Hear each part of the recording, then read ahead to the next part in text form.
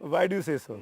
Because I initially मैं थोड़ी introvert type of a person थी, but now I've become a little like extrovert and it's a different a different मैं एक pedestal पे खड़ी हूँ I feel. Yeah.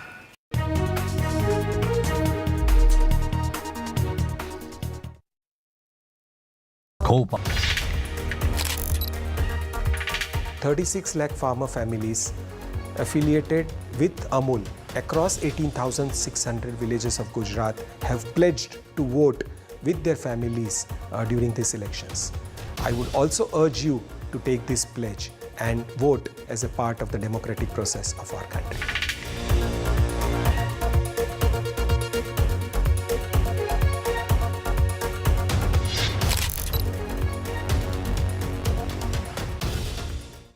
A debate has many facets, perhaps no one right answer. Left, right and centre. Conversations that get to the core of the debate.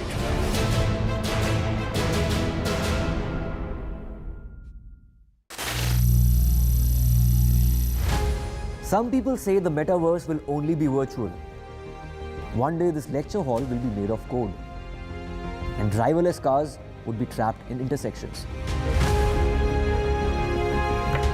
But even in this maze of the future, you can't wish away health. It's time to become more resilient.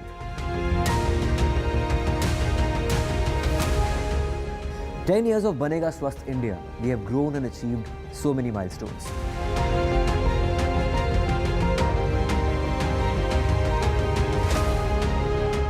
And now I have a plan to beat the urgency, to stop breathing with difficulty, to relieve getting choked with inactivity.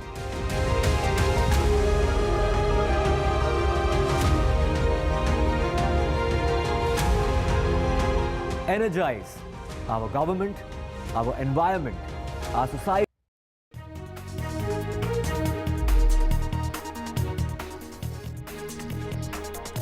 Welcome back. The Prime Minister hit out at the Congress party over the reservation row while addressing a rally in Gujarat, and on Congress's charge that the BJP is planning to change the constitution. The Prime Minister said changing the constitution is a sin and said we are not born to commit that sin. Remember, the Congress has been hitting out saying that if Modi government comes back with a big majority, they will change the constitution. The Prime Minister also challenged the Congress to announce no religion-based quota. This is an issue that the BJP has been targeting the Congress over religion-based quota that exists in Karnataka, saying that they want to bring this in the national sphere as well. So the Prime Minister challenging the Congress to announce no religion-based quota. न ये पाप करने के लिए हम पैदा हुए हैं, न ही ये पाप करना हमारा रास्ता है। बाबा साहब आंबेडकर ने जो संविधान दिया है, देश के संविधान के निर्माताओं ने जो संविधान दिया है, उस संविधान की सुचिता, उस संविधान का संरक्षण, और कांग्रेस वाले उनकी जमात कान खोल के सुन ले, ये मोदी है। मोदी जब तक जिंदा है, मैं तुम्हें कभी भी धर्म के आधार पर आरक्षण का खेल खेलने नहीं दूंगा।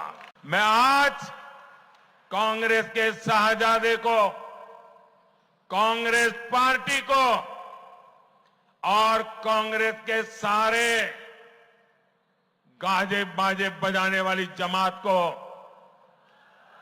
चुनौती देता हूं। मैं उनको चुनौती देता हूं, अगर उनमें हिम्मत है तो घोषणा करें कि वे कभी भी धर्म के आधार पर न आरक्षण का दुरुपयोग करेंगे, न संविधान में खिलवाड़ करेंगे, न ही धर्म के आधार पर किसी को आरक्षण देंगे। All right, to respond to that, we're now joined by Congress spokesperson Pooja Tripathi. Your response to the Prime Minister's challenge: can the Congress declare they will not give religion-based quota? Gargi, it's hilarious how Prime Minister Modi has turned its tone from 400 par to now talking about reservation. Is the Congress particularly questioning them on why do they need the 400 par? Their own members, Anand Hegde, their own member, Lok Sabha candidate Jyoti Mirda, Lallu Singh and Arun Govil said that 272 mein sarkar ban jayegi. 400 par, we need to change the constitution. Can Prime Minister Modi cancel their candidature? I challenge him. I challenge Prime Minister Modi to tell in 2 years before in an interview with ANI to Smita Prakash, he boasted about OBC reservation given to 70 Muslim categories in Gujarat. I challenge Prime Minister Modi to backtrack from that reservation. I think this whole, the whole 400 par hoga, then hum Samvidhan badal denge, is based on this RSS ideology. What in 2015 Mohan Bhagwat said, we want to review the reservation. 2017 RSS leader Manmohan Vadya said reservation should be removed. 2018 BJP MP CP Thakur opted for oppose the reservation to SC and ST. And 2021 Himachal Pradesh former CM said now is the time to review caste-based reservation and gradually end it. They were talking on the same line, and when it has backfired, now Prime Minister is all talking about reservation. It's your statement. It's your Lok Sabha candidate statement that they want the 400 par to amend the constitution, and when they mean to amend the constitution, it's their dubious attempt to end the reservation. So I challenge Prime Minister Modi to answer on the. All right. So yes, the narrative has now shifted, or the focus in all these campaigns has been on this issue of reservation. The Congress too has been attacking the BJP and talking about changes to the constitution. But now the Prime Minister picking up on this religious reservation, and this is something that the Congress in the past has spoken about, has promised. In 2009 in your manifesto, you did promise that you would bring a reservation for minorities. So now the Prime Minister questioning whether the Congress will declare they will not bring this religious reservation based on religion, and also talking about how this will eat into the OBC reservation. So Prime Minister Modi should do his homework first before getting out the facts in public. Muslims have been included in the 2B category in the backward classes, but this was according to the commission headed by LG Hanavur in 1974. This reservation 2B category Muslims in Karnataka has been there for 30 years. You have been power for some 10 odd years. You could have reviewed it. You didn't go even to court to reduce it. And also, Mr. H.G. Devegoda, the eminent the alliance partner of Mr. Prime Minister Narendra Modi, he has boasted of implementing reservation of Muslims. Will he break the alliance on the topic of reservation to Muslims? And the David Gowda, it was also promised by the Congress in Andhra Pradesh by the former Chief Minister. But the point is, it seems like the Congress is being unable to counter what the BJP is saying and what the Prime Minister is in all his rallies has been hitting out at the Congress over. I don't think so. If Congress is setting the narrative for the first time in 10 years, I'll be honest about it. Congress is setting. He has been saying lies about his manifesto, from Muslim League to Mangal Sutra to distribution to inheritance tax and now reservation. Is the Congress that's asking them you pertinent question and he is responding? Is the other way around. The whole election has been centered around Congress manifesto, and it justly brings out their dubious character. Their whataboutery on reservations, on jobs, on inflation and everything. And it's good. It's good that people of country are seeing through how Prime Minister, how his actions and his words don't match. All right. Thank you so much, Pooja Tripathi, for speaking to us here at NDTV. The Prime Minister once again hitting out at the Congress over religious reservation based on religion. The Congress saying that the Prime Minister has, stopped talking about the 400 par. Instead, he has been hitting out over the Congress's manifesto. So claiming that they're managing to counter the narrative by the BJP.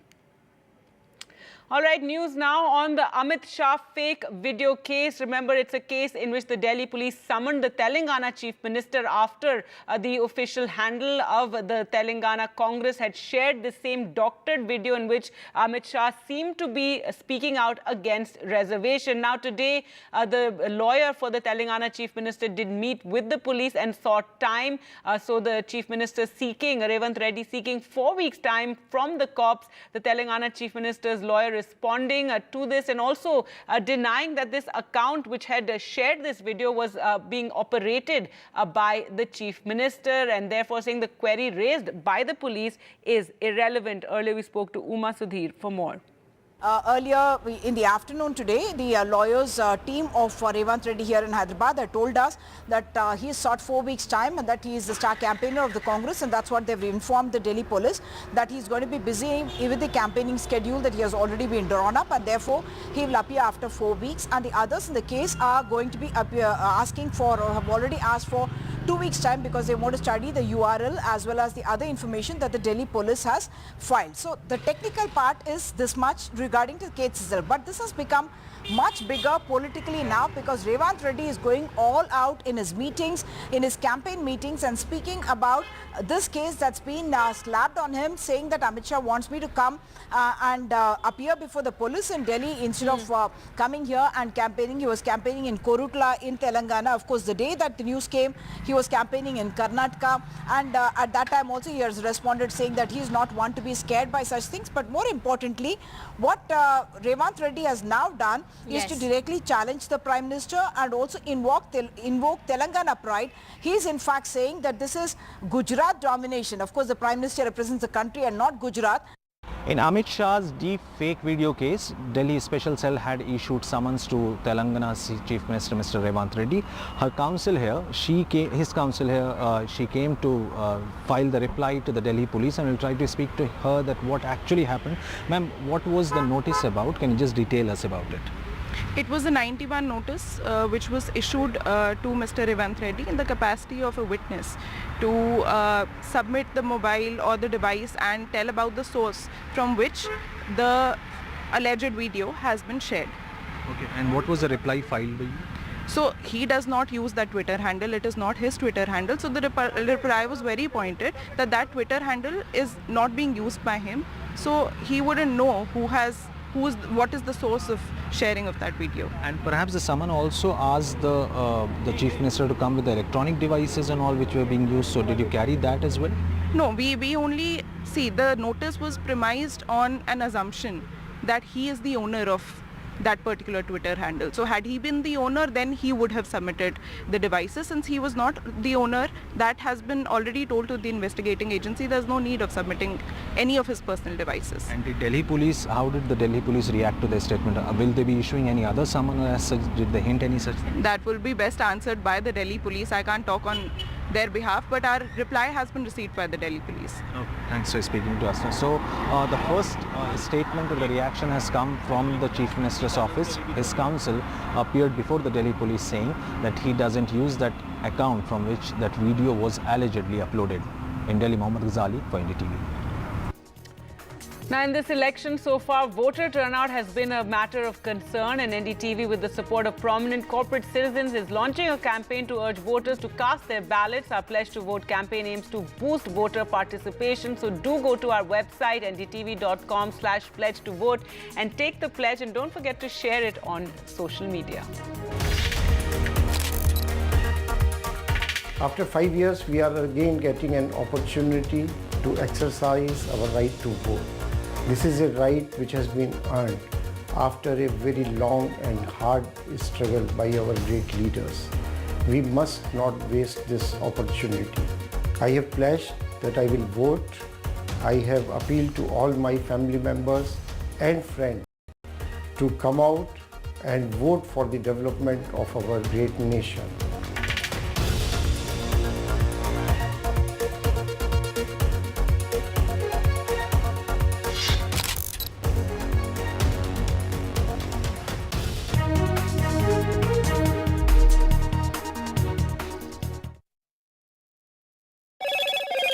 Hello, Moto.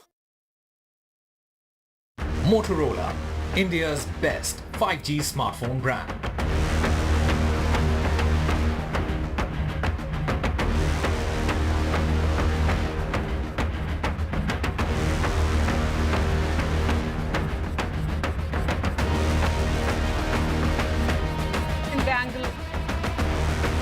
Prajal Ravana responded to the scandal that he is at the center of and put on social media. As I'm not in Bangalore to attend the inquiry, I have communicated to the CID Bangalore through my advocate.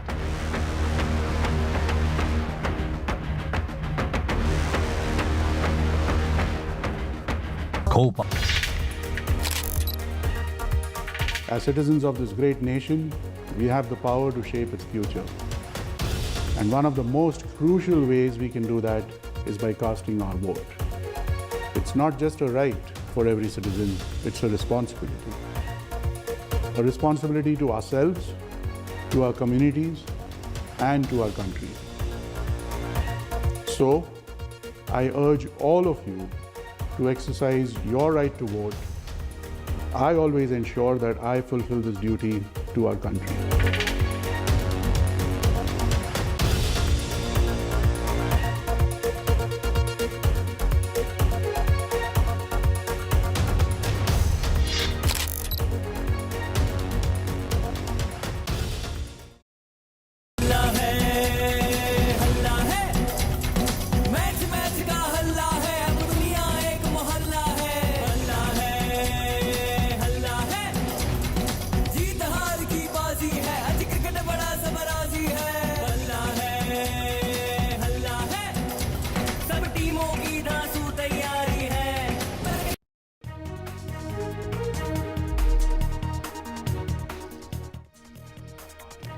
Welcome back. In his first remark on the sex scandal that has rocked Karnataka's politics, JDS MP Prajal Rana, who's at the center of it all, has said that truth will prevail.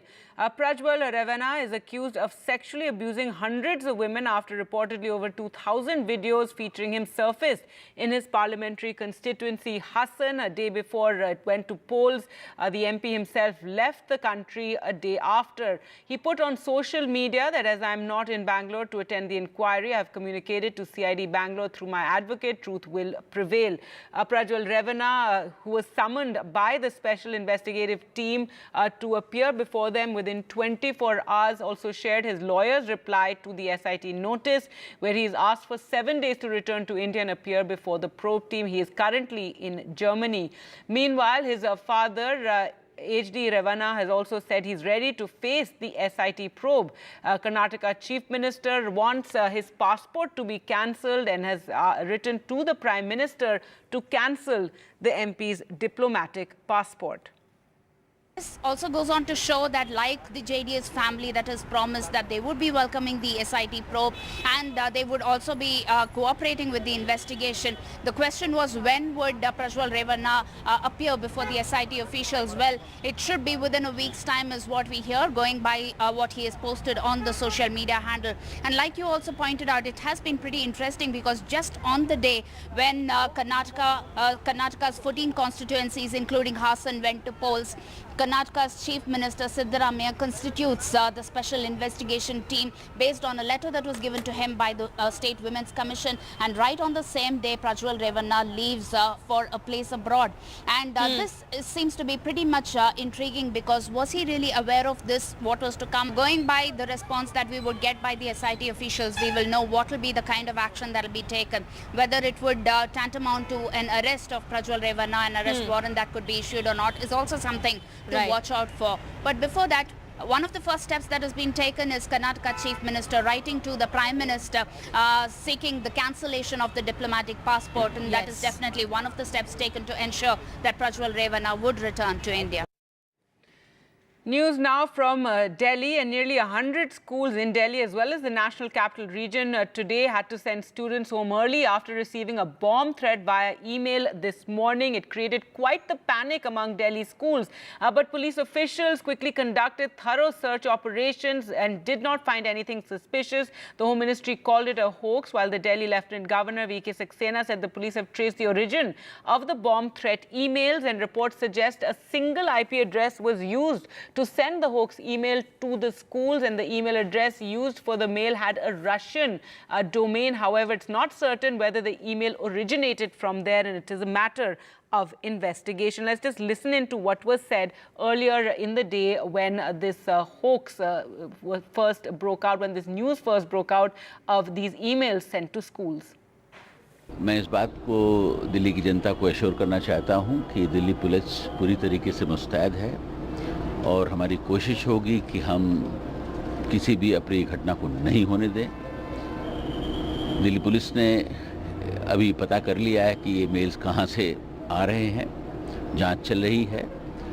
मैं इतना ही सिर्फ कहना चाहूँगा कि जो culprits हैं बख्शे नहीं जाएंगे, उनको बहुत सख्त सज़ा मिलेगी जिन्होंने भी दिल्ली में अमन चैन को तोड़ने की कोशिश की है। मेरे पास एग्जैक्ट नंबर नहीं है, लेकिन बहुत से स्कूल हैं जिन्होंने हमें अप्रोच किया है कि उनको एक मेल आया है जिसमें थ्रेट दिया गया है कि उनके प्रीमाइसेस पर बॉम्ब है। तो जब ये कॉल मिला तो उसके बाद दिल्ली पुलिस ने प्रोटोकॉल के अनुसार हर एक कॉल को सीरियसली लेते हुए हर जगह थॉरो चेकिंग करवाई है, लेकिन अभी तक कहीं भी कुछ भी अनटूवर्ड्स नहीं मिला है।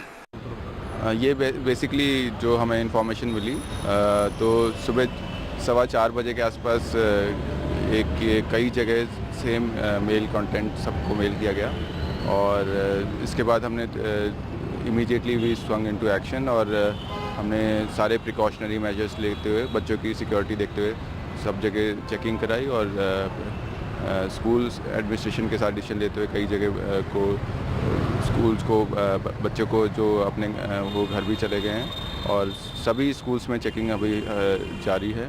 और ये जो मेल है इस पे इन्वेस्टिगेशन हमारी दिल्ली पुलिस की जितनी भी टेक्निकल इन्वेस्टिगेशन विंग्स हैं सारी कर रही हैं और फर्दर अभी इसमें इन्वेस्टिगेशन कर रहे हैं।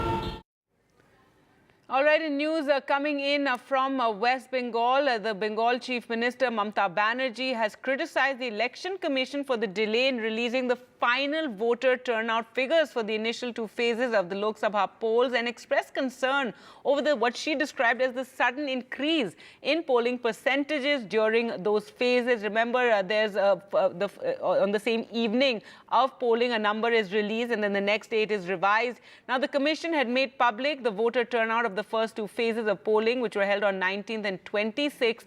And according to the Election Commission, a voter turnout of 66.14% was recorded in the first phase and 66.71% in the second phase of the Lok Sabha polls, which was higher than what was initially released by them. যেদিন first ফেজের election হলো, second ফেজের election হলো, আমরা প্রত্যেকেই election কমিশনের সূত্র ধরে সব সংবাদ মাধ্যমে লিখেছে কোথায় কত পার্সেন্টেজ ভোট হয়েছে এবং ইলেকশন দপ্তরও সেটা জানিয়েছে এবং কোথায় কোথায় ভোটের ড্রপ আউট হয়েছে। আমি গত রাত্রিরে 9:30 সময় হঠাৎ শুনতে পেলাম 5.75% ভোট, যেখানে যেখানে বিজেপির কম ভোট পোল হয়েছিল সেই সব জায়গায় হঠাৎ করে ভোটটা বাড়িয়ে দিয়েছে ইলেকশন কমিশন, একটা নোটিশ জারি করেছে। আমি বলবো নাগরিকদের সন্দেহ দূর করবার জন্য ইভিএম মেশিন কারা তৈরি করেছে, ইভিএম মেশিনের চিপ কারা তৈরি করেছে, এই সংখ্যাটা বাড়লো কি করে? All right, we're joined on the phone line by Samik Bhattacharya, BJP spokesperson. Sir, आपका क्या रिस्पॉन्स है जो ममता बनर्जी ने कहा है, जो ये प्रश्न उठाए हैं ईवीएम्स के बारे में और इलेक्शन कमीशन को भी क्वेश्चन किया कि कैसे वोटर टर्नआउट परसेंटेज इंक्रीज हुई है? देखिए, ममता जी कोई पैराट्रूपर पॉलिटिशियन नहीं है, वो जमीन से जुड़ा हुआ है।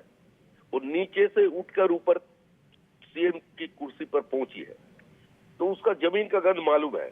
ममता बनर्जी जानती है जो 2 फेज की चुनाव पश्चिम बंगाल में हुए हैं वो 6 सीट में ही तृणमूल कांग्रेस का पराजय निश्चित है। वो हार का पहले हार मान लिया और विपक्ष का यही तो चलता रहता है कि कभी ईवीएम बॉक्स, कभी चुनाव कमीशन आयोग, कभी उसका चीफ, ऐसा लेकर बात करता है। ममता जी बोलता है कि ये जो चोट है विपक्ष ने जो बनाने का कोशिश किया है वो चुनाव का बाद उसका संभाल लेंगे, वो सब ठीक कर देंगे चुनाव का बाद। तो उसका तो कोई रिस्पॉन्सिबिलिटी बनते है। ऐसा अगर कोई इंफॉर्मेशन उसका पास है, अगर ऐसा कोई भी आरोप उनका पास है तो एक काम करिए, वो दिल्ली चले जाइए। अगर उसका पास समय नहीं है तो किसी को भेज दीजिए, सब इकट्ठा हो जाइए। सीताराम येचुरी, राहुल गांधी, डेरेक ओब्रायन, जितना लोग है एक बड़ा छत्ता ले ले। अभी तो बहुत बड़ा धूप है ना, लालू जी का तबीयत खराब है, उसका बेटे को भी साथ बुला ले, एक साथ जाकर डिपुटेशन दीजिए चुनाव आयोग के पास। ऐसे बात करने से तो कोई काम नहीं बनता। अगर सचमुच उसका पास ऐसा कोई एविडेंस है तो ये लेकर बात करिए। कोई टेक्निकल अगर फॉल्ट है, उसको ऐसा लग रहा है, उसके लिए तो ममता बनर्जी ने ट्रांसपेरेंसी की मांग करी है। उनका कहना है कि जिन एरियाज में कम वोटिंग टर्नआउट हुआ था, जो बीजेपी सपोर्टिंग एरियाज हैं, वहां पर सडनली बढ़ोतरी हो गई जो वोटिंग परसेंटेज का, तो उस पे भी प्रश्न उठा रही हैं। बीजेपी पूरा हिंदुस्तान बीजेपी का एरिया है, पूरा हिंदुस्तान में नरेंद्र मोदी छा गए हैं। इस चुनाव में जो विपक्ष है वो एकजुट होकर खड़ा नहीं हो पाए। इस चुनाव में ममता जी का पार्टी पूरी तरीके से पश्चिम बंगाल में हार रहा है, और डेमोक्रेसी का बात ममता जी करे, ये पश्चिम बंगाल की कोई भी जनता, कोई भी महिला ये स्वीकार करने के लिए तैयार नहीं है। ममता बनर्जी का इंटॉलरेंस, ममता बनर्जी का जो विंडिक्टिव पॉलिटिक्स है, जो डिवाइसिव पॉलिटिक्स है, इसके लिए वो पूरा पश्चिम बंगाल की जनता इस बार ठान लिया है, ममता बनर्जी को इस बार पश्चिम बंगाल से उखाड़कर फेंक देंगे। All right, we'll leave it there. Thank you so much, Samik Bhattacharya, for speaking to NDTV. So the BJP responding that Mamata Banerjee should approach the Election Commission to clear these doubts after she questioned how the voter turnout was the numbers increased.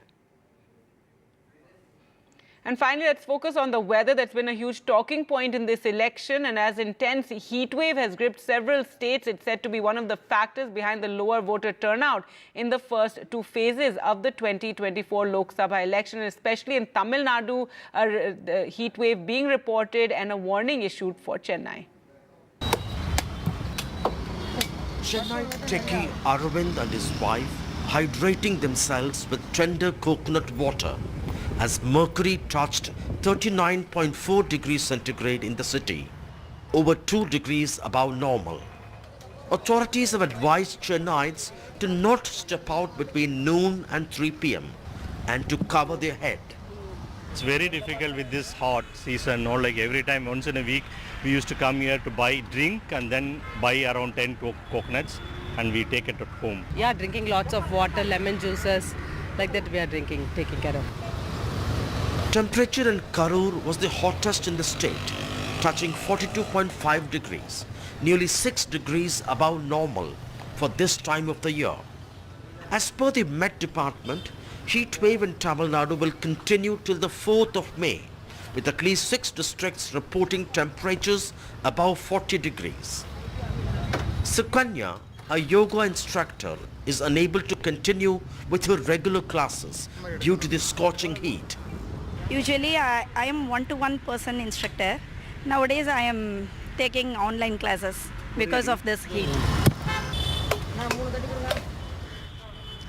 While this is how I hydrate myself, the Met Office says heat wave conditions across Tamil Nadu would continue at least for another 3 days and has advised people to stay indoors as much possible.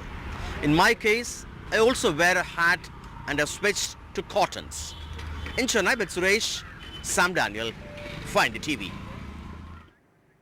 All right, Sam safeguarding himself there against the heat. Well, with that, time for us to slip into a short break. But do remember, NDTV, with the support of prominent corporate citizens, has launched a campaign to urge voters to cast their ballots despite the heat. And our Pledge to Vote campaign aims to boost voter participation. So do go to our site, ndtv.com/pledge to vote, and take the pledge. I pledge to vote. This is the only relationship between those who govern and those who are governed. It is the only way to hold or reward people or penalize them on the governance they have given. It is the centerpiece of our democratic architecture. We have a right which we must exercise.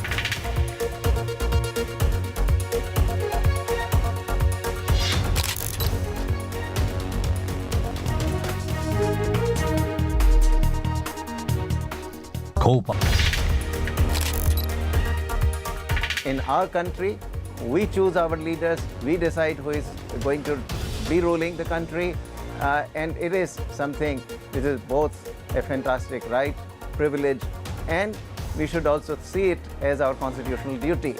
So this election, I am going to be there, and I hope you all will join me in casting your vote too.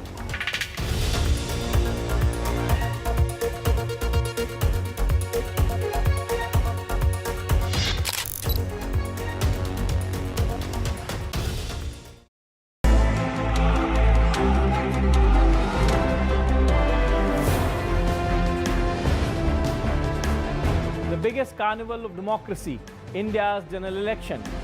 Prime Minister Modi makes a formidable bid for a hat-trick. The opposition is trying to mount a united challenge. And the southern parties are standing their ground. As battle lines are drawn, Join us on an exciting journey on the road to 2024. Indian elections, a festival like no other. And NDTV covers elections like no other. When India votes, you can count on us.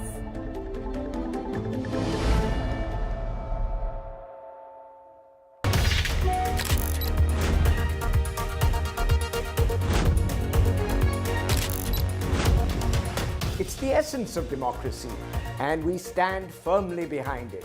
We are thrilled to join NDTV's pledge. It's the world's biggest festival of the power of a vote and the power of a citizen. It is a day we must answer our call to duty as citizens of India. We get this opportunity to determine how our country will be governed. It is this constitutional duty through which we can make a difference in our nation's future. And make India always a better place than it was yesterday. I certainly plan to vote as long as I'm able to vote. We are joining NDTV's Pledge to Vote initiative. Let us make democracy stronger by going out and exercising our franchise. Jai Hind.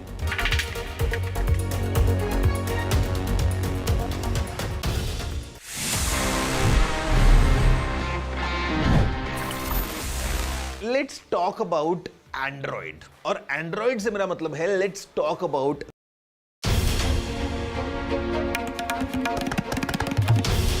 This is NDTV, and you're watching NDTV 24/7. Hello, Moto.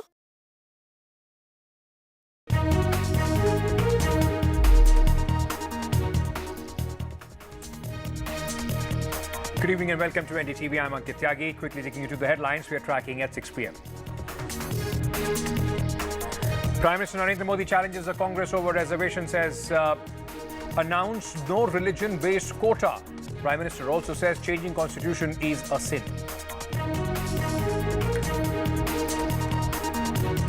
JDS MP Prajal Rana breaks silence. Rana says not in Bengaluru to join probe. MP also seeks 7 days from the SIT. Karnataka Chief Minister writes to Prime Minister to cancel Rana's passport.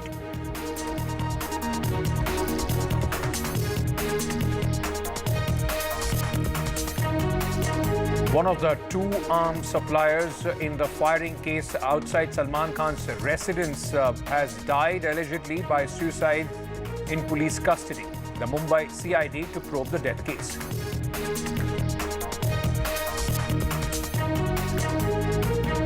Congress will in fact end the suspense over Amethi and Raebareli in 24 hours.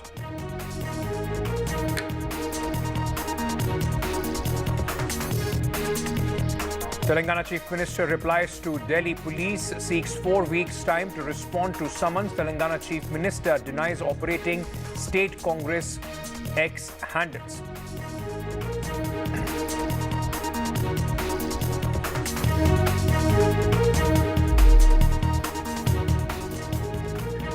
Election Commission of India has implemented Supreme Court's order. The ECI has issued direction for handling EVM units. ECI has directed all CEOs to implement the new protocols as per the Supreme Court. This has been informed by the Election Commission of India via their handle on the website X.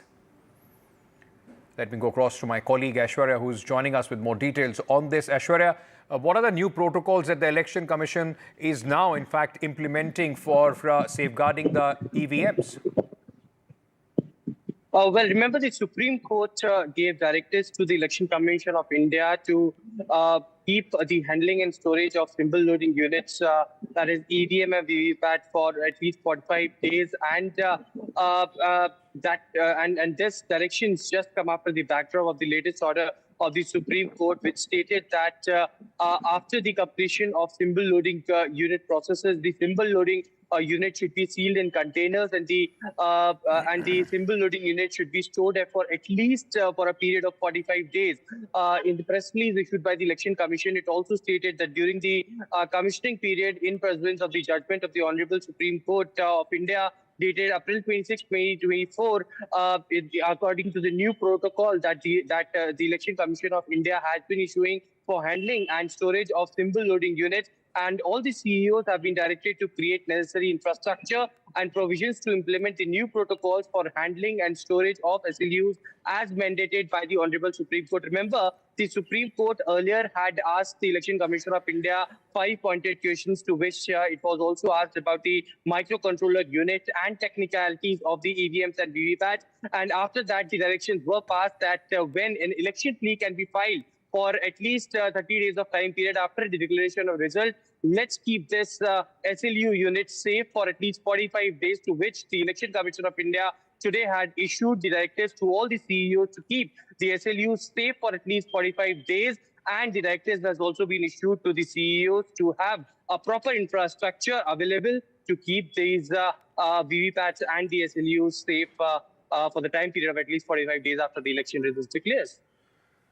Right. So, this new protocols, of course, will be implemented now. Does this mean that this comes into effect from the third phase itself, or the phases which have already gone to polls, they will also have to follow the protocol in the storage of these EVMs and the units? Well, certainly, first phase and second phase SLUs have already kept in a safe zone as far as the directives of Supreme Court is concerned, and that will be duly followed for those SLUs as well. So this only means that only after the election results, which will be declared on June 4th, for 45 days of time period, the SLUs should be kept. That certainly means if any of the candidate approaches the registrar for challenging their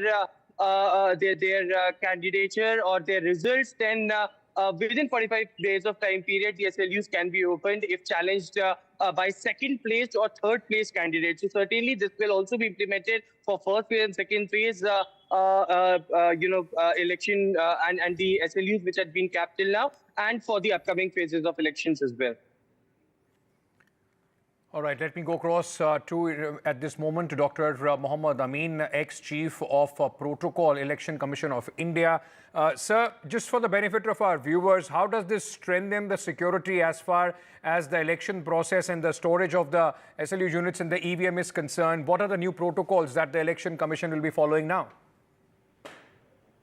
Actually, exactly I cannot say right now. But this must be followed by the Election Commission as direction given by the Supreme Court of India to the ECI. So right now I am not in position to say anything, but as per protocol and as per advice by and decision given by the Supreme Court of India, Election Commission has to follow these rules. Thank you, sir, for joining us with all those, with your expert views on that. Thanks also to my colleague Aishwarya for joining us with those details. Moving on now, the Prime Minister has challenged the Congress party on the issue of reservation. In fact, the Prime Minister has said that there is no basis to the charge of the Congress party that the BJP is planning to change the constitution. The Prime Minister says changing the constitution is a sin. Prime Minister Modi also said we are not born to commit that sin. In fact, Prime Minister went on to challenge the Congress party and to announce no religion-based quota if they are victorious. न ये पाप करने के लिए हम पैदा हुए हैं, न ही ये पाप करना हमारा रास्ता है।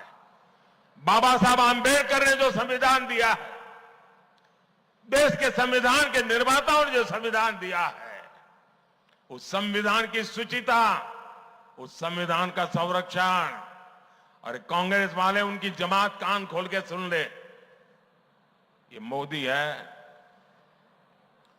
मोदी जब तक जिंदा है मैं तुम्हें कभी भी धर्म के आधार पर आरक्षण का खेल खेलने नहीं दूंगा। मैं आज कांग्रेस के शाहजादे को, कांग्रेस पार्टी को और कांग्रेस के सारे गाजे बाजे बजाने वाली जमात को चुनौती देता हूं। मैं उनको चुनौती देता हूं, अगर उनमें हिम्मत है तो घोषणा करें कि वे कभी भी धर्म के आधार पर न आरक्षण का दुरुपयोग करेंगे, न संविधान में खिलवाड़ करेंगे, न ही धर्म के आधार पर किसी को आरक्षण देंगे। Vasudha Venugopal, my colleague, is now joining us with more details on this. Vasudha, it does seem that this whole controversy or the talk around reservation, the BJP consciously wants to nip it in the bud. I mean, in rally after rally, the Prime Minister is speaking about it today, going on to the extent of daring the Congress party regarding this entire issue. Absolutely, Ankit. And the issue of the Constitution, the spirit of the Constitution, the tenets of the Constitution, what it promises, and also this whole discourse around reservations has become central to this campaign of 2024, mainly because the Congress party, the leaders of Congress party have been saying that if, the BJP manages to get 300 plus and the NDA manages to get 400 plus, there'll be changes made to the Constitution, and the SC/ST communities will be most impacted by this, suggesting, inferring that there'll be changes made to the reservation policy. And this is something that the BJP has been trying to counter with every speech, every roadshow and every public rally. Especially the Prime Minister and the Home Minister have been talking about it since the manifestos came out. The Prime Minister today, in fact, was in Sabarkantha and Banaskantha. It's in Gujarat. He's speaking in his home turf. Remember, all the 26 seats of Gujarat will poll on the 7th of May. So this is also one way of not just reaching out to his supporters, but also to others who have been voting for Narendra Modi, even if they've not voted for BJP in the past. And today he made this very important point. He said that, changing the constitution, which was basically written by B.R. Ambedkar, is a sin and the BJP will not commit it. He in fact challenged the Congress to say that the party needs to come forward and make this announcement that nowhere in future will it bring in Muslim-based reservation or quota, religion-based quota, something that Amit Shah and Narendra Modi have been talking about, saying that this is what the Congress did with respect to attempting to bring religion-based quotas in Karnataka, then attempting the same in Andhra Pradesh, and also making it part of their manifestos in 2009 and also in 2014. So this is, of course, a clash of narratives, and we'll have to wait and watch as to what really happens on the June 4th. That's right. June 4th, the voters will decide which narrative at this moment are they buying before they go and vote. Vasudha, thank you for joining us on this big story. Let me also bring in at this moment Shazia Elmi, spokesperson of the Bharatiya Janata Party. We are also being joined by Lavanya Balal Jain, spokesperson of the Congress Party. Ladies, thank you so much for joining us on the phone line. Let me start with you, Ms. Jain. Just to understand what the Prime Minister said today, it does seem that the kind of narrative that the Congress, in fact, and this is what the BJP says, that you are trying to scare people when it comes to reservation. The Prime Minister trying to challenge the Congress, saying that it is you who might tinker with the reservation when it comes to specific religions, ma'am. Good evening. But the Prime Minister seems to say something different every day, He keeps contradicting himself. He keeps contradicting his own colleagues. I heard the Prime Minister also say, changing of the Constitution is a sin. But his own MPs multiple times have mentioned, abki baar, 400 bar, par is only because we want to change the Constitution. I mean, why does the Prime Minister think people have a very short-term memory and that people will forget what he's saying? The Prime Minister constantly contradicts himself, and when it comes to the Muslim reservation under the OBC quota, Prime Minister must come clean about that in Gujarat. Gujarat, a lot of communities, including the Muslims, have some kind of quota under the OBC. Okay. So what is the Prime Minister blaming the Congress about? We do not understand.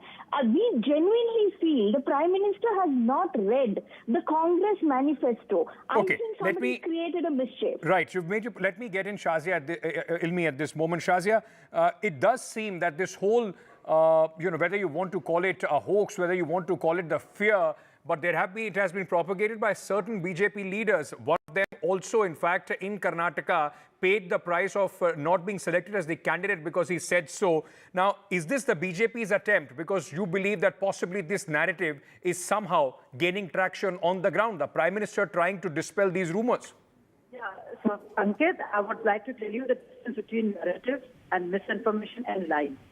Because Telangana lied and published a fake video after having doctored it, that is why action is being taken. So one thing is to create narrative, one thing is to tell lies.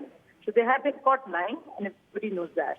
When did the Prime Minister contradict himself? When did the Prime Minister ever say that action would be done away with, be abolished? In fact, it is which took away that word and made it look like Prime Minister Amit Shah ji was saying that. But Amit Shah ji was saying something totally different. And our friend there, Lavanya ji, made another lie. Please be quiet, ma'am, let me finish. She made another lie, and can I finish saying what I'm saying, please? There's another lie she just came up with that in Gujarat there were religion-based reservations. All 29 out of 31 castes that have been included as OBCs, which are Muslim castes, let me tell you, Ms. Lavanya, clearly you don't know much about, about either the present reality or the history of your own party. But let me tell you that all these were given before Modi ji took over as the CM. Okay. It happened much before that. And not just that. They were talking about religion-based reservations. They are considered unconstitutional. They are unconstitutional. So why should the party go and tell everybody that Rahul Gandhi is lying about the fact that BJP will do away with it? And but Ms. Bilal, you do also know that there is this entire narrative, and that is why the Home Minister and the MHA has pressed some charges as well. Investigation is going on. Telangana Chief Minister has been called in specifically for a video which speaks about abolition of the reservation, which has been attributed to the Home Minister, which has been found to be a doctored video. Is there right now, and that is the charge of the BJP as well, the Congress is trying to in fact indulge in fear-mongering. That's the last weapon that the Congress is using to try and gain traction in this election.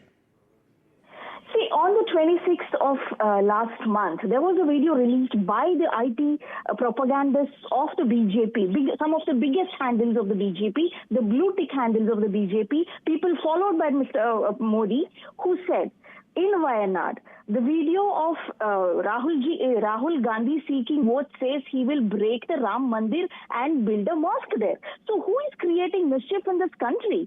We all know, the whole world knows how the BJP creates lies. It peddles a fake news. The Congress party from registering a complaint like the Home Minister has done. Religious, reservation. I know there is no religious reservation. What is the BJP accusing the Congress of? And they say, oh, this happened before Modi became a CM. What did Modi do to undo those actions? So what are his achievements in the last 10 years? Or what are his achievements as a Chief Minister? There's nothing to talk about. Okay, I'm completely out of time. Shazia, 30 seconds to you to respond. Go ahead. Yes, I think our friend here has no option but to lie and as much as, because there's nothing that they have to offer, whether it's in terms of their mission or vision. Clearly, their lies have been called out, and now there is action being taken. As for this whole story about constitution being changed, this is just part of conjecture that is coming from them, because they know very well when we say 400 par, it does not mean that the constitution will change. If anybody changed the constitution and all the constitution, the preamble, that is, it was done by Indira Gandhi. But Shazia, is there the similar kind of dog whistling related to one particular religion by the BJP as well? Like the Congress has been challenging, where in the Congress manifesto has the word Muslim been used, which the Prime Minister and other BJP leaders is accusing the Congress party of? No, Prime Minister says it on basis of history. We know how Manmohan Singh said not once but many times. But he did say that it is in the manifesto of the Congress party. What the Congress party did in, let me finish. What the Congress party did in Karnataka, it is already done in 1994, Veerappa Moili's time. and whether it's Andhra Pradesh. So it's always happened, and it's always happened by the Congress party. And once they say that, obviously they mean that the OBC quota will be cut off, and Muslims will be given that, which is again completely unconstitutional. All right. Ladies, thank you for giving us the time and putting the thoughts of your parties here on NDTV. Moving on now, in fact, the Home Minister has attacked Chief Minister of Karnataka, Siddaramaiah, over JDS MP Prajal Rana. Home Minister has said that the Congress government let Rana run away.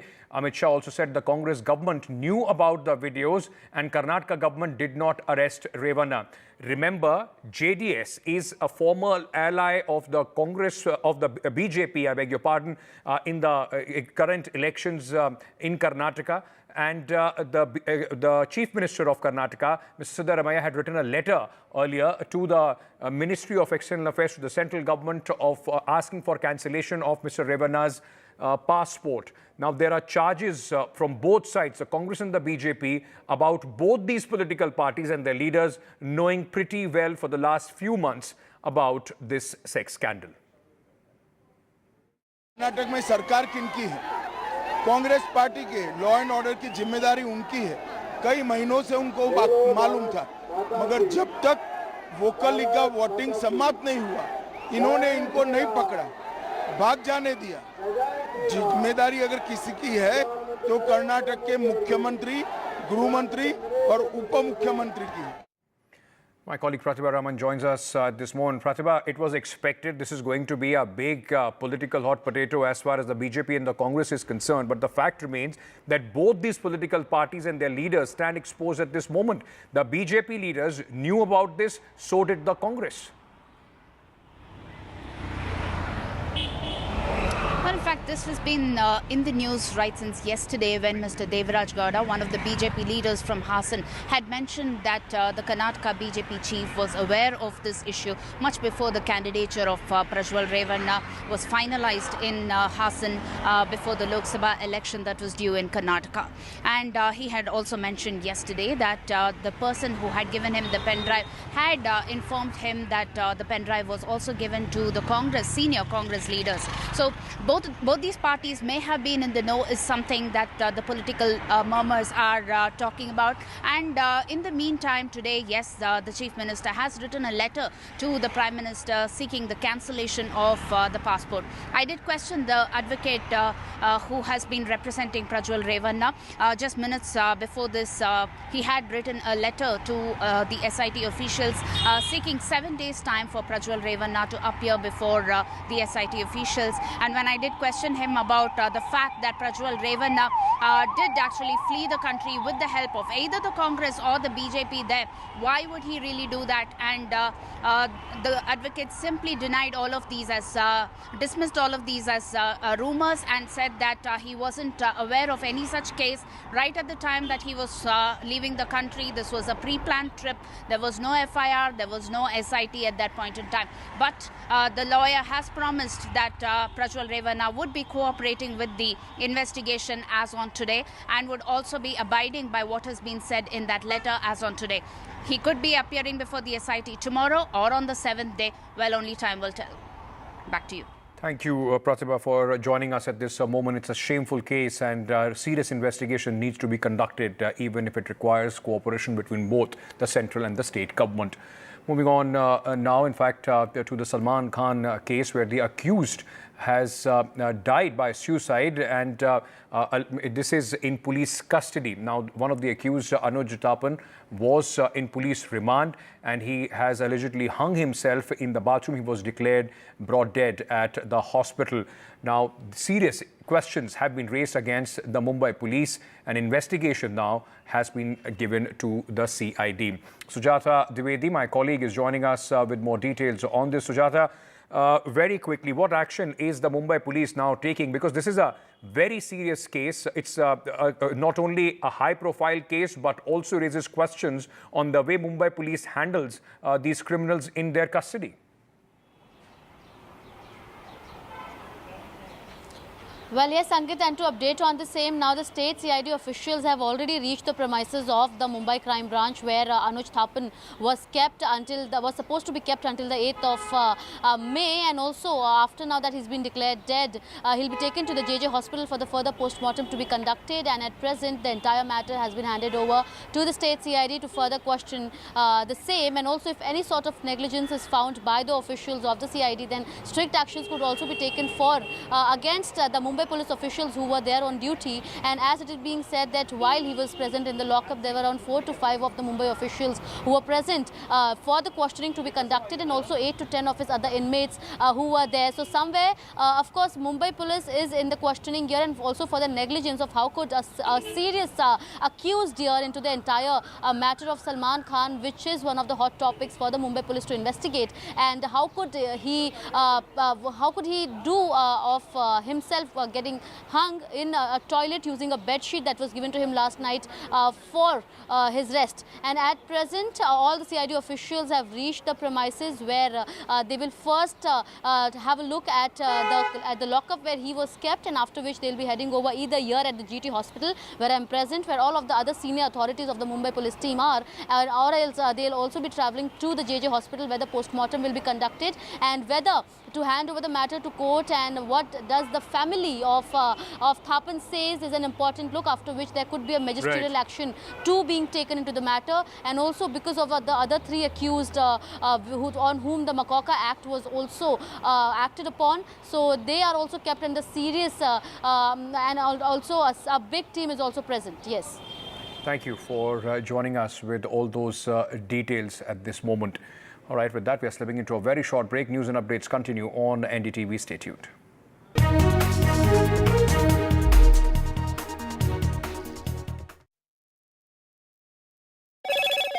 Hello, Moto. Motorola, India's best 5G smartphone brand.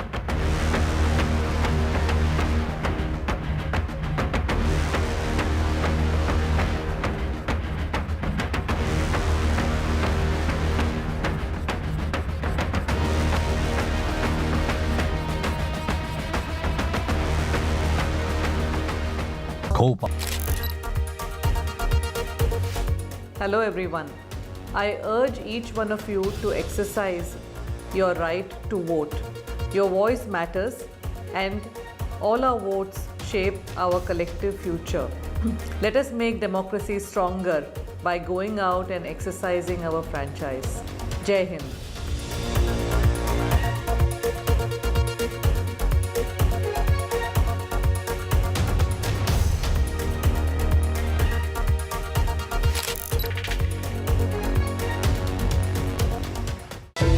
The 18th Lok Sabha elections. As always, NDTV has its ear to the ground. With the biggest pie of 80 seats, all eyes will be on Uttar Pradesh. Will the Troika ensure the Modi umbrella unites all? It is the first election in Naya Kashmir since the scrapping of Article 370. Will the same number of lotuses bloom in the desert, or can Gehlot lend a helping hand to India? With BJP having Max here with the only pillar standing of Chhindwara fall. Can Didi once again withstand the saffron tide? Will BJP stay strong in its northeast bastion? Jhadu ka jadoo or Modi magic? Can Congress gain lost ground in Punjab? Will Revanth Reddy be able to increase the Congress strength in Telangana this time? And in Andhra Pradesh, will the Juggernaut be able to stop Chandrababu Naidu and Pawan Kalyan? Can BJP win back its only stronghold in the south? Or will it be a Congress consolidation? Can BJP make a dent in the Dravidian den?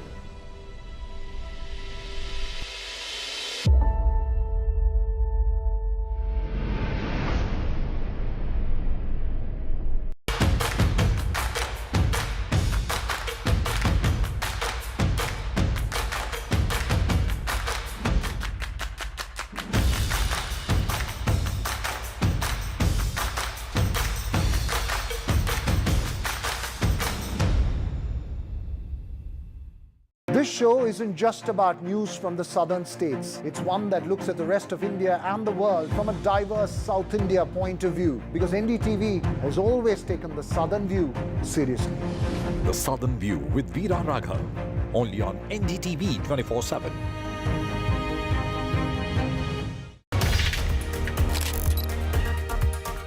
After 5 years, we are again getting an opportunity to exercise our right to vote. This is a right which has been earned after a very long and hard struggle by our great leaders.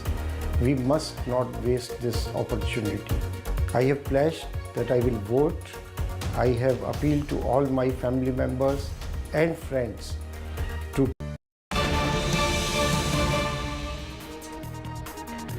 We're getting some breaking news at this moment. The Election Commission of India has banned KCR, the former Chief Minister of Telangana, from campaigning for 48 hours. This action has been taken against KCR for derogatory and objectionable remarks he has made against the Congress party. The BRS chief has been banned for 2 days. He cannot campaign for the Lok Sabha elections starting 8 p.m. tonight. Let me very quickly go across to my colleague Uma Sudhir. Uma, now the Election Commission, in fact, taking a tough decision there on a complaint by the Congress party. They have banned Mr. KCR from campaigning for 48 hours. Yes, indeed. Quite stringent action being taken against the former Chief Minister. In fact, the Chief Minister had started his bus yatra just a few days ago. And what we were hearing from the ground is that the graph of the BRS was actually picking up at this point in time, because KCR was in fact directly attacking the Congress on multiple fronts, including on the issue of water. And he was saying also that the farmers are suffering, there is no relief, and that the guarantees that the Congress had promised were all being not fulfilled by them. What I must point out is that in this entire campaign period, the kind of language that is being used, whether it is by the former Chief Minister, who has now been in a sense reprimanded by the Election Commission, as well as by the present Chief Minister, Mr. Revanth Reddy, as well, who has been in fact taking on central BJP leaders, including the Prime Minister and Mr. Amit Shah. And in fact, he had been mocking, I should say, quite harshly the former Chief Minister, speaking about putting him in jail and using very derogatory language as well for the former Chief Minister. This is what Revanth Reddy was doing, but of course, now KCR being told that he cannot campaign for 48 hours, that will be quite critical, because in just about less than 13 days is when elections happen, 13th of May. And this period is going to be very critical for the BRS, because as we have seen so far, we were saying that BRS certainly on the back foot with the battle between the Congress and the BJP, but with KCR starting his campaign, and he is known to be a very energetic campaigner, someone who can connect directly to the audiences, and it is in that now this interruption has come, and that is certainly bad news for the BRS camp itself, which was hoping that picking up on its own profile that was otherwise, graph that was otherwise going down, KCR's campaign, they were hoping will be able to help them at least in those seats where they see good opportunity with good candidates being put up. Back to you. Uma, if I may ask you, do we know what in fact the former Chief Minister had said for which he has been given, or he has been slapped with this ban? I'm actually not aware of those details about what the specific comments were for which objection has been taken, but I do know that KCR is someone who is unbridled, should I say, when he goes fiery after some leader. Just today we have seen, for instance, the kind of language that is being used in Telangana, something that the people have started presuming that when you use very harsh or abusive language, mocking language, that's something that finds you fans and finds you, hopefully they would think that is helping them get voters. But I'm sorry, I'm not able to tell you the specific comments that the Election Commission has now taken note of. Back to you. Well, we are hoping that this does serve as a notice or a reminder to all the people, those who are in fact campaigning in Telangana, to not use derogatory language against their opponents. Thank you so much, Uma, for joining us with all those details. Moving on now to the Amit Shah fake video case, where the Telangana Chief Minister has been summoned by the Delhi police. Now, the Chief Minister of Telangana, Mr. Revanth Reddy, has sought more time from the Delhi police. In fact, the Prime Minister also reacted to this today and said that the Congress is helpless now, making fake videos. Chief Minister Revanth Reddy has now sought 4 weeks from the Delhi police to respond. His lawyer spoke to NDTV and has denied that the Indian National Congress's Telangana unit's account is being operated by Mr. Reddy himself. Also said that the queries raised by the police is irrelevant. Let me go back to my colleague Uma Sudhir, who's joining us with more details on this story. Uma, in fact, many were thinking that it is going to be a political moment. Mr. Reddy could turn up at Delhi Police's doorsteps, reminding of what Mr. Sharad Pawar once did with Enforcement Directorate. But the fact remains that till the elections are on, he doesn't want to get into the legal hassle. Yes, indeed. He has turned it into a political battle for sure, because while on the one hand saying that he is the star campaigner for the Congress, and with the forthcoming parliament elections, he is going to be busy for the next 4 weeks. The others who have also been summoned have also sought 2 weeks' time, saying that they need to study the URL and other information that's been shared by the Delhi police while the summons and the notice for the summons was issued to them. What I must point out is that just a short while ago, in fact, I was at Revanth Reddy's residence where he held a press conference, and before that as well, he went all guns blazing at both the Prime Minister as well as Mr. Amit Shah, and in fact turned it into a Gujarat domination versus a Telangana pride story. So he is now invoking Telangana pride, saying that the Home Minister, Mr. Amit Shah, is trying to summon me to Delhi and thinking that they can threaten me.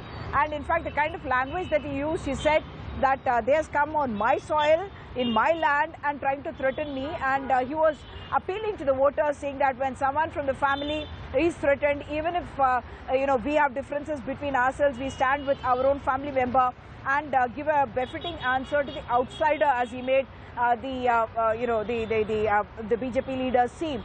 So in that sense, Revanth Reddy has turned this into a political battle and saying that this is Telangana pride and that there was an attempt to threaten him. And he says afterwards, when he held the press conference, he says that the BJP in fact was trying to get an amendment to the constitution in order to remove reservation. This is the statements that he is making, and he's going back in the past and saying that there are documents and records to show that that is the game plan and action of the BJP government, and that's why they are asking for a 400 par, which will be a good, very absolute majority, on the weight of which they will be able to bring about this amendment. So very clearly, reservation is becoming perhaps the central theme around which this 2024 election is going to be fought, and Revanth Reddy making full use of it politically and making his own claim, saying that the BJP in fact wants to remove reservations.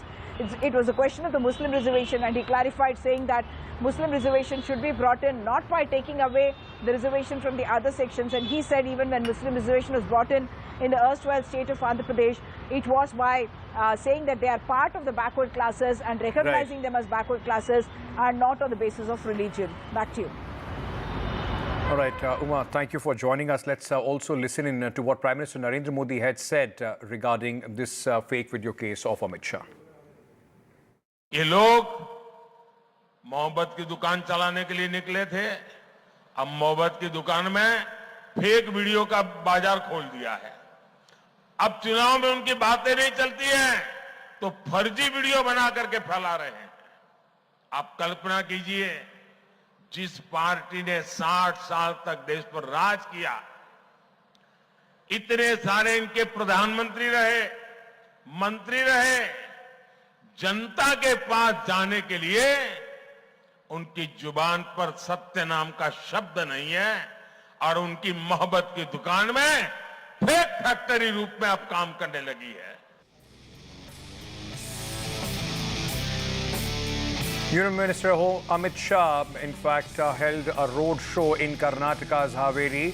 During his rally in Haveri, he attacked Rahul Gandhi over his allegations against the BJP regarding the constitution.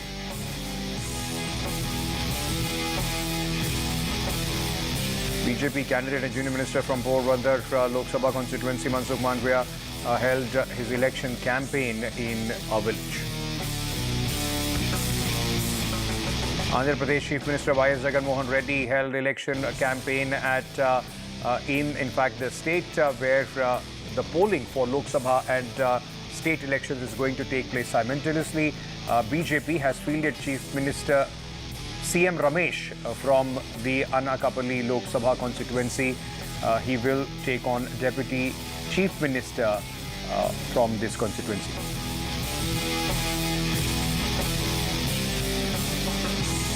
NCP Sharad Pawar, candidate from Baramati Lok Sabha constituency, Supriya Sule, held door-to-door election campaign asking for support of the voters. BJP MP and party's candidate from Sultanpur Lok Sabha constituency, Menka Gandhi, filed her nomination today. Samajwadi Party has fielded Bhim Nishad from this constituency. Sultanpur will vote in the 6th phase on 25th May.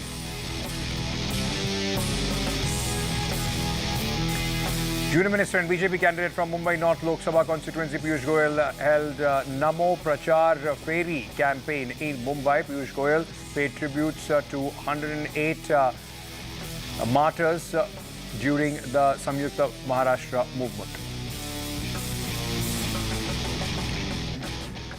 Quick break at this moment. News and updates on the other side.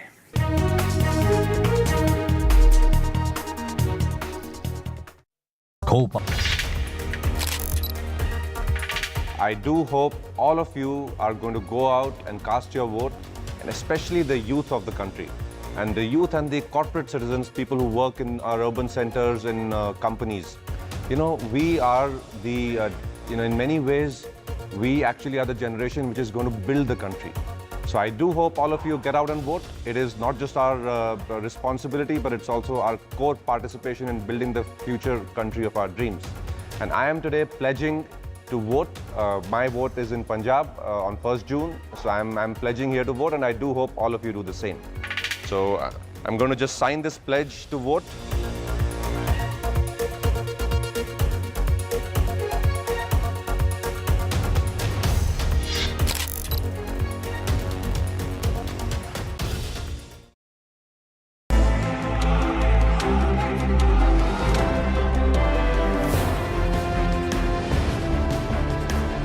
The biggest carnival of democracy, India's general election.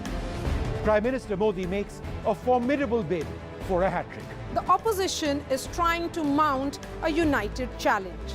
And the southern parties are standing their ground. As battle lines are drawn, Join us on an exciting journey on the road to 2024. Indian elections, a festival like no other.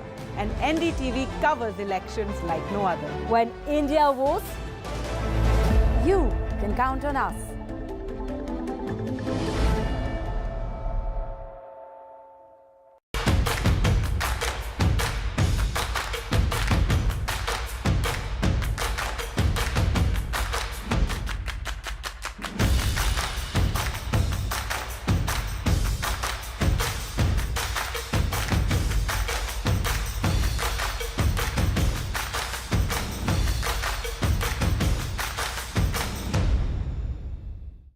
प्रत्येक काळात गरज असते एका नव्या आवाजाची, सोबत नवा दृष्टिकोन, तसंच नव्या विचारांची.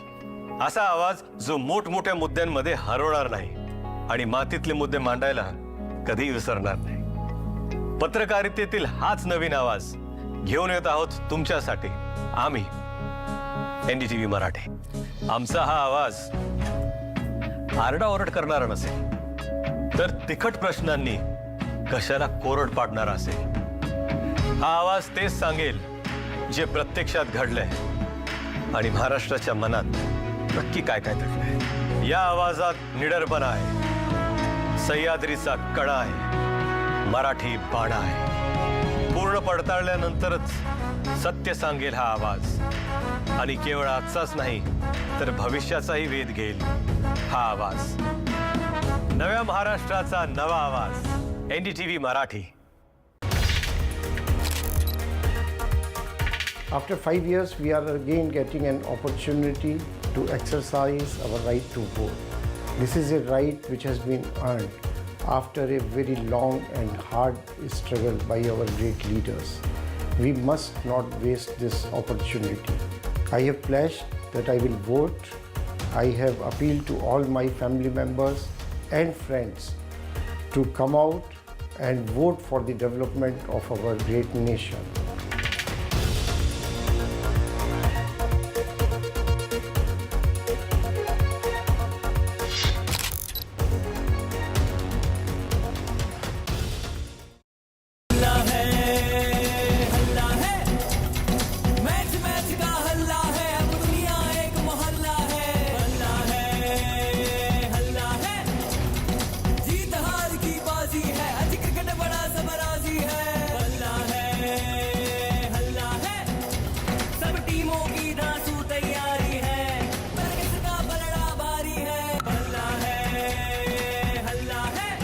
आईपीएल का हल्ला बल्ला और सबसे शानदार कवरेज सिर्फ एनडीटीवी पर। The 18th Lok Sabha elections. As always, NDTV has its ear to the ground. With the biggest pie of 80 seats, all eyes will be on Uttar Pradesh. Will the Troika ensure the Modi umbrella unites all? It is the first election in Naya Kashmir since the scrapping of Article 370. Will the same number of lotuses bloom in the desert, or can Gehlot lend a helping hand to India? With BJP having Max here with the only pillar standing of Chhindwara fall. Can Didi once again withstand the saffron tide? Will BJP stay strong in its northeast bastion? Jhadu ka jadoo or Modi magic? Can Congress gain lost ground in Punjab? Will Revanth Reddy be able to increase the Congress strength in Telangana this time? And in Andhra Pradesh, will the Juggernaut be able to stop Chandrababu Naidu?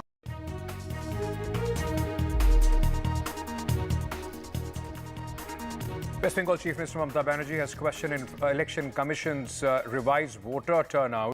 It took few days for the Election Commission to come to the final turnout for Phase 1 and Phase 2.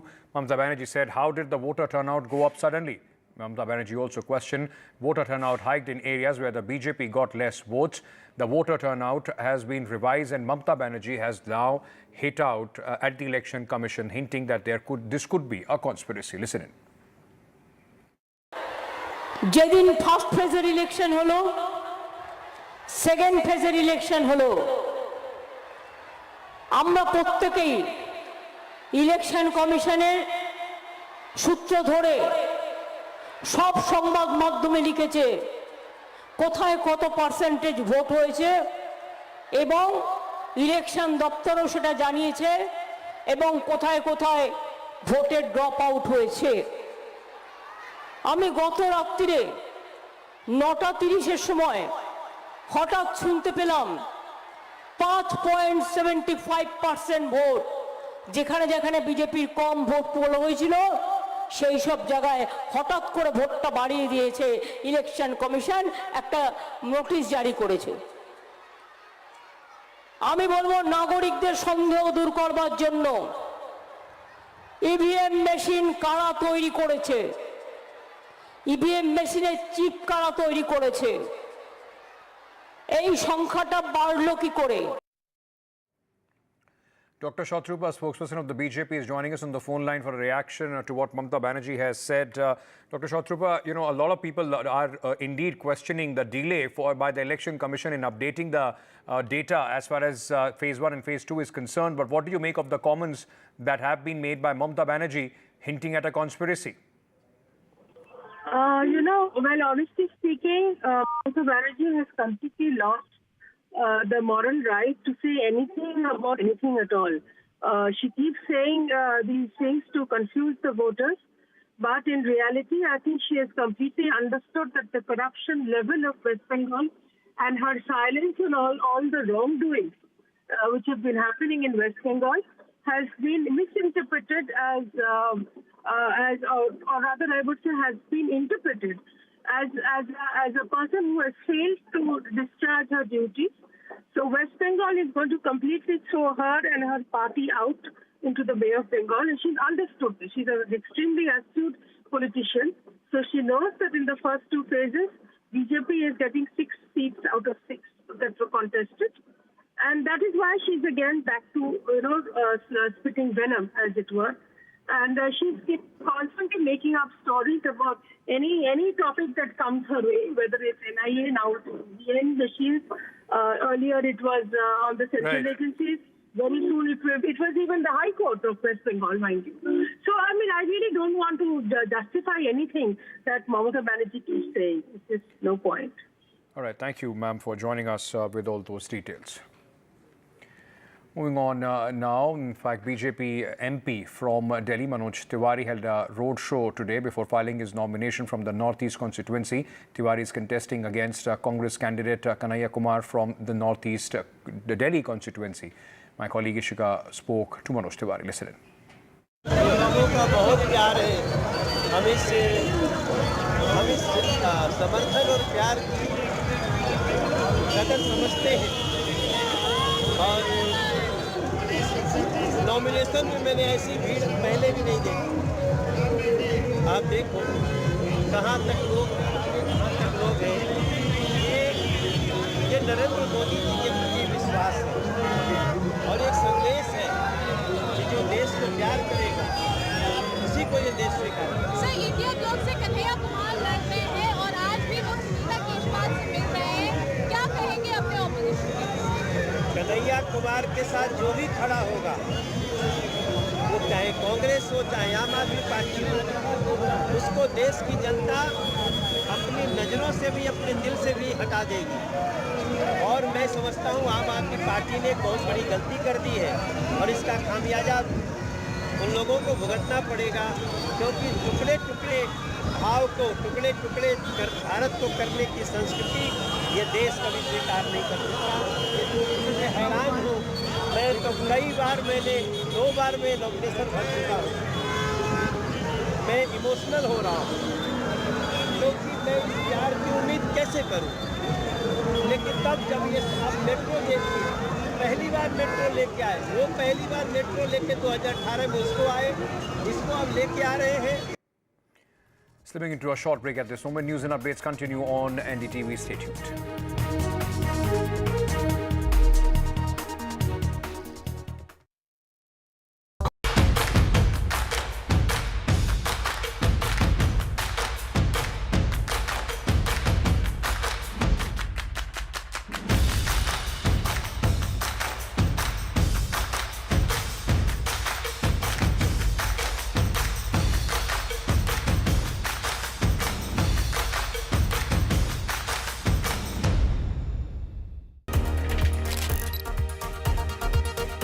I pledge to vote and encourage all my colleagues at Godrej Industries Limited and associate companies to exercise their voting rights. It's the essence of democracy, and we stand firmly behind it. I would also urge everyone else to vote. We are thrilled to join NDTV's pledge to vote campaign and help spread the word in the corporate world and beyond.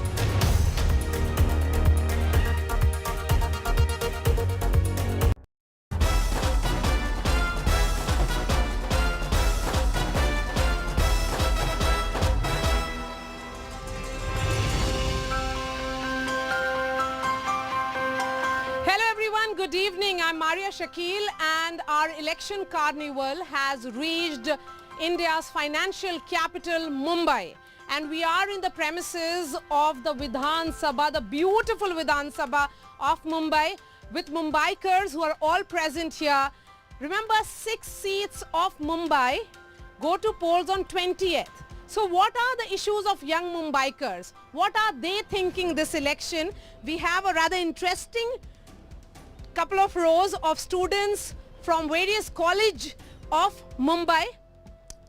As the politicians take the dais, I think it's important to put the spotlight on young Mumbaikars, because, you know, we have been hearing a lot about urban apathy, that in metropolitan cities people don't come out and vote. Are there concerns? Are these students from Symbiosis, Mitibai and KJ Sumaya College worried? Let's start with the first question, which is coming from here. Hello, hi. So my name is Seher Bhamla, and my question is that in Maharashtra and especially Mumbai, the first time voter and in general the voter turnout is extremely low. So what measures is your party taking to work on this and get more voters out to vote? And secondly, what are the policies on environment and climate change that they plan to intend? Yes, and we are actually in a rather hot, it's really hot outside right here. Let me begin with you, ma'am. Manisha, this concern is not just of young voters. It is for one and all across the country. In these two phases that we have seen, the overall voter percentage has been low. What exactly is being done by your party to ensure that there is mobilization? The onus is of course on the voters, because if they want to see a change, if they want to see that things around them are working well, if the government is on its toes, it is the voters who need to keep the government on its toes, and for that you need to vote. So I think there is self-motivation. But apart from that, as party workers, we do go and talk to people because every candidate almost visits, or his representatives visits every household at least thrice. And therefore we urge them that they should vote, they should come out of their houses. Sometimes those who need assistance, with the help of the Election Commission, we also provide assistance. Okay. And this time, the 85 plus, the government has the Election Commission has announced that they will go to them to go to their houses and help them in voting. So Asif, what is the BJP doing? You see, in fact, if you ask me, there are huge campaigns that have been curated in the city of Mumbai, because Mumbai is, of course, we have a very huge millennial and the Gen Z population, you know. That's right. And of course, because 18 years, we are fortunate that they have the permission, the ability to vote. So they are also very concerned, because you see, voting और पर्यावरण, ये दो चीज़ के लिए हमारी जो नव पीढ़ी है वो बड़ी चिंतित है, क्योंकि इस देश में उन्हें हमसे शायद ज़्यादा रहना है, तो और उन्हें एक अच्छी सरकार भी चाहिए, और साथ ही साथ एक अच्छा पर्यावरण भी चाहिए. और चूंकि मैं एक पर्यावरण से भी जुड़ा हुआ व्यक्ति हूं, जो who works very closely with environment, I think, which is why Seher has asked this question too. So of course there is a need for more awareness. So let me take more questions from the audience. Introduce yourself please, and then. Hello, I am Arya Dubey. I am from KJ College. My question is essentially to the BJP, and I want to ask, how is it possible that the people that they themselves condemn first, they take up into their party, and once they have them taken, their allegations against them are gone away. Now they would say that they have never taken anyone who is convicted, but they themselves before were condemning them on their own. BJP is a washing machine is something that has come. Yes, please slide. You wanted to make a point. Go ahead. I think that's one of the best questions that anybody can ask, and the girl is intelligent enough to understand what is going on. That's the point. I mean, everybody that the Bharatiya Janata Party has accused of scams and taint, eventually once they join the Bharatiya Janata Party, they get a clean chit. So this is a mystery, that how does one get into the washing machine and get clean. Here, Maria, we are right here at the Vidhan Bhavan. Inside the Vidhan Bhavan, on the floor of the Vidhan Bhavan, one of the Bharatiya Janata Party, MLAs went on to say, it is not just the washing machine. We even get our washing powder from Gujarat. We bring that powder into wherever that tainted person is, clean them, and lo and behold, he's like new as new. I mean, whatever you can say, new as new is another term that I'd like to use. But my question is there. I would like to ask a question through your medium to one gentleman. I call him a gentleman because that's how you respect people. Is Mr. Kirit Somaya. Every time he raises a question on somebody with scams and taints, those people run helter-skelter. The ED goes to them, the CBI goes to them, the income tax goes to them. Then they join the BJP, and all those cases are washed out. So not just me, I'm a spokesperson of a political party. Yes. You need to answer every youngster like this in the country, across the country. Is this concern of several other students, that how has one political party somehow it manages clean chit for people who are seen to be corrupt, who have criminal cases against them? Yes. For example, please, tell us a bit about yourself. Yes. Hi, my name is Yusuf Sheikh. I'm from KJ College. I would like to extend the question that Arya asked. She said that BJP is basically has become a washing machine, and for example, Brij Bhushan Singh and Pragya Thakur, they are the prime examples of the BJP washing machine and how it works. So I would like to ask how that works. Okay, how is this washing machine working, Asif Bhamla? I thought few years back, the Honorable Supreme Court had said that the agencies have become a cage parrot, of the Congress. This was a statement that the Supreme Court of India had released, and I'm sure the youngsters are a witness to that. Having said that, that's not something which can rule out our responsibility of this. Now let me tell you this very honestly, that of course we understand that there are cases. Now there has been a case on Ajit Pawar ji which has been evacuated. The case was 20 years back. Yes, अब only चूंकि because he became an alliance मैं partner of the BJP. So what I'm trying to say is just because आज यदि कोई हमारे party में जुड़ रहा है तो अब हमें कानून को और जो इंडिपेंडेंट इन्वेस्टिगेटिंग एजेंसीज है उन्हें भी ये कहना पड़ेगा कि भाई यदि आपको इन्वेस्टिगेशन में कुछ प्राप्त नहीं हुआ किसी के खिलाफ या कुछ गलत नहीं नजर आया तो भी आप उन्हें सजा इफ्तार दीजिए क्यों कि वो भारतीय जनता पार्टी में आए. Moving the election carnival to another city and try and get voices of the youth of that city. But as we say that we are a young population, and this young population, it is the young voters who matter the most. So politicians, thank you so much, and thank you to the young audience as well. Thanks so much for watching.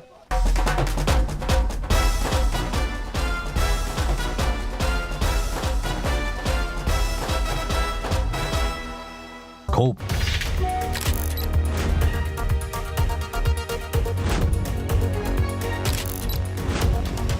It's the essence of democracy, and we stand firmly behind it. We are thrilled to join NDTV's pledge. It's the world's biggest festival of the power of a vote and the power of a citizen. It is a day we must answer our call to duty as citizens of India.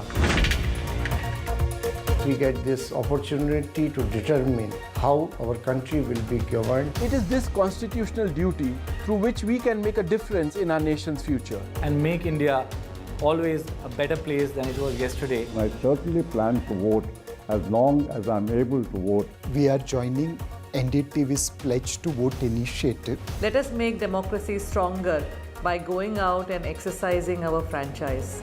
Jai Hind.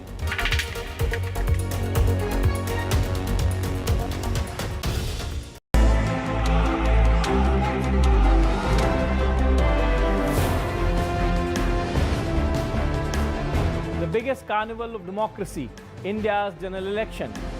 Prime Minister Modi makes a formidable bid for a hat-trick. The opposition is trying to mount a united challenge.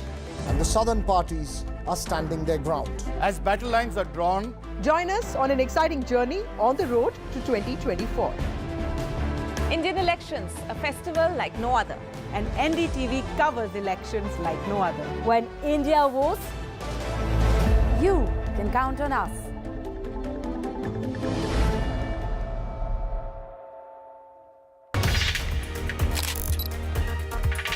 I pledge to vote. This is the only relationship between those who govern and those who are governed. It is the only way to hold or revoke.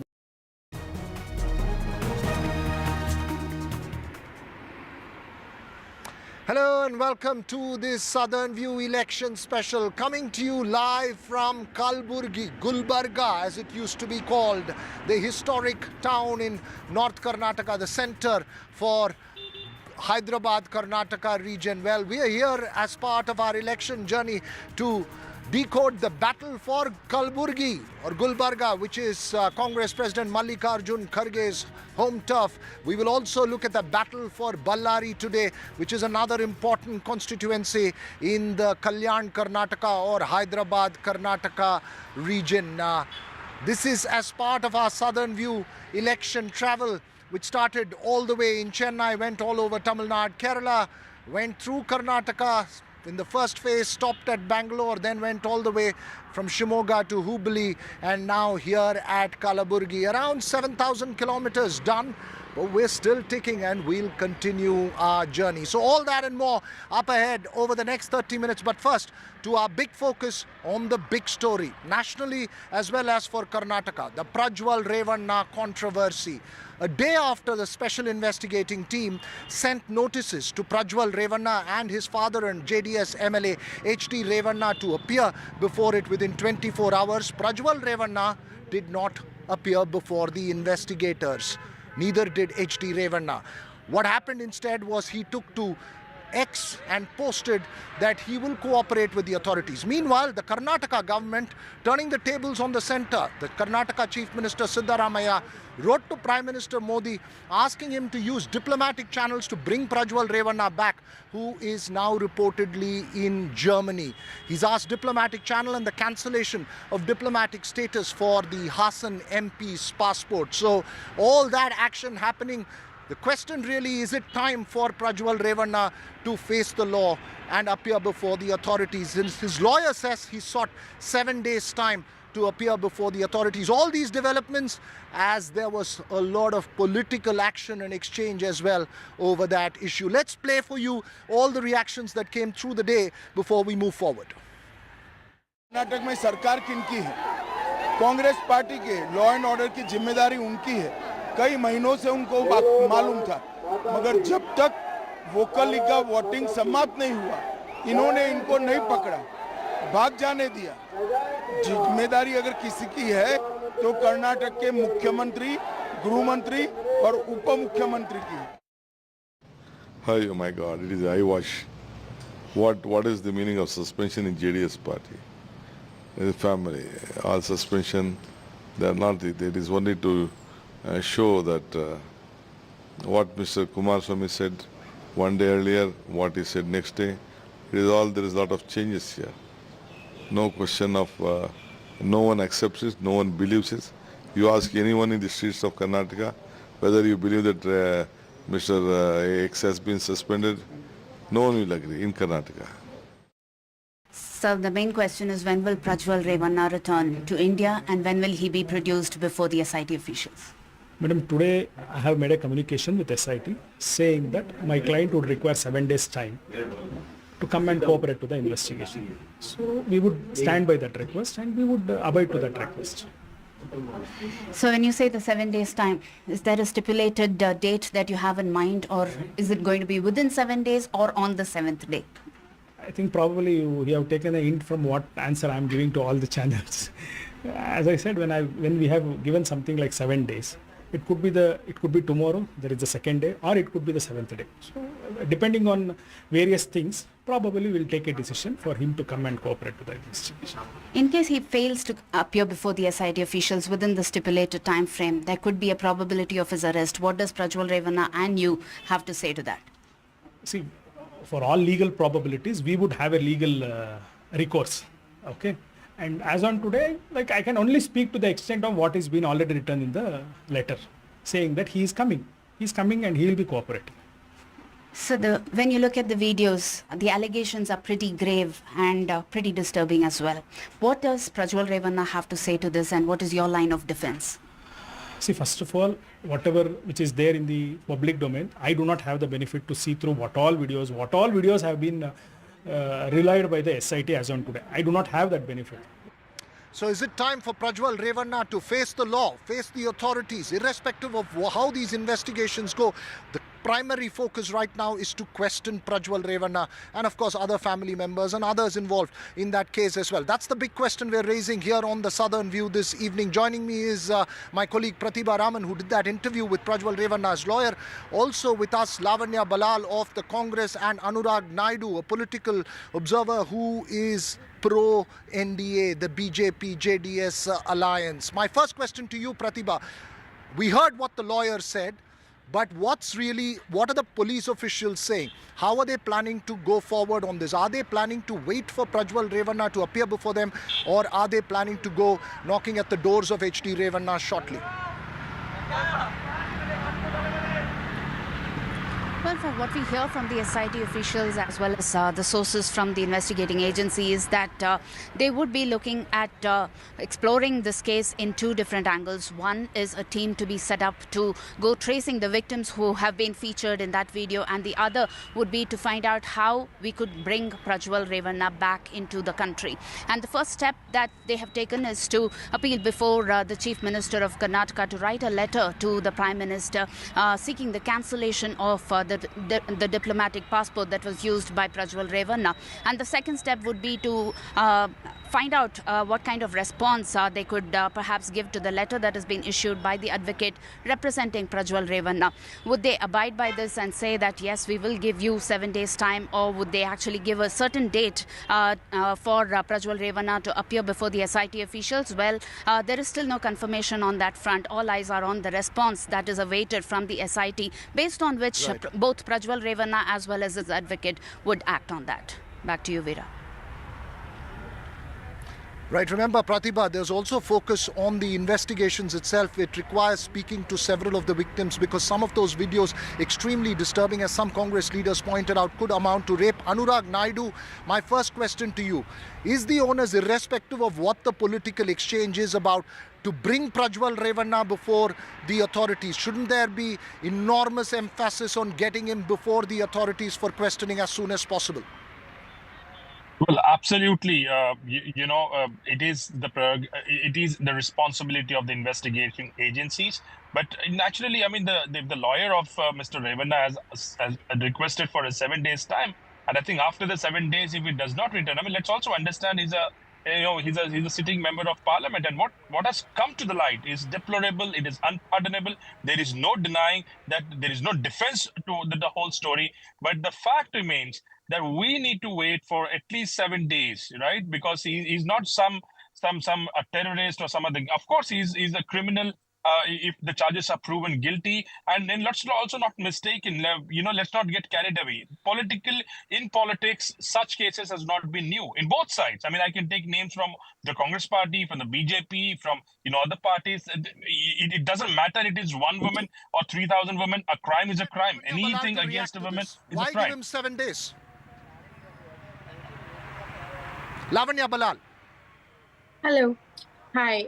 First of all, yes, that's a very valid question. What does Revanna have to do 7 days if they say he's in Germany? What is it that is more pressing for Prajwal Revanna in Frankfurt than coming back home to India to face the music or to be answerable to the investigative agencies? As of today, if you have noticed, Prime Minister Narendra Modi, who was very quick to come for a campaign for Prajwal Revanna, has not even said a word of condemnation. In 2019, actually, Pradhan Mantri Modi ji in a public speech had said, now within 3 days there's Phansi for rapists. And I don't think in the civilized world, as we know today, there has been a case of thousands and thousands of women who have been assaulted and recorded by a person in power. So BJP can try to downplay the whole incident, but this is a shocking incident. I don't think we have ever heard of such an incident, and the family is yet to offer a word of apology or explanation till now. That is very shocking. There is no empathy for the survivors, that's a very the victims. strong point that you make there.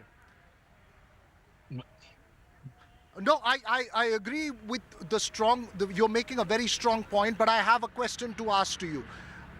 There are allegations that are being made that this was there for a while and it's been used at opportune time for electoral reasons. So the question of who made it viral, who released those videos, has also been asked, Lavanya. What's the response to us? H.D. Kumaraswamy has pointed fingers at D.K. Shivkumar. How do you respond to that?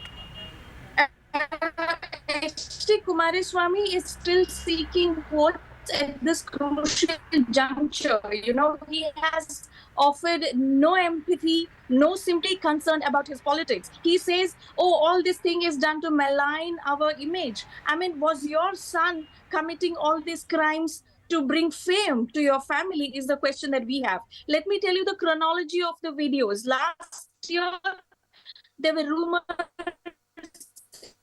in Hassan that apparently there are videos of this man floating around, and that is when Devaraje Gowda had written a letter to the party president of Karnataka, B.Y.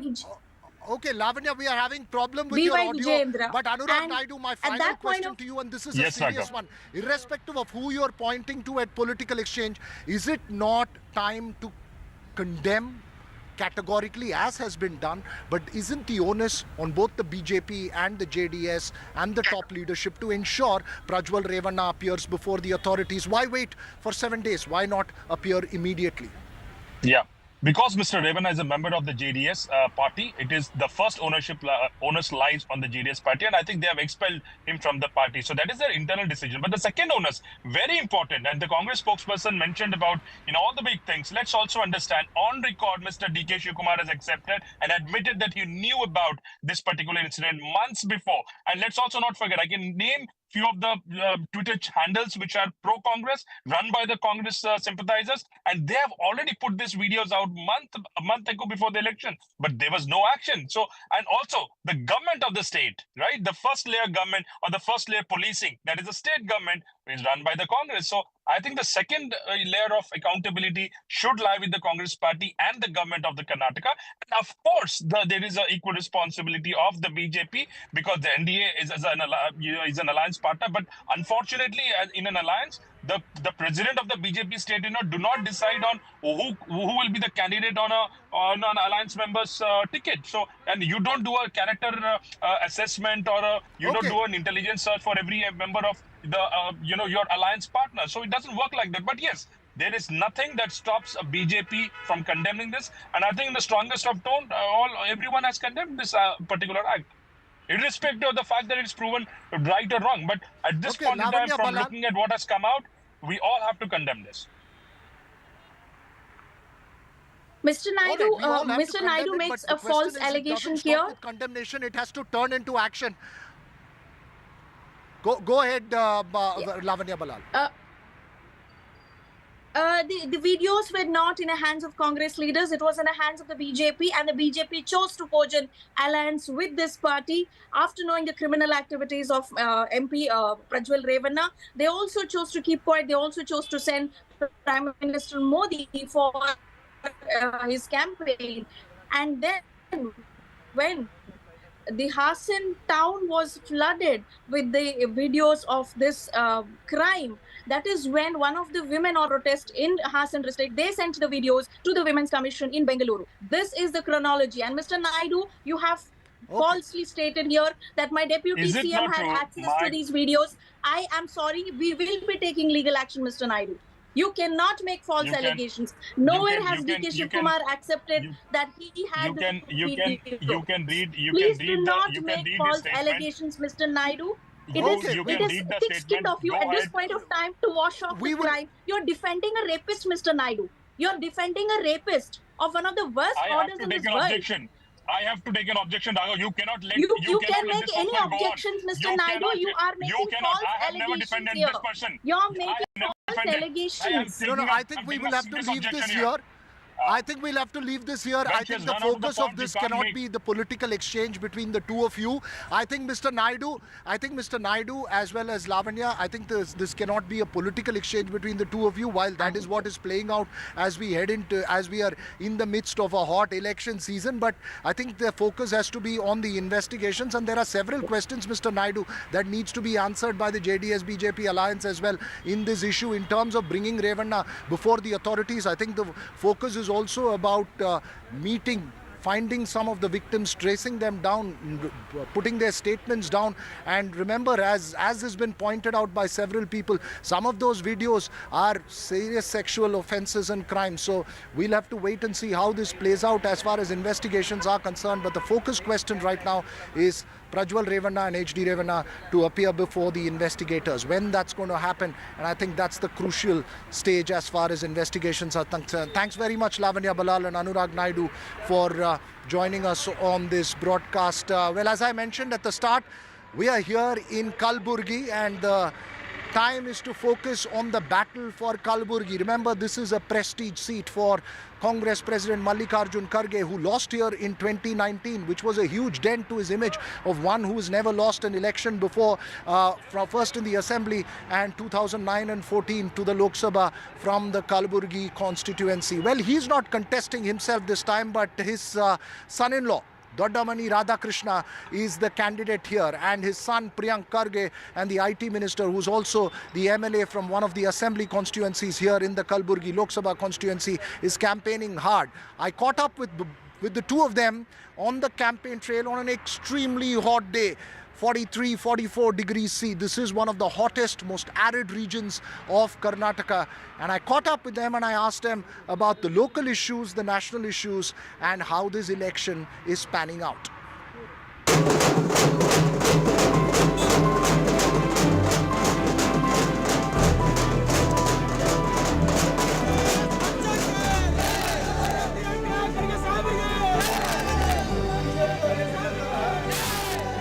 We're at the remote Digga गांव village in what's possibly one of the hottest areas, most arid areas of Karnataka in the Kalburgi Lok Sabha constituency, with the candidate here, Doddamane Radhakrishna, who is the Congress President, Mr. Mallikarjun Kharge's son-in-law, and the one campaigning along with him, Priyank Kharge, the state's IT Minister and son of the Congress President. Sir, in many ways, this is a prestige battle for the family. Definitely, sir. It's a very prestigious constituency. And you, were you a reluctant politician, or were you one who really wanted to be part of this battle? No, not that way, because circumstances has made this possible. So that's why I'm contesting this election. All our legislators of the district wanted me to contest. And what would be really the defining aspect? The Prime Minister seems to be on raising the issue of Muslim quota, accusing the Congress of minority appeasement. What would be the defining? Quite naturally, the BJP is perturbed. The Prime Minister is on back foot. You see his speeches post the first phase of election to the second phase of election. There's a drastic change in his tone and tenor. He's back to the old standard operating procedure, or the toolkit that you call of dividing the society. So I think the defining moment for us in Karnataka at least is going to be the development that we have done, the delivery of the 5 guarantees which has ensured economic equality and stability in households. So I think yes, we are on good stead. Sir, your first time on campaign trail, what would be the experience like? What is the learning of being on a campaign trail, meeting with so many people and interacting with them? No, it's not first time I'm on campaign trail. I used to handle elections earlier. I mean as a candidate. As a candidate, we're experiencing, all our workers are very enthusiastic. You know, as IT Minister, you traverse a very different world there. This is your assembly constituency as well. Do you ever believe that that kind of development and that kind of prosperity could be transferred to a place like this? No, absolutely. I mean, this is home. This is no different from, this is where I'm most comfortable. And more importantly, the idea is to ensure that we learn from other ecosystems so that we can put that in place over here.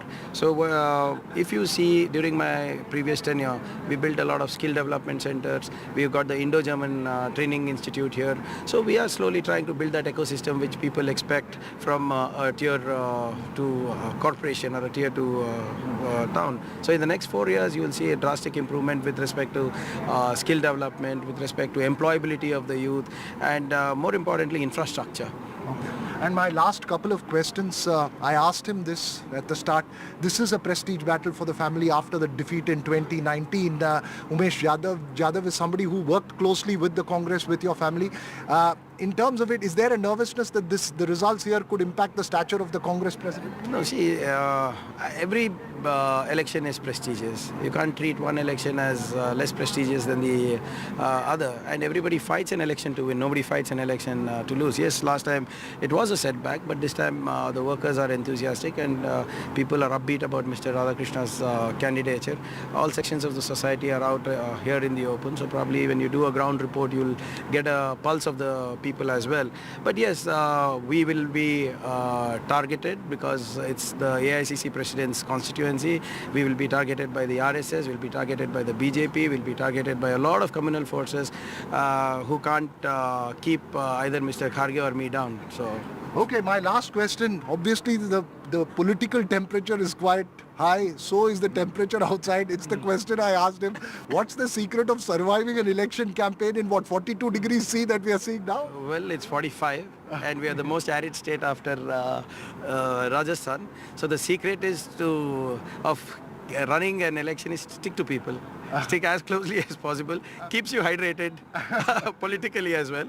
And of course, I think the people coming out in spite of this heat, in spite of this difficulties, that itself is a motivating thing for us. Just look around you. There are hundreds of people who are here at 45 degrees who are helping us campaign, who are listening to us, who are giving us suggestions. So I think they're the one who's keeping us motivated, and the water is keeping us hydrated. So. Okay, water keeps you hydrated. They're keeping you motivated.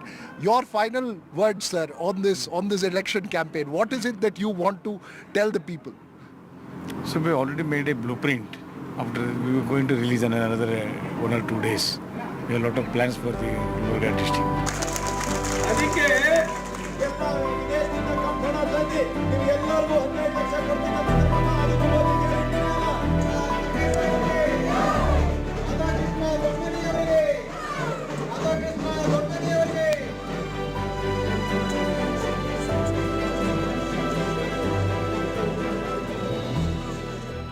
The son doing most of the talking for the son-in-law, who's reticent and soft-spoken, but they're on a campaign trail here. But the man who defeated Mallikarjun Kharge in 2019, Umesh Jadhav, he was an ex-Congress MLA who shifted over to the BJP, and along with him several local leaders in the Gulbarga region shifted over to the BJP as well in 2019, which led to a defeat for Mallikarjun Kharge by nearly 1 lakh votes last time. It was an embarrassing defeat for the man who's now Congress president, and regaining a lost bastion is a formidable, important challenge for him. In fact, today, the state Congress president Vijayendra was here in Kalburgi Lok Sabha constituency campaigning for Umesh Jadhav, who I met with early this morning. He was out for a protest here to take the charge, and says that no heat wave, no matter how high, how intense, can beat Umesh Jadhav or the BJP in Kalburgi. Let's listen in.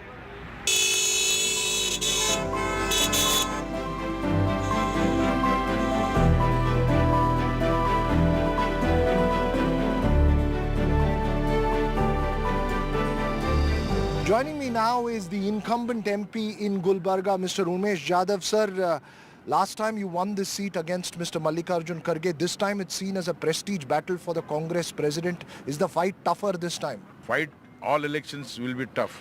No election will be easy. All elections will be tough elections. But we have got a big edge to get elected. What is the defining theme here in Gulbarga? We've seen the Prime Minister pick up issues of Muslim reservation. There are several other themes. The state government is taking up the issue of drought relief not coming across from the center. What is the defining theme here? Here, most important issue is migration of the labor. 30-40% of labor population has migrated to Mumbai and other places for their livelihood. That's the biggest burning issue here.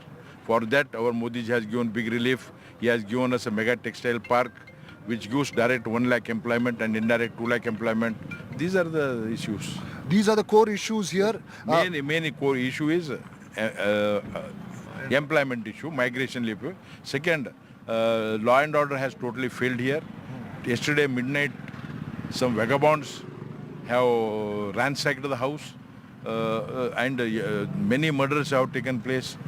Totally law and order has failed here. You don't worry that Siddaramaia's Shivkumar guarantees the state government's work here, given that the recent assembly elections, they had a huge success, the state government being in such a strong position. People have come to know about this 5 guarantee. It is not reaching everybody. We are not against this 5 guarantee. Everyone wants a development along with the guarantee. Development has totally failed. Okay. You are not worried about issues like this Prajwal Revanna controversy that has come out will not affect the image of the BJP? See, it is like this. Earlier also, one incident happened. They investigated. Some fake videos are probably running around. It is under investigation. Such things will not, Tomarji of Madhya Pradesh, they raised so many issues about against his son also. People always want to confuse and blow the issue out of proportion. We'll see, people are very intelligent. They know what is right and what is wrong. So no impact of any of those here? No, there may not be impact. Anyway, he has been suspended from JDS party. They are taking action. Legal action is being taken place. Sir, we are in one of the hottest parts of India, yes. Hyderabad, Karnataka. The country is suffering from a heat wave. Yes. It's very, very difficult campaigning in the heat here in Gulbarga. Huh? See, it is not difficult for Umesh Jadhav. We are born in Gulbarga, brought up in Gulbarga. 46 degree also will not affect.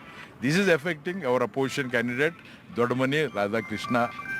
He is not used to this temperature. He can't get on from the air conditioner of a car. He can't go and garland pray the God. He is sending on his behalf to this thing. It is not affecting us. No heat can affect Umesh Jadhav. No, it can't affect Bharatiya Janata Party.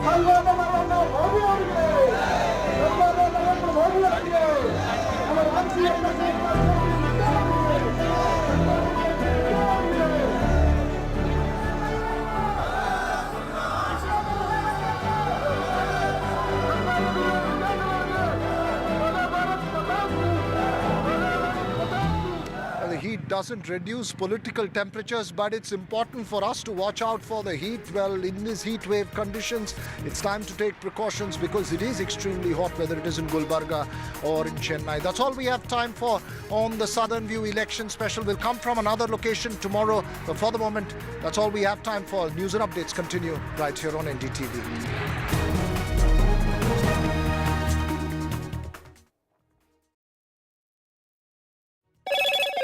Hello, Moto. Motorola, India's best 5G smartphone brand.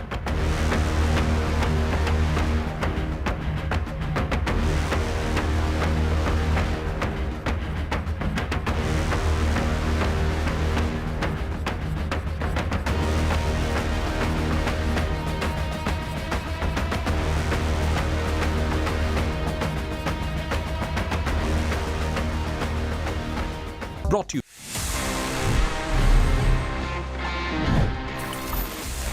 Guys, did you know that it was an Indian, yes, it was an Indian who invented this entire concept of USB.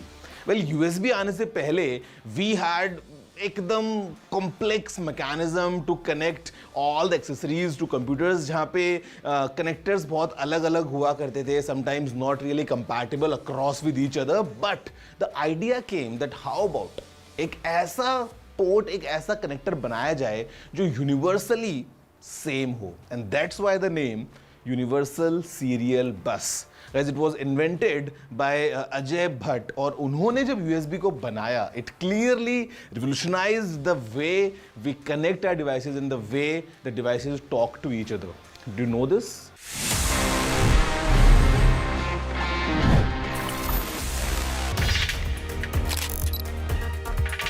I pledge to vote.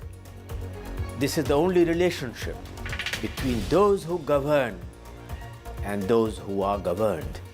It is the only way to hold or reward people or penalize them on the governance they have given. It is a centerpiece of our democratic architecture. We have a right which we must exercise.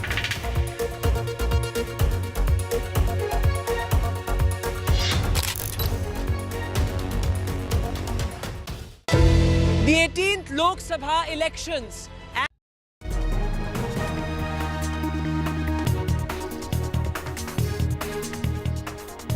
Good evening, ladies and gentlemen. You're watching the news break here on NDTV, and our focus today is on the family bastions, the Gandhi family bastions of Amethi and Raebareli. Now, the family bastions, as I mentioned, of the Gandhis, the first family of the Congress, have turned out to be the Achilles heel for the family. There's just 2 days to go before the nominations need to be filed. There's a deadline there for Amethi and Raebareli, which is voting in the 5th phase of the elections. But till date, Congress has not announced the candidates. Though the party asserts that they are not scared or running away from taking a decision, but sources suggest that the announcement could happen anytime now, maybe even today. But Congress is completely tight-lipped on who will be fielded from these two prestige seats. Raebareli is the only stronghold of the Congress in Uttar Pradesh, the Lok Sabha seat held by Sonia Gandhi. But she is taking the Rajya Sabha route this time, being an MP from Rajasthan for the Congress. There's a lot of anticipation that the Gandhi siblings, Rahul and Priyanka, will be fielded by the Congress, but the radio silence from the party on the issue displays the obvious hesitation and dilemma that Congress is facing. Rahul Gandhi was defeated by BJP Smriti Irani by over 50,000 votes in 2019. The shadow of that humiliating loss still looms over Congress. Priyanka Gandhi is yet to make her electoral debut. Is she ready to take the plunge this time from one of the prestige seats of the Congress? Interestingly, her husband Robert Vadra has thrown his hat into the ring, saying that if people of Amethi want, he's ready to contest from there. In fact, he has made this statement multiple times, almost on a weekly basis, talking about the fact that he's ready to contest from either Amethi or Raebareli. So that brings us to the question we are asking tonight. Is this a sign of indecision or a larger strategy by the Congress? I'll be joined by several guests today on the show. Rashid Kidwai, senior journalist, Sulaiman Mohammad Khan, spokesperson of the Congress, and RP Singh, spokesperson for the BJP. But before I go over to my guests, I'm being joined by my colleague Tanishq, who is reporting from the Gandhi bastions there. Tanishq, I believe you are at Amethi as we speak. And, you have in fact been speaking to the people of Amethi about even several weeks before while reporting on the elections, the build-up to the elections there. And these are, of course, Gandhi bastions. These have been held by the Gandhis for several years now. What do the people on the ground feel in terms of the hesitation being shown by the Congress, or a strategy maybe, in not announcing the candidates till the final moment? Yes, of course. Tanima, I am right now at the Congress office of Amethi. This very Congress office yesterday saw a small demonstration by the party workers, and their exact words were, "Sabr ka band toot raha hai hamara." We are running out of patience by this dilly-dallying. So of course, now anytime the list is expected, it will be very soon we'll get some clarity on who is fighting from where, whether it is Priyanka Gandhi fighting from Amethi against Smriti Irani, or Priyanka Gandhi might be going to Raebareli and Rahul Gandhi will be coming here, or there will be some other new name that will be coming here. But of course you can see around you that if you can see around you that there are of course Congress workers sitting here. I would like to speak to one of the Congress workers here. Aapka naam? Anil Singh. Anil ji, Rahul ji और प्रियंका जी जी क्या कौन आ रहा है यहाँ से, और किसको यहाँ के लोग ज्यादा आना चाहते हैं? पूरे परिवार को यहाँ की जनता पसंद करती है। राहुल जी आए या प्रियंका जी आए, यहाँ से भारी बहुमत से चुनाव जीतेंगे। अच्छा, राहुल जी या प्रियंका जी कोई भी भारी। एक कई दिन से बात चल रही थी रॉबर्ट वाड्रा जी की भी, कि रॉबर्ट वाड्रा भी चाह रहे हैं चुनाव में उतरना, या तो रायबरेली से या अमेठी से। आपको क्या लगता है कि रॉबर्ट वाड्रा को जनता स्वीकार कर पाएगी? बिल्कुल, उनके परिवार के सदस्य हैं, और वाड्रा जी हमेशा सभी चुनाव में यहाँ आते थे, लोगों से भी उनका रिश्ता है, और सभी चुनाव में आए हैं, और प्रचार प्रसार में जाते थे, लोगों से उनका भी रिश्ता है। हमने यहाँ पे देखा था कि कल आप लोग बैठ के प्रदर्शन कर रहे थे कि भैया गांधी परिवार को यहाँ पे जल्दी से नाम घोषित किया जाए। तो क्या आप लोग पे क्या बीत रही थी इतने दिन से, कि भाई इंतजार था आप लोग का? देखिए, अमेठी के गौरव और सम्मान की बात है। जनता 2019 में एक भूल की थी, अच्छे दिन, 15 लाख, तमाम सारे ऐसे लोग लुभावने वादे थे। तो जनता से एक भूल होती तो जनता अपना गौरव और सम्मान वापस पाने के लिए बहुत बेताब है, और वो चाहता है कि गांधी परिवार तो लड़ेगा, ये मानता भी है, और लेकिन वो चाहता है कि जल्दी से जल्दी घोषणा हो जाए। That was one of the Congress workers here, a spokesperson of the Congress in Amethi. But of course, all eyes are on whether who will be contesting from here, whether it will be Priyanka Gandhi or Rahul Gandhi. Tanishq there, thank you so much for joining us. It's very important actually, you got these voices of Congress workers from the ground there from Amethi. Shows the kind of, confusion that is there on ground, even among the party workers. And with that, I would like to bring into the show the first guest that I want to ask a question from, of course, is from Sulaiman Mohammad Khan of the Congress. Mr. Khan, you heard your own party workers there from Amethi. My colleague was reporting from ground there. Even the Congress workers are fed up. Don't you think there's a disservice being done by the Congress to their own party workers? They will be demoralized even to actually build up a campaign around these elections from there. No, not at all. Look, there are 2-3 small points to answer your question. The first one is, Congress party is going to field a candidate from both the seats, Amethi and Raebareli. Congress party is not going to give a walkover to the BJP. No political party wants to give a walkover. We'll have a candidate. We still have 48 hours left for the nomination to be done. And party is, considering that who to contest from which seat. So Congress will definitely is going to give a candidate. We are contesting 330 seats this time in 2024 Lok Sabha elections out of the 543. These 2 seats you'll get, the Congress party will give a very strong candidate. It can be anybody. Second, about Mr. Rahul Gandhi or Mrs. Priyanka Gandhi Vadra contesting from these 2 seats, this is the decision of the Congress party, the Central Election Committee. If it decides to field them, then they have to contest. Along with that, the candidate has also to be, taken into confidence for a particular seat. If I want to contest for a particular seat, if CC clears my name, but I should also be ready. So these are things which are completely internal matter of the Congress party. Congress party is not going to leave these seats walkover for BJP to have them. Right. Third, and the most important thing, last point. The last point I want to make is, Raebareli and Amethi are two seats. They are important, no doubt. But the larger and the most important question is that will this country survive? Will the constitution survive? Rahul Gandhi, Priyanka Gandhi, Mr. Kharge, the Congress party is fighting a very serious battle to save the constitution of this country, to save the reservations for scheduled castes, scheduled tribes and backward castes, to offer jobs to the youth. This is all what BJP and Mr. Modi is attacking right now, very brutally. And this is what we are saving. Mr. Khan, taken your point, but we are, of course, focusing on the larger question on Raebareli and Amethi in this show. Going across to Rashid Kidwai now. Mr. Kidwai, do you think this comes across as a Congress strategy by any stretch of imagination, or is this a clear sign of indecision?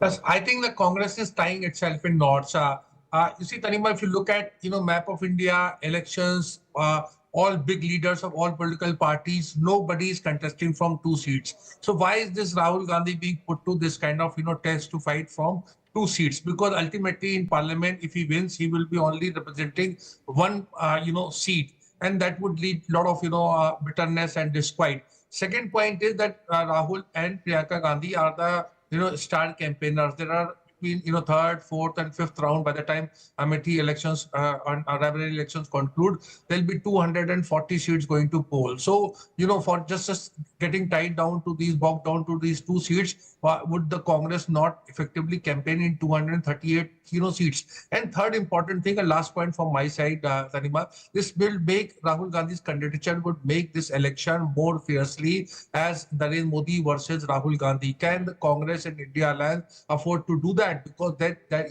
in that case, Mr. Rahul Gandhi would serve as an easy meat for Mr. Modi. Right. It would be a direct battle in a way between the top 2 faces from both the parties. Going over to Mr. RP Singh now. Mr. Singh, there are also questions, of course, being raised as to why are all the BJP leaders, led by the Prime Minister as well, actually talking about only these 2 UP seats? Fact of the matter is that even BJP has not named their Raebareli candidate. Why is there? I mean, the counter argument to this could also be that the BJP is also obsessing about Raebareli and Amethi. I mean, the battle for 80 seats doesn't really lie just on those 2 seats, right?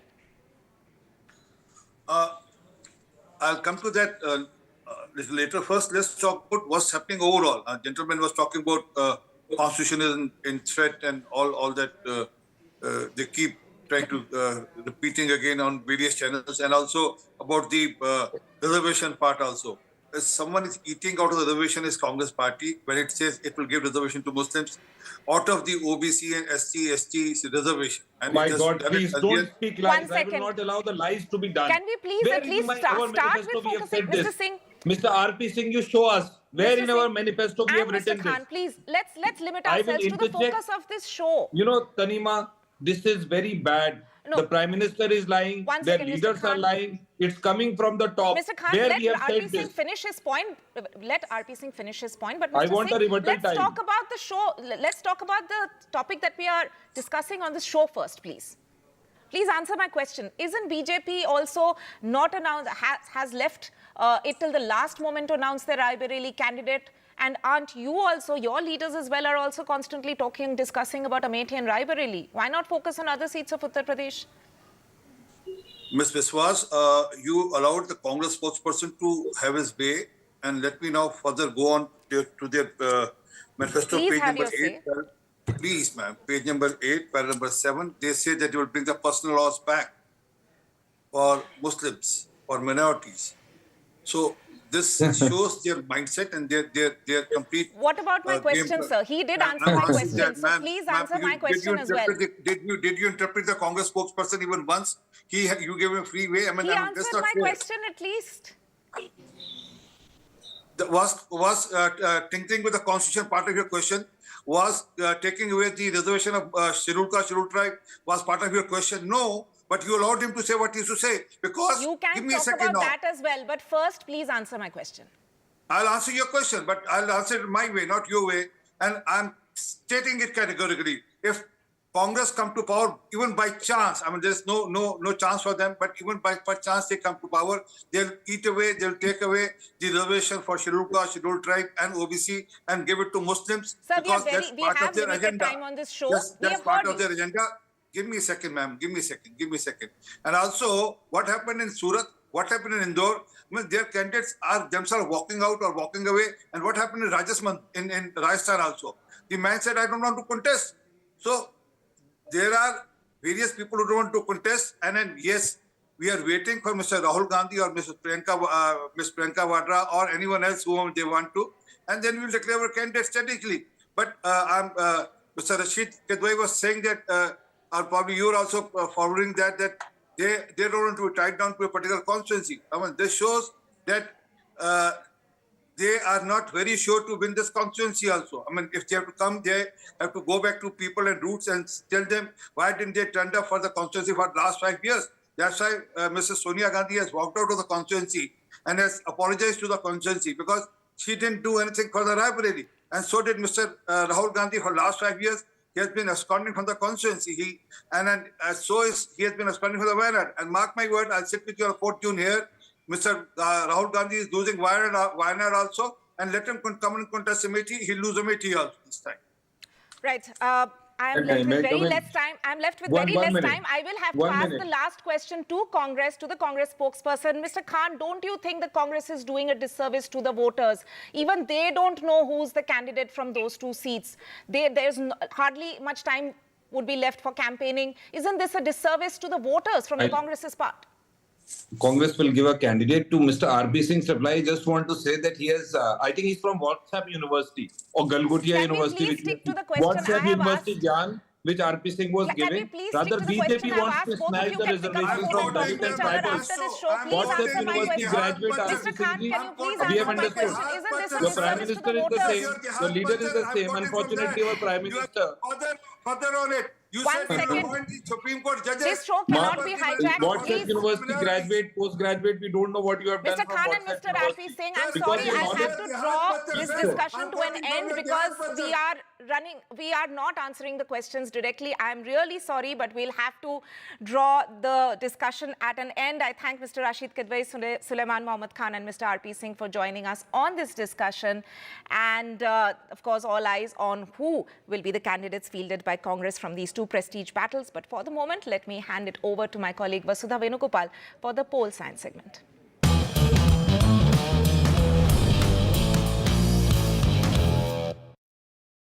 Hello everybody, welcome to another episode of Poll Science. So the final voting figures for the first two phases of the Lok Sabha elections are in. The Election Commission has said that there was 66.14% polling for the first phase that was held on the 19th of April and 66.71% polling for the second phase that was held on the 26th of April. Now this is a drop of just under 4 percentage points for the first phase and under 3 percentage points for the second phase to the 2019 elections. So what is the expert and analyst Amitabh Tiwari? Thank you, Mr. Tiwari, for being here, for speaking to NDTV. My first question to you, sir, on the 20th of April, a day after the first phase of voting in 102 seats, the ECI had pegged voting at 65.5%, and on the 27th of April, there was an indication of a turnout of 66.7% for the second phase, which comprised 88 seats. Now the revised numbers or the final numbers are slightly different. For days, everyone has been concerned about polling numbers reflecting a lack of enthusiasm amongst voters. What story do the final numbers present? So the final numbers are not very different from what the Election Commission had put out. So the average turnout drop is between 3% to 4% in both the phases. Of course, it indicates a certain lack of enthusiasm amongst the voters. Now, which section of voters, it is difficult to predict. It could be a mixture of both, because one is that this Mission 400 slogan by the BJP could have put some neutral voters or sympathizers of BJP into complacency, whereas on the other side, which is the opposition side, some could feel that this election is a dull deal, because there is no emotive issue like a Pulwama missing in 2024 elections. So these could be the reasons. Of course, scorching heat is one of the reasons. The marriage season also ends now. So we have to see whether from phase 3 we have a better turnout or not.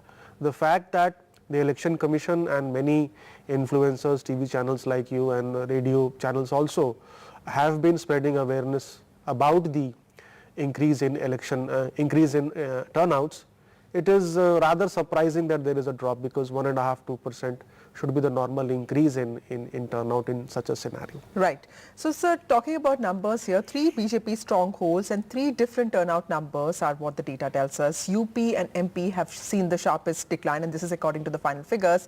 It has gone up a little bit in Chhattisgarh. Is there something that we can read into this this final numbers? Yeah. So different states, we could speculate that there could be different theories for different states. So let's say UP. UP has largely seen voting in the western UP. Now western UP, the Jats have a significant dominance, around 25% of population, along with Muslims and Dalits also occupy a significant space there. Now the party which used to represent the community, which is the RLD, Jayant Chaudhary's RLD, has made a shift from the India bloc to the NDA bloc. Now it does not mean that all the voters and sympathizers of RLD were happy with this decision. So it seems that a section of the Jat community, and of course the Jat community is also synonym with the farmers' protest and the unrest, may not have been happy with this decision.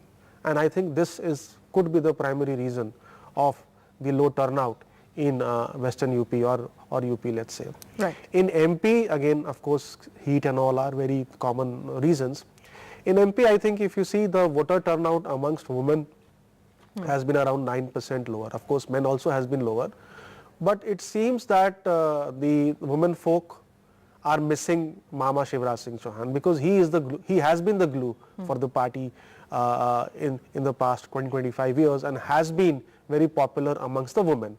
Now denial of Chief Ministership to Shivraj Singh Chauhan, plus he has been tied to a seat of sorts because he is just contesting from Vidisha and does not have a significant campaign plan across the state. And Mohan Yadav is still new, yet to fill in his shoes. And it seems that the BJP lacks a star campaigner there. Of course, Prime Minister Modi is popular, but a local star campaigner in Shivraj is missing there. Right. So let's talk about some specific seats here. The biggest decline in turnout, apart from Nagaland, seems to be in Siddhi, which is in Madhya Pradesh. There's also 11.6 percentage points decline in voter percentage in Mathura. There's also Khajuraho, Shadol and Rewa in Madhya Pradesh, like we're talking about, and Pathanamthitta in Kerala. What could be the reasons for this? So if you see Mathura, Mathura, there have been some rumblings because of repetition of Hema Malini as the candidate. So there have been a section of voters not very happy with BJP's decision of re-nominating Hema Malini, and of course the Jat factor which we discussed could have led to some dropout in Mathura. If you see Khajuraho, in Khajuraho the Samajwadi Party was to contest from India bloc and the candidate's nomination was cancelled. So the Congress party is backing a forward bloc candidate. So there is of course a dampener of sorts, dampener of sentiments for the India voters. And that's why we see that there is a limited turnout in Khajuraho. In Pathanamthitta, of course there is a VIP candidate there in Anil Antony, but there also, of course, migration has been a key issue in Kerala. Scorching heat has been an issue. But it also seems that what happens is that in Kerala, because CPM and the Congress party are fighting a very bitter battle, but in the rest of India, they are allies, friends. So this also sends a bit of a confusing message among the opposition voters. When I say opposition, BJP is opposition. So whom should they actually vote for? So a CPM-led candidate or a Congress candidate? And both are same, because in the end, both are part of the India bloc. So that sort of confusion also could have led to a decline in turnout in Pathanamthitta. That's interesting, sir. And talking about heat, April also happened to be the second hottest on record across south of India. Now, is that a reason we saw a dip in Tamil Nadu and also Kerala, like we're talking about? Now, these two states are otherwise known for higher voter participation. Yeah, heat is one of the issues. Of course, January, February also was one of the hottest recorded ever, and climate change is such a big issue nowadays. So I am pretty surprised as to how the Election Commission was not able to incorporate or factor in the climate change issue as well, because in Bihar or even in some states, some seats in Madhya Pradesh, the increase in temperature compared to 2019 is between the range of 1 degrees to 5 degrees on the polling day. So that's a huge number. So now the Election Commission needs to increase the voting hours. It has done for some seats because it is summer. I think easily for seats the threshold from 5 p.m. could be increased in the evening so that more and more people are able to participate. Right. So is there a sense of voter fatigue or not, or it's too early to say that, sir? The sense of voter fatigue is there. I mean, it cannot be discounted. Of course, we see urban apathy continues to be there. So we see that in Chennai and Bangalore. I mean, Karnataka, we've seen bumper voting, but is the Bangalore cities which have brought the turnout lower. So urban apathy continues to be there because I think people in the urban cities are not that dependent upon the government for their daily lives, and they see no difference in political parties and the ability and the political will of parties to solve the basic issues. Amongst the poor also, it seems that in some parts, because there has been not significant change in their lives and they still are grappling with the issues of Bijli Sadak Pani, there could be some sense of disillusionment and voter discontent, as we've seen in Nagaland and even in some seats in MP where villages have not participated in the electoral process. So my last question to you, there's also criticism by some opposition parties over the delay in releasing turnout numbers. Many parties, including Congress, TMC and CPM, have questioned the Election Commission over the delay in announcing the final voter turnout numbers for the first two phases. Congress, in fact, has said that the EC used to release final data numbers, of voting percentage, just within days or within hours of the voting, but it's taken about 11 days now. In fact, Uddhav Thackeray-led Shiv Sena faction has said that the figures could even be inflated. Do you see this as scaremongering or genuine concerns? And also, constituency-wise data doesn't seem to be there, like, the total number of voters. Is that also something that's lacking? See, first of all, if you see the final voting number and compare it with the initial numbers, there's not much difference. However, the point also is taken that the Election Commission should have come out with the numbers very soon and not this late.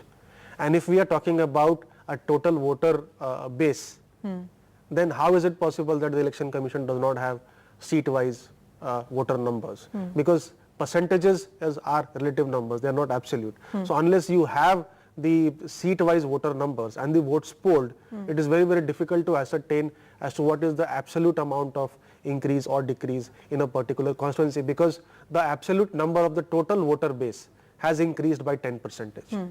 From 88 lakhs to around 90, so from 88 crores to around 98 crores. So that also makes a difference. So 5% drop from the new base is higher in absolute terms because 10 crore voters have been added to the base. So I think they might be facing some issues, and in an era where the Election Commission has been facing criticism, I think they should be on their toes and should be releasing the numbers for the balance phases very quickly.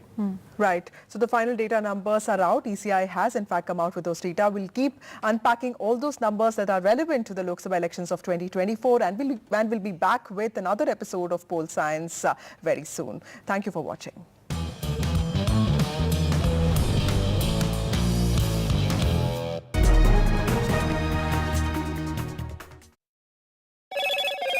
Hello, Moto. Motorola, India's best 5G smartphone brand.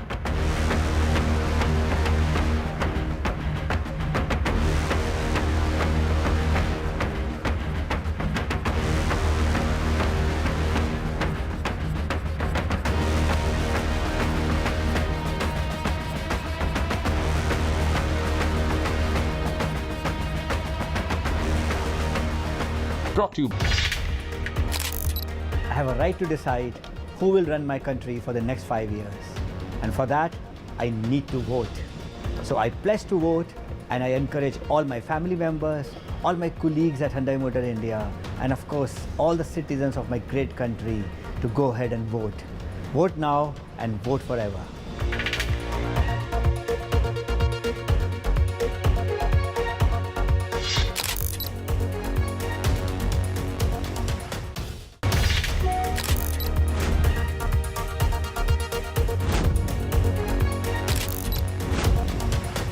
the essence of democracy, and we stand firmly behind it.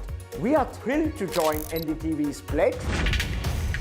It's the world's biggest festival of the power of a vote and the power of a citizen. It is a day we must answer our call to duty as citizens of India. We get this opportunity to determine how our country will be governed. It is this constitutional duty through which we can make a difference in our nation's future. And make India always a better place than it was yesterday. I certainly plan to vote as long as I'm able to vote. We are joining NDTV's Pledge to Vote initiative. Let us make democracy stronger by going out and exercising our franchise. Jai Hind.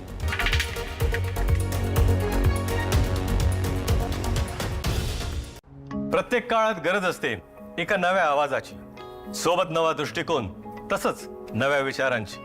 असा आवाज जो मोठमोठ्या मुद्द्यांमध्ये हरवणार नाही आणि मातीतले मुद्दे मांडायला कधी विसरणार नाही. पत्रकारितेतील हाच नवीन आवाज घेऊन येत आहोत तुमच्यासाठी आम्ही एनडीटीव्ही मराठी.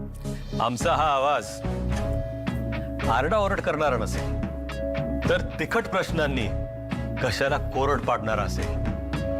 हा आवाज तेच सांगेल जे प्रत्यक्षात घडलंय आणि महाराष्ट्राच्या मनात नक्की काय काय दडलंय. या आवाजात निडरपणा आहे, सह्याद्रीचा कडा आहे, मराठी बाणा आहे. पूर्ण पडताळल्यानंतरच सत्य सांगेल हा आवाज, आणि केवळ आजचाच नाही तर भविष्याचाही वेध घेईल हा आवाज. नव्या महाराष्ट्राचा नवा आवाज, NDTV Marathi. As citizens, we must remember that voting is not only a privilege, but also our duty towards our nation.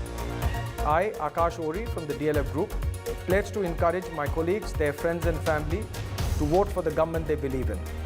This is the strength of our democracy.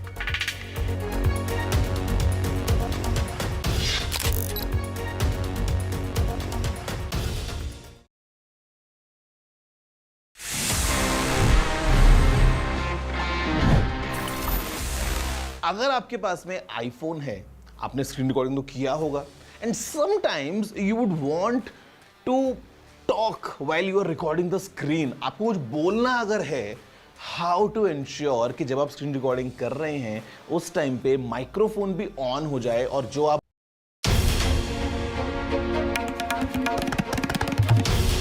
This is NDTV and you're watching NDTV 24/7.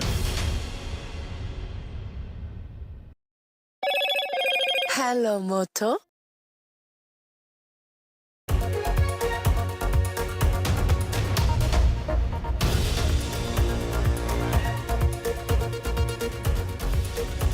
Hello and welcome. You're watching the news. I'm Gargi Rawat. Coming up ahead, the latest developments in the Karnataka sex scandal that has gripped the state in the midst of the Lok Sabha elections. Also, massive panic in Delhi this morning over bomb threat emails received by over 100 schools. We'll get you all that and more. First, a look at the headlines. Prajal Rana breaks his silence on the Karnataka sex tape scandal, says not in Bengaluru but in touch with the SIT.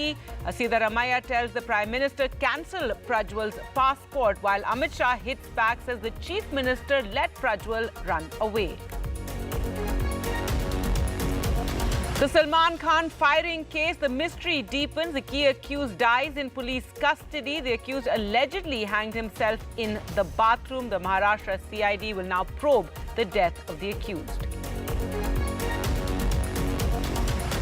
A major law and order challenge for the police after bomb hoax emails were sent to over 130 schools. The investigators now say that the emails have been traced to a Russian domain. The Congress still to announce the candidates for Amethi and Rai Bareli as the suspense continues over whether Rahul Gandhi or Priyanka Gandhi Vadra are indeed contesting. The BJP says they're scared of defeat. The Congress says the names soon. Samajwadi Party's Mainpuri candidate Dimple Yadav says she never imagined a career in politics, having now completed 15 years. She also hits out at the BJP, says its failures are making it divert attention from real issues.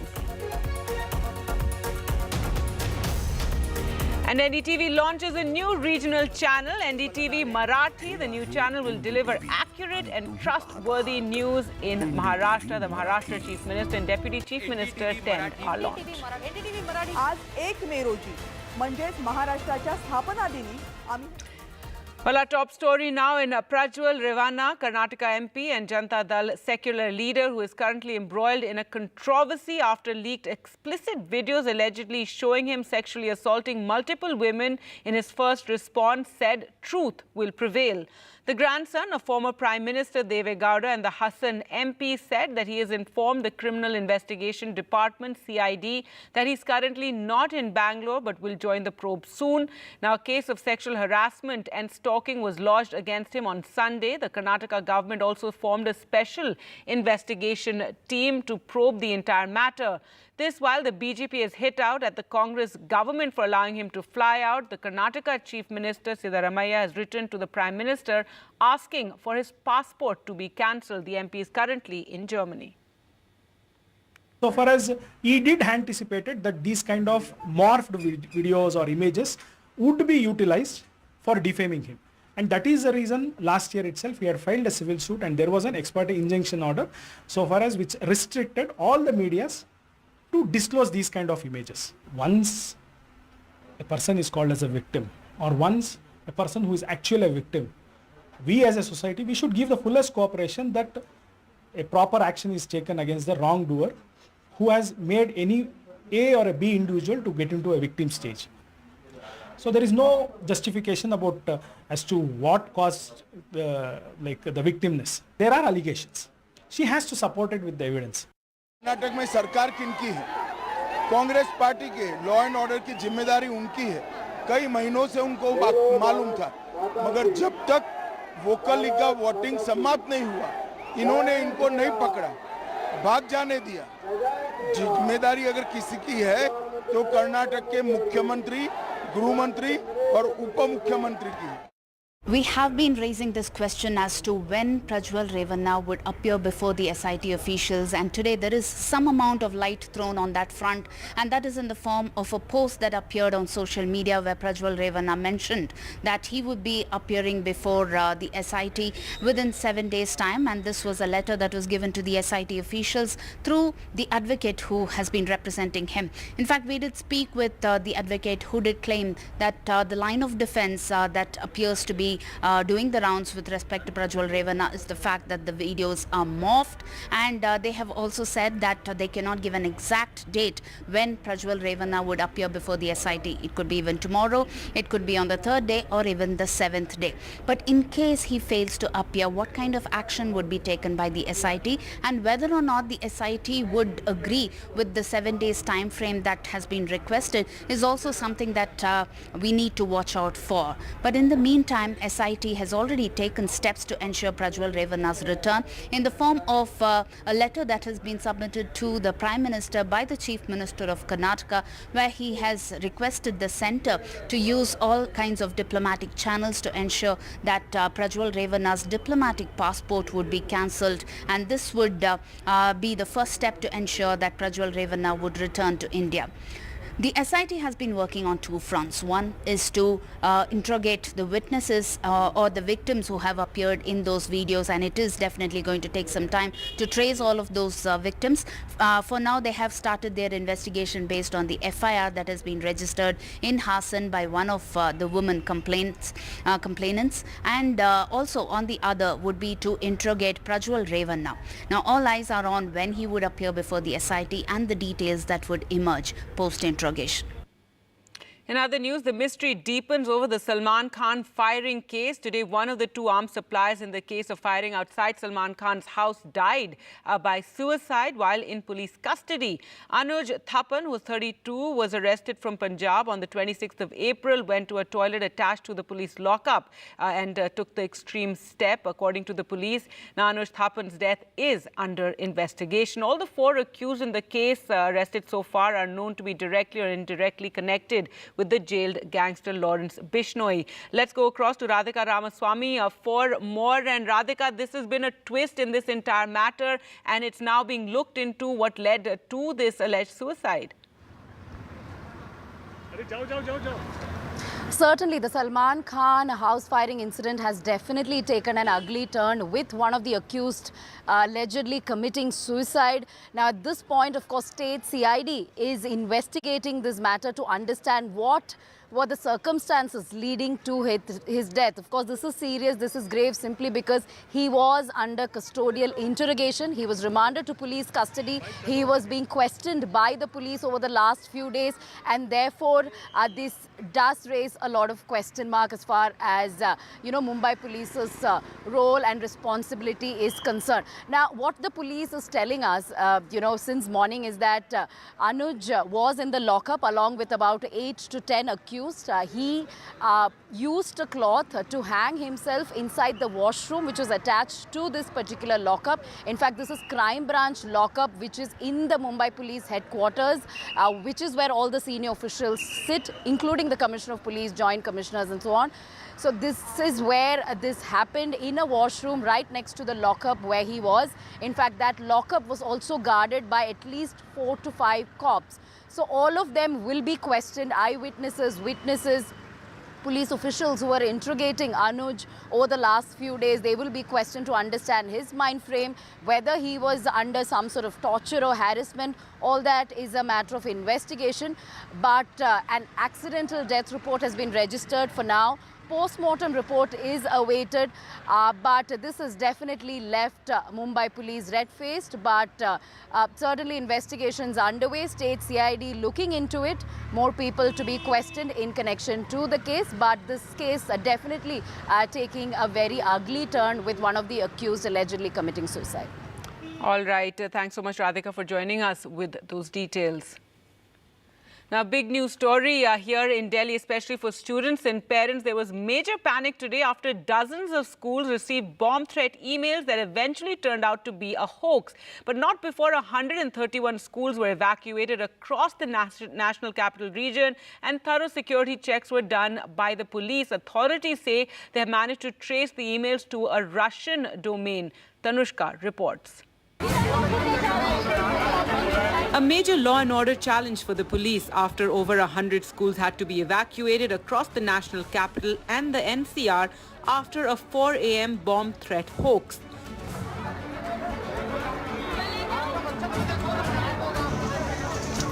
It took the police and other officials hours to carry out extensive search operations. In the end, nothing suspicious was found. But the mails were enough to cause chaos. One of the schools was conducting an exam and had to stop it midway as the search operation started. आज morning में कुछ schools हैं, उन्होंने approach किया local police को, कुछ लोगों ने कंट्रोल रूम को, उन्होंने बताया कि उनको ईमेल्स आए हैं जिसमें थ्रेट है कि उनके प्रीमाइसेस पर बॉम्ब्स रखे हुए हैं. तो जब ये कॉल्स रिसीव हुए तो उसके बाद लोकल पुलिस, हमारे बॉम्ब स्क्वाड, डॉग स्क्वाड सब उन प्रीमाइसेस पर पहुंचे और एज पर प्रोटोकॉल पूरे प्रीमाइसेस को चेक किया गया.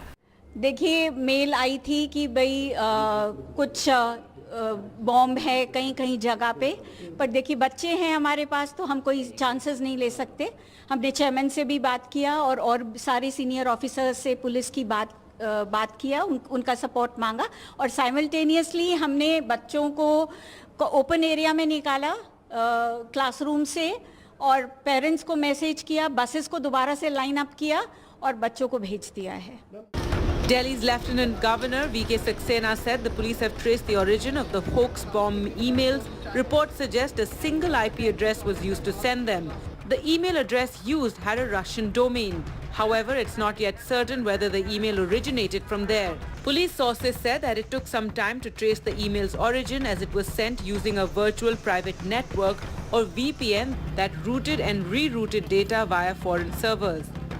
मैं इस बात को दिल्ली की जनता को एश्योर करना चाहता हूं कि दिल्ली पुलिस पूरी तरीके से मुस्तैद है और हमारी कोशिश होगी कि हम किसी भी अप्रिय घटना को नहीं होने दें। दिल्ली पुलिस ने अभी पता कर लिया है कि ये मेल्स कहां से आ रहे हैं, जांच चल रही है। The hoax mail presents a big challenge for the Delhi police. In February, a similar threat at the Delhi Public School in RK Puram had turned out to be a hoax. Special cell of the Delhi police has been formed to give a detailed probe on the matter. This is what the Delhi LG has asked for, and the details of the probe into the investigation is awaited. This is Tanushka Datta for NDTV 24/7. Now, the suspense over whether the Gandhi siblings are contesting from Uttar Pradesh still continues, even as 48 hours are left for filing nominations from Amethi and Rai Bareli. Rahul Gandhi lost Amethi in 2019 to Smriti Irani, and while it was speculated that Priyanka Gandhi Vadra may finally make her electoral debut from what used to be her mother's seat, Rai Bareli. Now, the Congress has claimed the announcement is soon, but the BJP has taken yet another swipe, saying they're scared of defeat. The Congress president will take a decision, as I said, in the next 24 to 30 hours. And you will get an official notification, real, authentic notification, not fake notifications. कोई देरी नहीं है। क्या BJP ने रायबरेली का उम्मीदवार की घोषणा की है उन्होंने? बोलो, डरे कौन है बताइए? क्या उन्होंने रायबरेली का उम्मीदवार की घोषणा की है? स्मृति ईरानी है क्योंकि वो सिटिंग एमपी है। रायबरेली के कैंडिडेट कौन है बीजेपी का बताइए? डरा कोई नहीं है, कोई डरा नहीं है। समय है, बातचीत चल रही है, कांग्रेस अध्यक्ष को अधिकार सौंपा गया है, कांग्रेस अध्यक्ष जी बात कर रहे हैं। कंफ्यूज्ड और करप्ट पार्टी, उसकी यही हालत होती है। वो भ्रष्टाचार के चलते कभी अपना चोला बदलते हैं, कभी यूपीए से बदलकर इंडी गठबंधन करते हैं, कभी एक उम्मीदवार से पलट के दूसरे पर जाते हैं। ये कंफ्यूजन की स्थिति है करप्ट पार्टी की रहने वाली। Well, let's go across to Tanish now, who joins us from Amethi. And Tanish, no doubt there is a lot of confusion in the average congressman's mind right now as to who is contesting. You're there in Amethi. What are the people there saying? Well, of course, Gargi, all eyes are, everybody here, everybody is waiting. Who will be the Congress candidate from Amethi, either Rahul Gandhi, Priyanka Gandhi, or, surprisingly, can Amethi see Robert Vadra also, although which is quite unlikely. But I'm right now inside the Congress office in Amethi, and when I came here, these people were actually sitting here, and all the Congress workers held a demonstration yesterday, demanding announcement of a candidate very soon. But I like to speak to some of them. आपका नाम? अवनीश मिश्रा सेनानी। कितना इंतजार करना पड़ा आप लोग को? इंतजार बस 10-5 दिन। राहुल जी घर आ रहे हैं, अपने उनका स्वागत करने के लिए हम लोग बेताब अब क्या बताएं कि अब कुछ कहा नहीं जा सकता हमसे। पूरी अमेठी बेताब है, जहां जाइए राहुल गांधी कब आ रहे हैं भैया, कब आ रहे हैं। इंतजार खत्म होने की घड़ी, मतलब आप कह रहे हैं कि अमेठी, आपका नाम? धर्मेंद्र शुक्ला।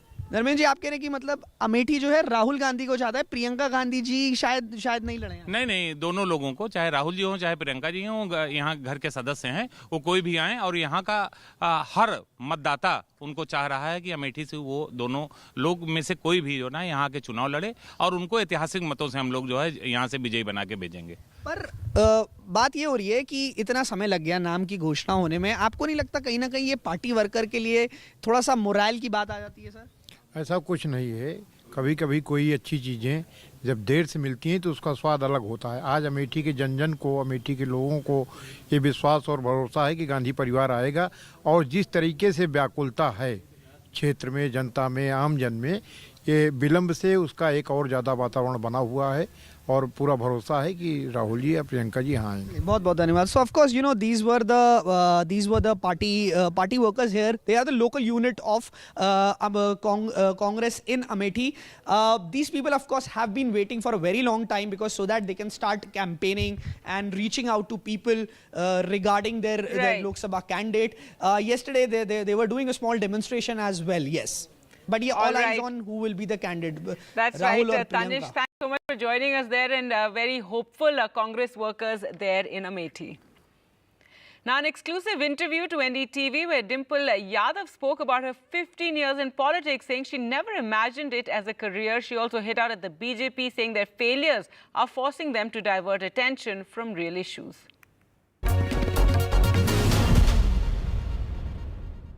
डिम्पल यादव जी चौथी बार अपनी किस्मत आजमा रही हैं लोकसभा में. 3 बार की सांसद हैं, सिटिंग एमपी भी हैं मैनपुरी से.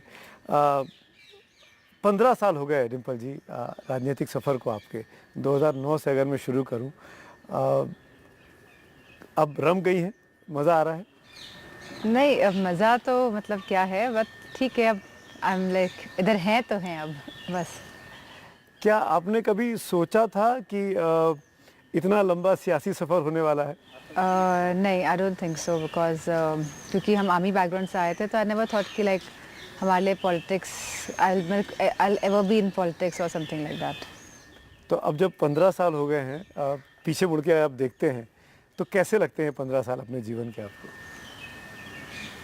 15 साल कैसे अच्छे लगते हैं. मतलब I have grown, I think, in the last 15 years, and everybody grows with time, I think, and with their own experiences.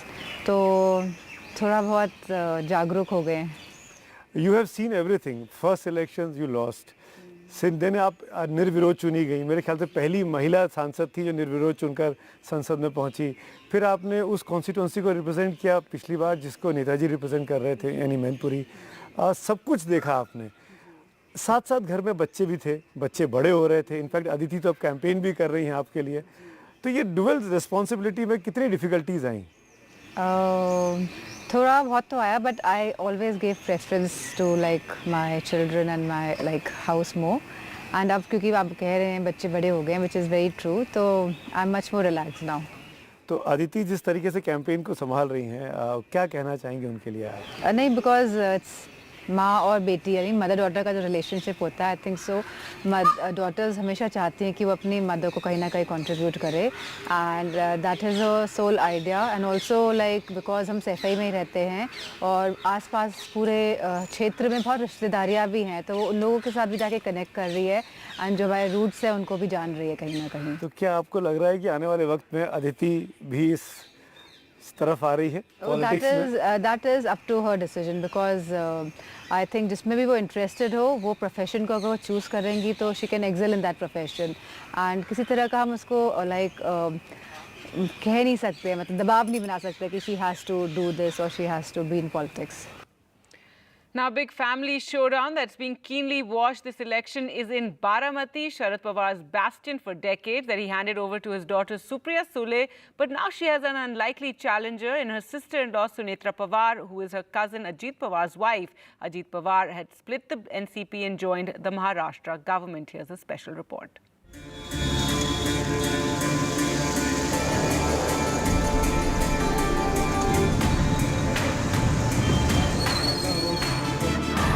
Maharashtra's biggest political battle this Lok Sabha election is playing out in Baramati, a stronghold of the Pawar family, where Deputy Chief Minister Ajit Pawar's wife Sunetra is fighting against his estranged cousin Supriya Sule. Ms. Sule has represented the Baramati constituency for 3 consecutive terms since 2009, winning the seat despite the Modi wave in 2014 and 2019.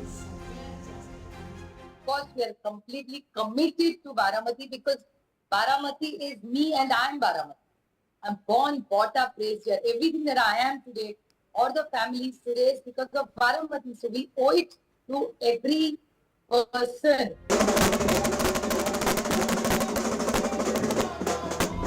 For over 55 years, this constituency has been a bastion of the Pawars.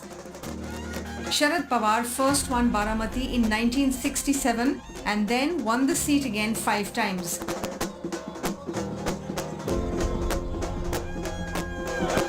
Ajit Pawar has been an MLA from Baramati since 1991, with his victory in 2019 being among the most crushing in the state's poll history. Ajit Pawar used to play a key role in Supriya Sule's past victories by ensuring that the vote bank of the Pawars remained unaffected. The Pawar versus Pawar tussle is the fallout of a split in the original NCP last year, when Ajit Pawar sided with the ruling BJP and Eknath Shinde led Shiv Sena along with his loyalist MLAs. आणि मोदी साहेबांच्या विरोधामध्ये विरोधकांना कुठला मुद्दा न राहिल्यामुळं हे आता हे खालचे काही ना काही मुद्दे वर येतात. मोदी साहेबांना भ्रष्टाचाराच्या बद्दल 10 वर्षात कुठलाही आरोप झाला नाही, त्याबद्दल हे कुणी काही बोलत नाही. For 83-year-old Sharad Pawar, one of India's most seasoned politicians and a man of multiple comebacks, this is a battle he must win. Pawar may have lost the party he built, but his support among the people remains intact. Helping the senior Pawar are family members on his side, like Sunanda Pawar, the eldest daughter-in-law of the Pawar Parivar. हमारी लड़ाई दादा के साथ नहीं है, हमारी लड़ाई BJP के साथ है. हम संघर्ष कर रहे हैं, बीजेपी के साथ कर रहे हैं संघर्ष. तो ये लड़ाई हमारे परिवार की लड़ाई ऐसे मैं मानती नहीं. और महिलाओं का सबसे बड़ा मुद्दा क्या है? महिलाओं का सबसे बड़ा मुद्दा है महंगाई, गैस और जो किचन में रोज का जो लगता है तो वो सब महंगा हुआ है और महिला सुरक्षित नहीं है. Away from the politics, it is real issues like these dried up wells that also matter to voters. With days to go for polling, the big question, who will win the battle for Baramati? With Maria Shakil in Baramati, Anasya Mathur for NDTV. In other news, the Telangana Chief Minister Revanth Reddy today sought more time from the Delhi police in the Amit Shah doctored video case after a fake video of the Home Minister hitting out at Reservation had gone viral. Now, the video was allegedly shared by the official X handle of the Telangana Congress, leading to the Chief Minister being summoned. But his lawyer told NDTV that Revanth Reddy had nothing to do with the Congress handle. It wasn't operated by him. In fact, it was operated by others in the party, and they have now sought more time.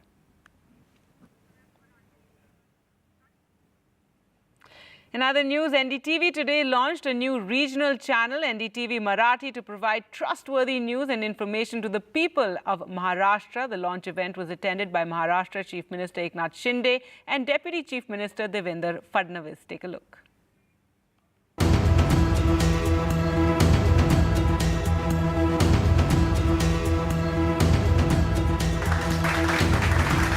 A new initiative from NDTV for the people of Maharashtra on Maharashtra Divas. The launch of a new regional channel, NDTV Marathi. हे आहे NDTV आणि आपण पाहत आहात NDTV Marathi.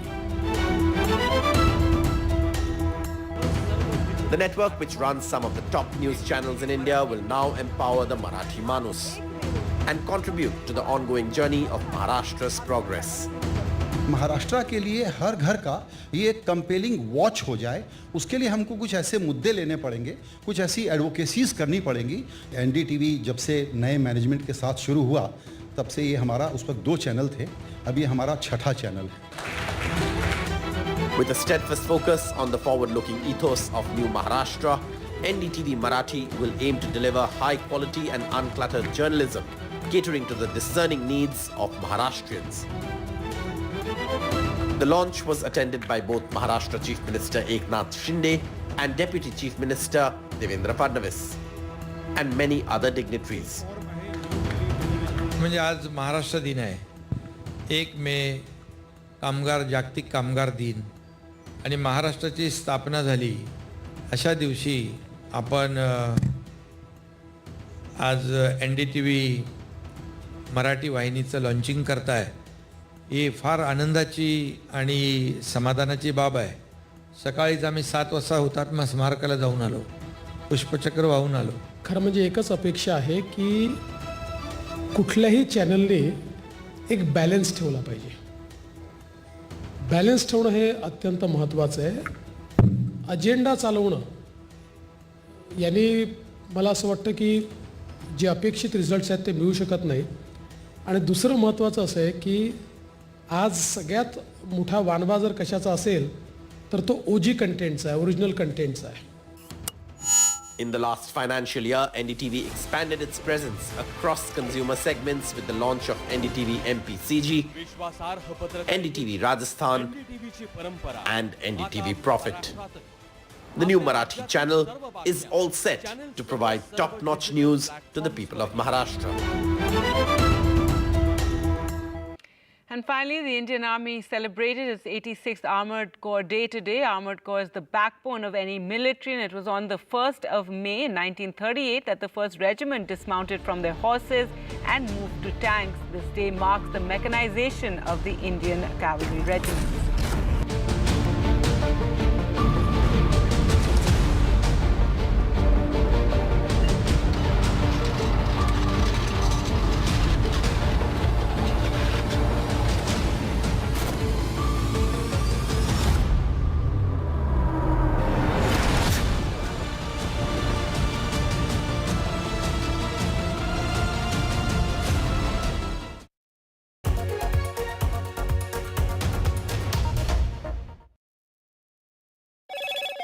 Hello, Moto.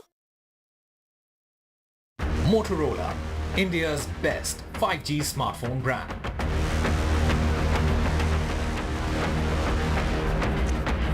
Prajal Rana breaks his silence after the Karnataka sex tape scandal. He says not in Bengaluru, in touch with the SIT. Meanwhile, Karnataka Chief Minister tells the Prime Minister to cancel Prajwal's passport. Home Minister Amit Shah hits back, says it's the Chief Minister who let Prajwal run away.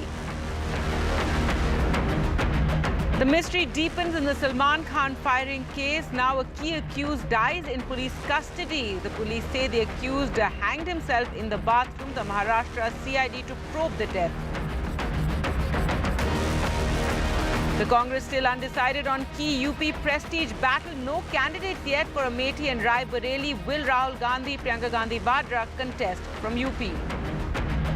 Major law and order challenge for the police after bomb hoax across 131 Delhi schools today. The hoax email had a Russian domain.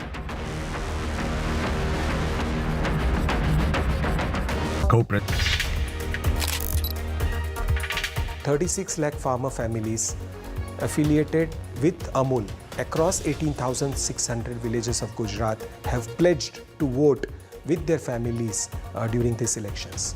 I would also urge you to take this pledge and vote as a part of the democratic process of our country.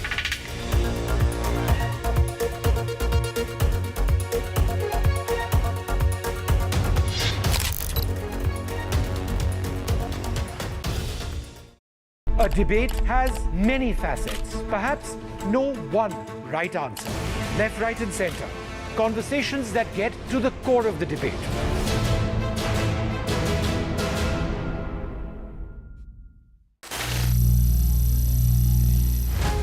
Some people say the metaverse will only be virtual.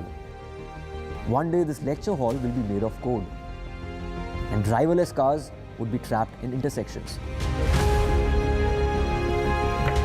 But even in this maze of the future, you can't wish away health. It's time to become more resilient.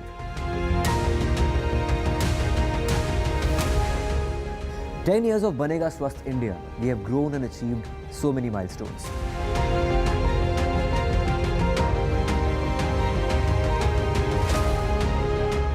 And now I have a plan to beat the urgency, to stop breathing with difficulty, to relieve getting choked with inactivity.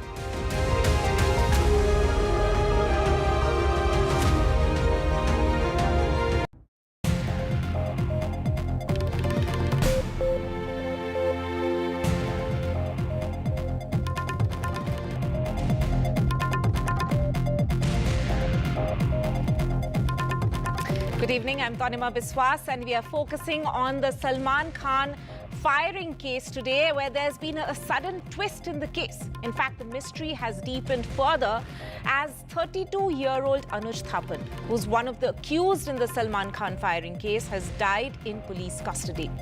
As per the police, Anuj Thapan had gone to the washroom while he was in the police lockup and took the extreme step there. He allegedly hung himself in the bathroom using a blanket. Maharashtra CID is now probing the alleged case of suicide, and a case of accidental death has just been filed. That's the latest information that we have got in this case.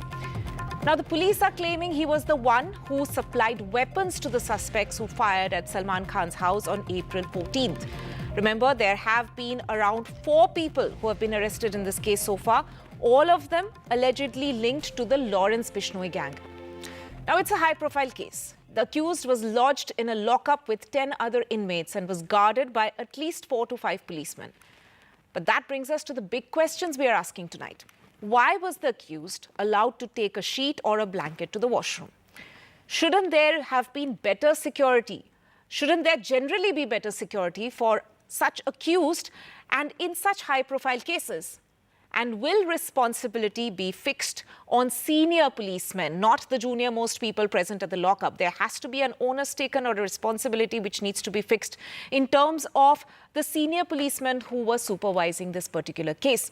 Before we go into the discussion, let me go across to my colleague Radhika, who's been tracking all these updates for us from Mumbai. Radhika, take us through the latest in terms of investigation. The Maharashtra CID is, of course, looking into this case.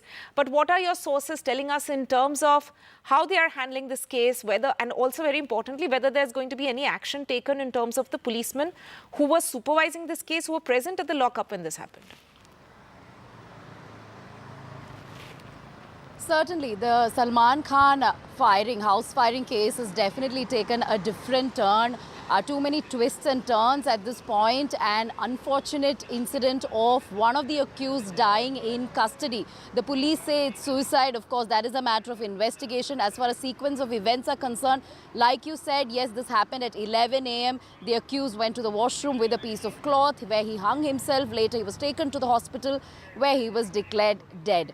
Now, at this point stage, CID is conducting investigation. Parallelly, another police station, which is close to where the Mumbai Police Crime Branch is, has filed an accidental death report.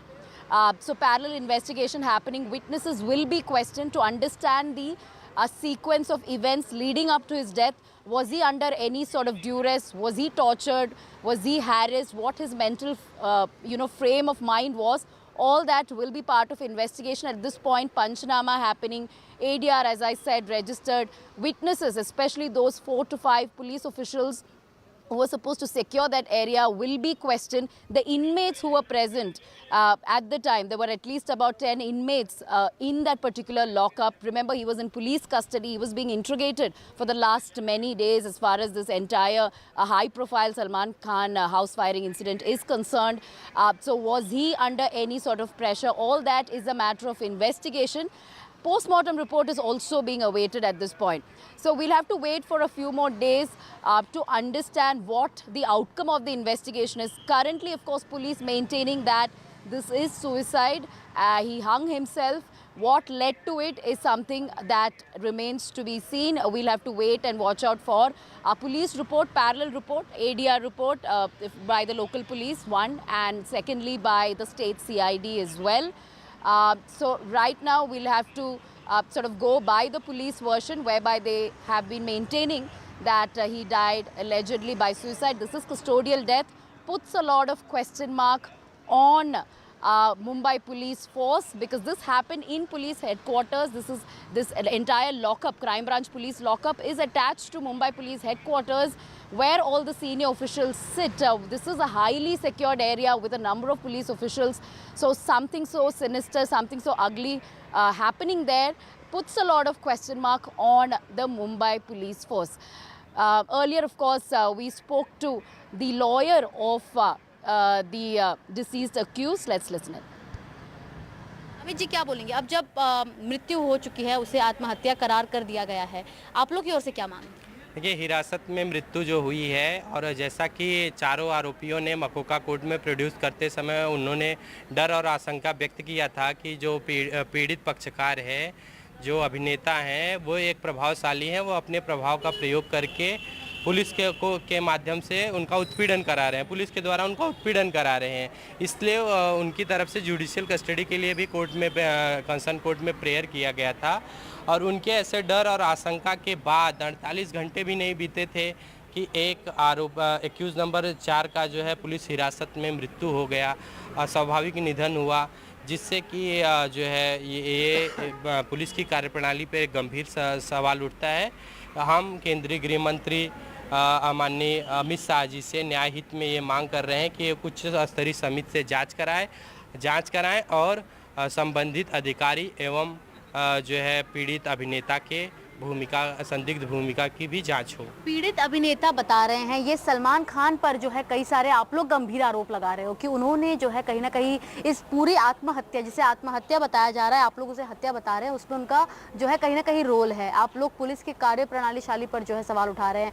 किन मुद्दों के साथ, किन तथ्यों पर आप लोग ये कह रहे हैं?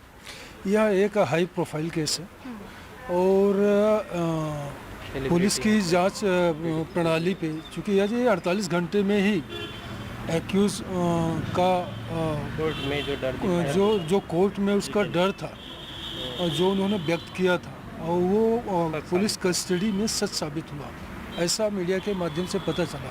तो हम यही चाहते हैं कि देश की एजेंसी, चाहे वो CBI हो या NIA हो, एक उच्च स्तरीय समिति का गठन हो और इस मामले की बड़ी गंभीरता से जांच हो।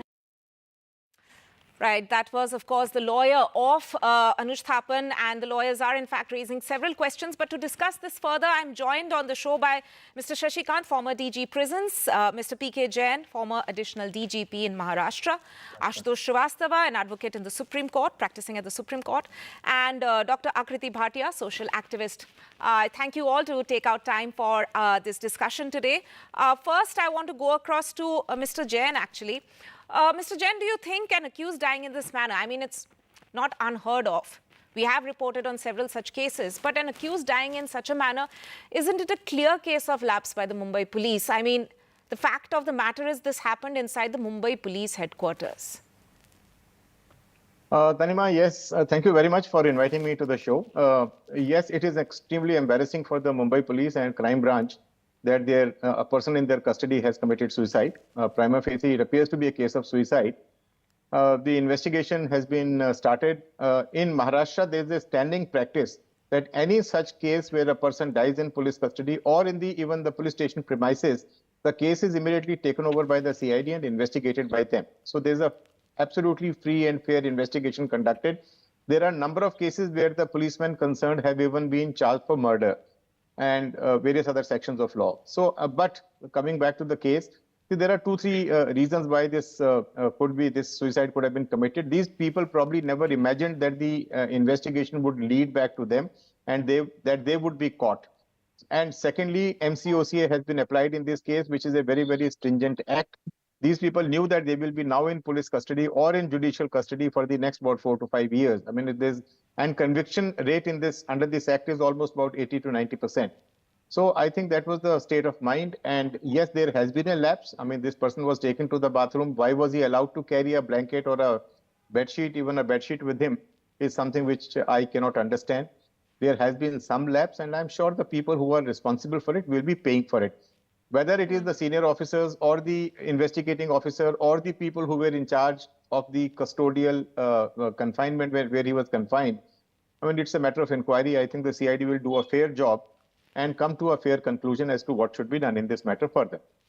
Right. In fact, before we go into further questions about the role of the Mumbai police, what they could have done, didn't do, etc., first I want to understand from Mr. Shashikant as to what kind of protocol generally exists in lockups or prisons when it comes to prisoners and especially in high-profile cases like this. Look, whatever I'm listening to, it appears that there is a presumption that it was suicide or somebody was talking about accidental deaths, etc., etc. But let me tell you very clearly, in Punjab, unfortunately, we have had similar cases. And the practice that we follow is that to go in for straightaway either a magisterial inquiry or a judicial inquiry.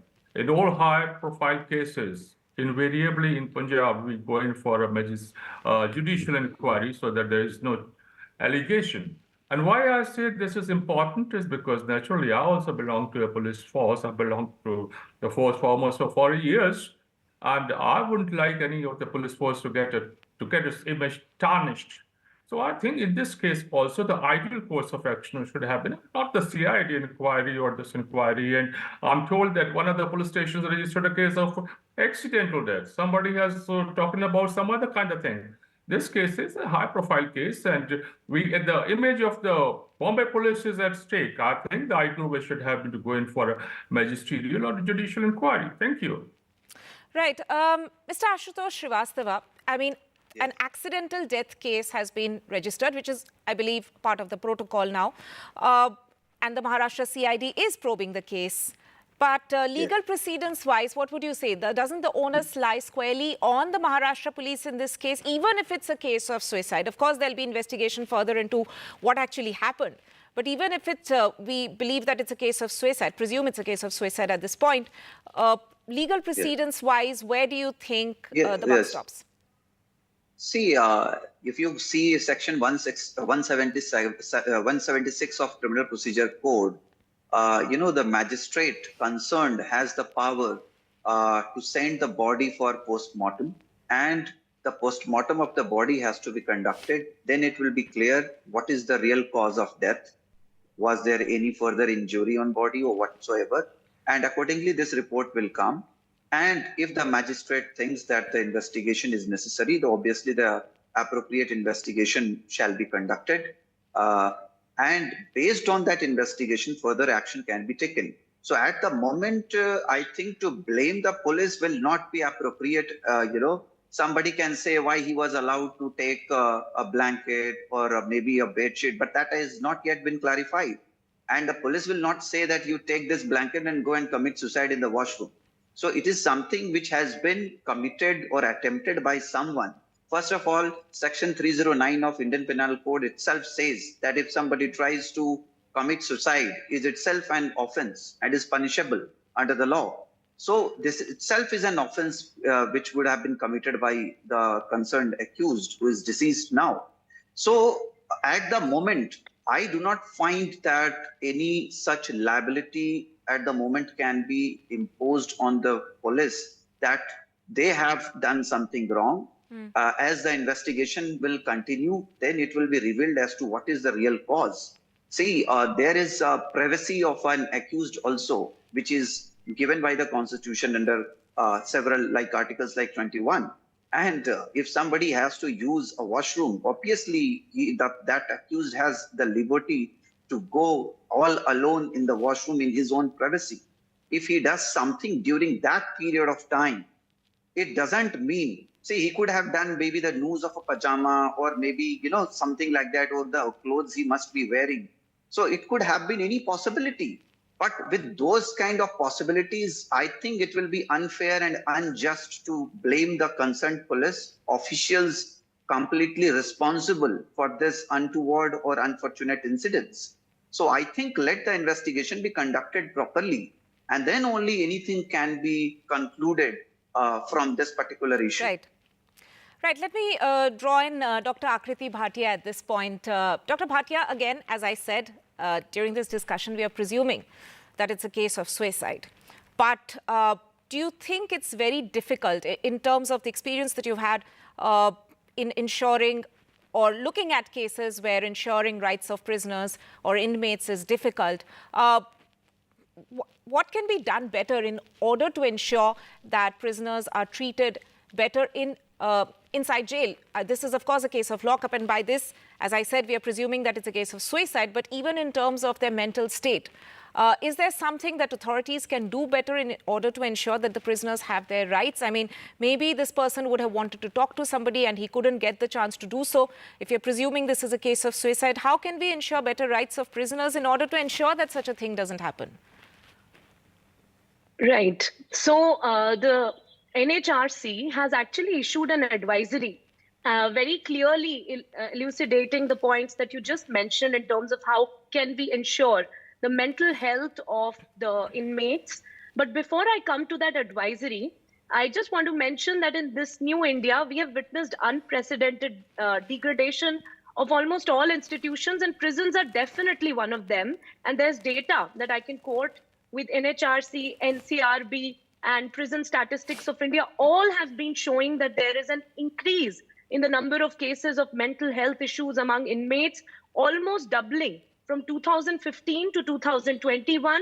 And number of suicides have also actually risen, maximum number of them being in UP. And out of all the unnatural deaths that are reported, suicides is actually the largest. And there's an increased tendency, it's actually double among the prisoners, that there's a tendency of committing suicides. And there are multiple structural reasons.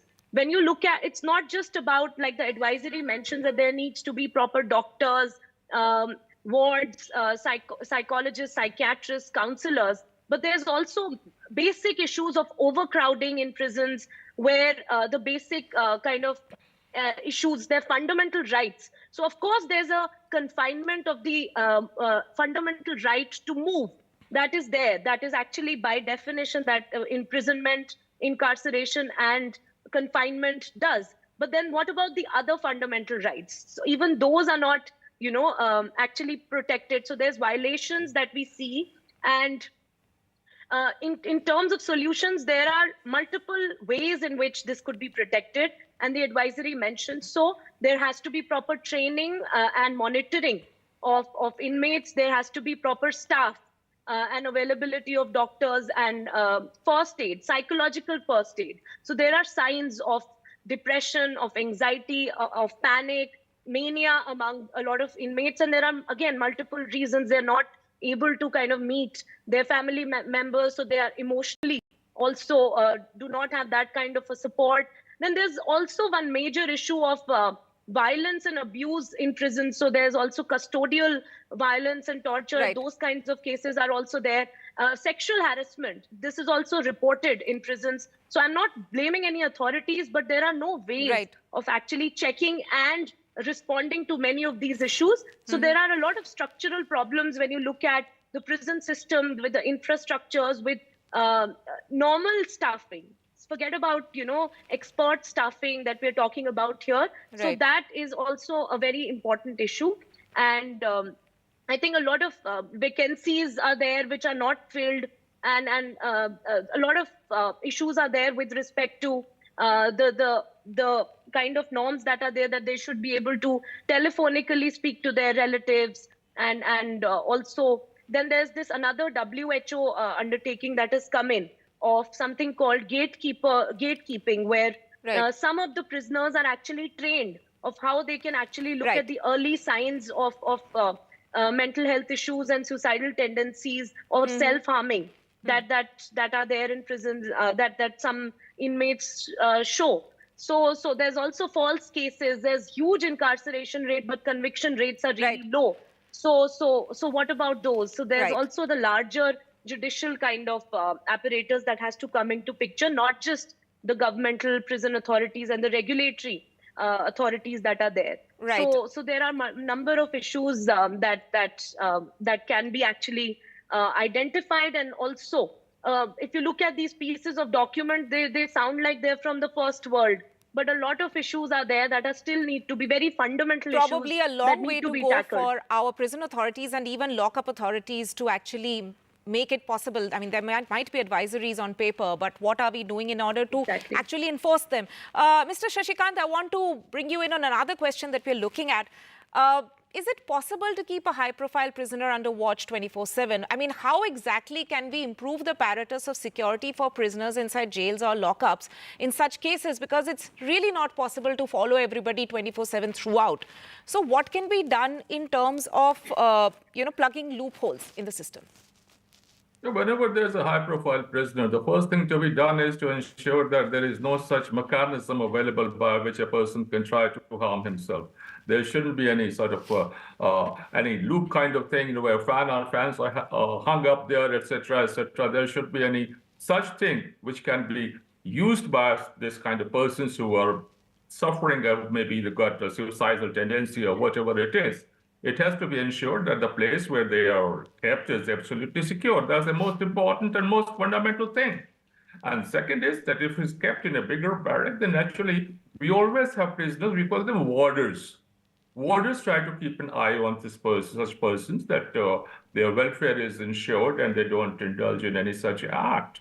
So like I told you, that proper scrutiny of the place to ensure that there's just the possibility of any suicide or anything or any kind of harm being given to the person, including rods and all those things, they're also always removed. But Mr. Shashikant, do you think, as Dr. Bhatia there was also mentioning, don't you think that there needs to be more sensitization as far as prison officials are also concerned, or policemen are concerned, you know, because even now aspects like mental health are, you know, alien aspects to a large section of the population? Yes, training is always important. I have not only held the post of the DGP prisons, but even the DGP. And my experience out there is the prison houses are nothing but a can of worms. You try it, a lot needs to be tried. There are regulations, there are advisories and this. But again, I see that since they're always short of staff and all those things, the training and sensitization is not always adequate. I say that's one of the areas where a lot of work needs to be done with the help of social workers and other machineries which are there. They need to be educated. So, and like I tell you, whenever we call it bandi, when they are to be put back in the prisons, then that's the atmosphere in the prison houses when almost everybody, I think they want to end their life. These are the moments which it has to be ensured that at the time of bandi and all those things, that adequate precautions are taken, they are sensitized, and the police staff, jail staff also has to be very, very proactive out there. Thank you. Right. Mr. Jain, I want your comment on another important aspect that I want to discuss. How does this affect the case at this juncture? The investigation is at a very early stage. He was one of the only 4 accused. We are looking at a larger gang, a Lawrence Bishnoi gang, about whom we have heard so much. There have been constant threats being made by the gang against Salman Khan, one of the most high-profile Bollywood personalities. He was apparently the person who supplied the weapons. At this stage of the investigation, at a very early stage, this incident has taken place. It could possibly act as a deterrence for the team which is investigating the matter. Of course, they have lost somebody who is crucial to the case for them. So what exact impact are we looking at when it comes to this very important investigation that the Mumbai police was doing? Tanima, first of all, I was hearing some of the other co-panelists. You know, there's a difference in the prison confinement and confinement in the police lockup. The police lockup confinement is generally very short, so the rules, the kind of mental health issues and all that, they are kind of different as far as the prison is concerned. Secondly, as far as the investigation is concerned, this certainly gives a setback to the investigation, because he was one of the persons who was connected with the original accused, the mastermind as we call it. Now the mastermind had asked this guy to deliver weapons. He delivered weapons, and the job was carried out. I mean, some shots were fired. So this will certainly impact the investigation going further. Now it all depends as to what kind of information they have obtained from the other person who was the third and the fourth accused were these 2 persons. And the original 2 accused who had fired at Salman Khan's house were 2 different first and second accused. So some information was obtained from them. They could reach the people who supplied the weapons. Now, the second chain in the entire conspiracy and act which was carried out will certainly receive a setback. But I'm sure that, if there's a one setback, another door opens. So it all depends on the persistence of the investigating officer and the tech intelligence that he will collect from the various phone records that will probably give him the way further. In MCOCA cases in which these people have been charged, their statement also becomes very important because the statement can itself be held against the accused. So if this accused would have named somebody and his statement would have been recorded in the presence of a senior officer or before the magistrate, that itself becomes a very vital piece of evidence. So I think the investigation will receive a setback, but it all depends as to what kind of information the investigating officer has already got from these people. So maybe he was under threat from the gang also, so that if he opens his mouth, there could be many pressures. As I said, first was that he was caught. He was not expecting that. Secondly, MCOC has a very stringent provision. He will be in jail for a long time. The third is that he may be in touch with the gangs and they sent a message across to him, which probably put him under further mental stress. So one doesn't know, but the investigation will go on, and I'm sure that they will reach the bottom of the things. Right. I want to get a last word in from Ashutosh Srivastav. Ashutosh, as we have been discussing, it's of course a presumed case of suicide at this point, and maybe in a loose sense of the term, a case of not calling it a custodial death, but a death in police custody. What can we expect from here on in terms of the investigation? As I was asking you earlier, that role of senior police officers, it's a clear case of lapse, but should there be role of senior police officers or the police officers examining this case? Should that also be looked into now? Yes, maybe after the post-mortem report, there could be the possibility to see as to what would be the negligence on the part of the police. That would be a separate thing to take care of. As you asked me about the investigation, so as my learned friend also stated, the statement, whatever would have been made by him as of now, obviously, if it matches with the statements of the other 3 accused who have been also arrested, so the thread will be taken care of as to where it is going and who are the other people involved into it. And obviously, the investigating team will approach the right accused who are behind all this. And obviously, whatever investigation has taken place as of now, so far as this particular accused is concerned, will help the investigating agency to conclude the case. Maybe it will take some more time because there may be so many other accused also who would have been named by this accused and the other 3 accused. So I think it should lead to some proper conclusion by the investigating agency. Right. I'm afraid we have run out of time completely, but I thank all my guests, Shashikant, Mr. P.K. Jain, Ashutosh Srivastav and Akriti Bhatia for joining us for this very important discussion. But that's a wrap from my side for now. Coming up next, Left, Right and Centre with Vishnu Show.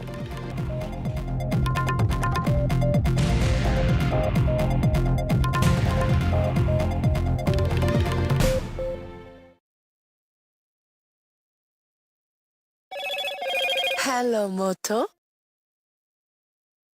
Motorola, India's best 5G smartphone brand.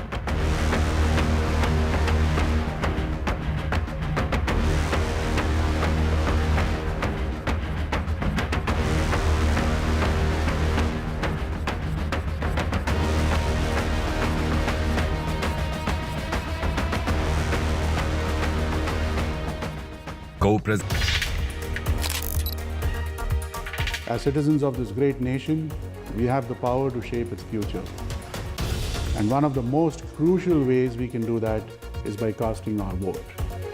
It's not just a right for every citizen, it's a responsibility. A responsibility to ourselves, to our communities, and to our country. So, I urge all of you to exercise your right to vote. I always ensure that I fulfill this duty to our country.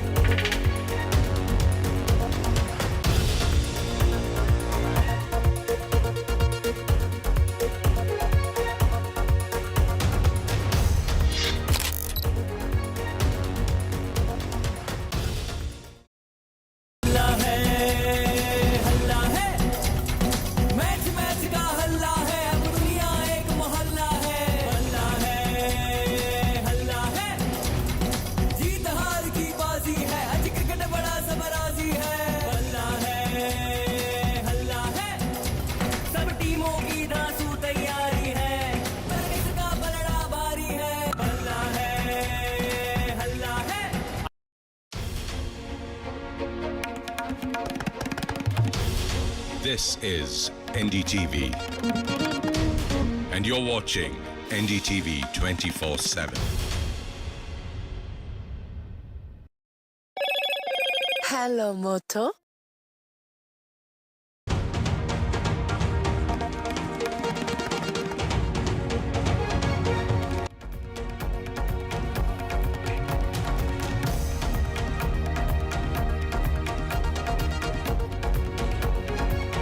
Good evening, welcome to Left, Right and Centre. I'm Vishnu Shob. On the programme tonight, a show of defiance from Prajal Rana, the grandson of the former Prime Minister H.D. Devegowda, who's a wanted man in Karnataka after thousands of videos emerged of him allegedly molesting, assaulting or raping women for a period of 7 years.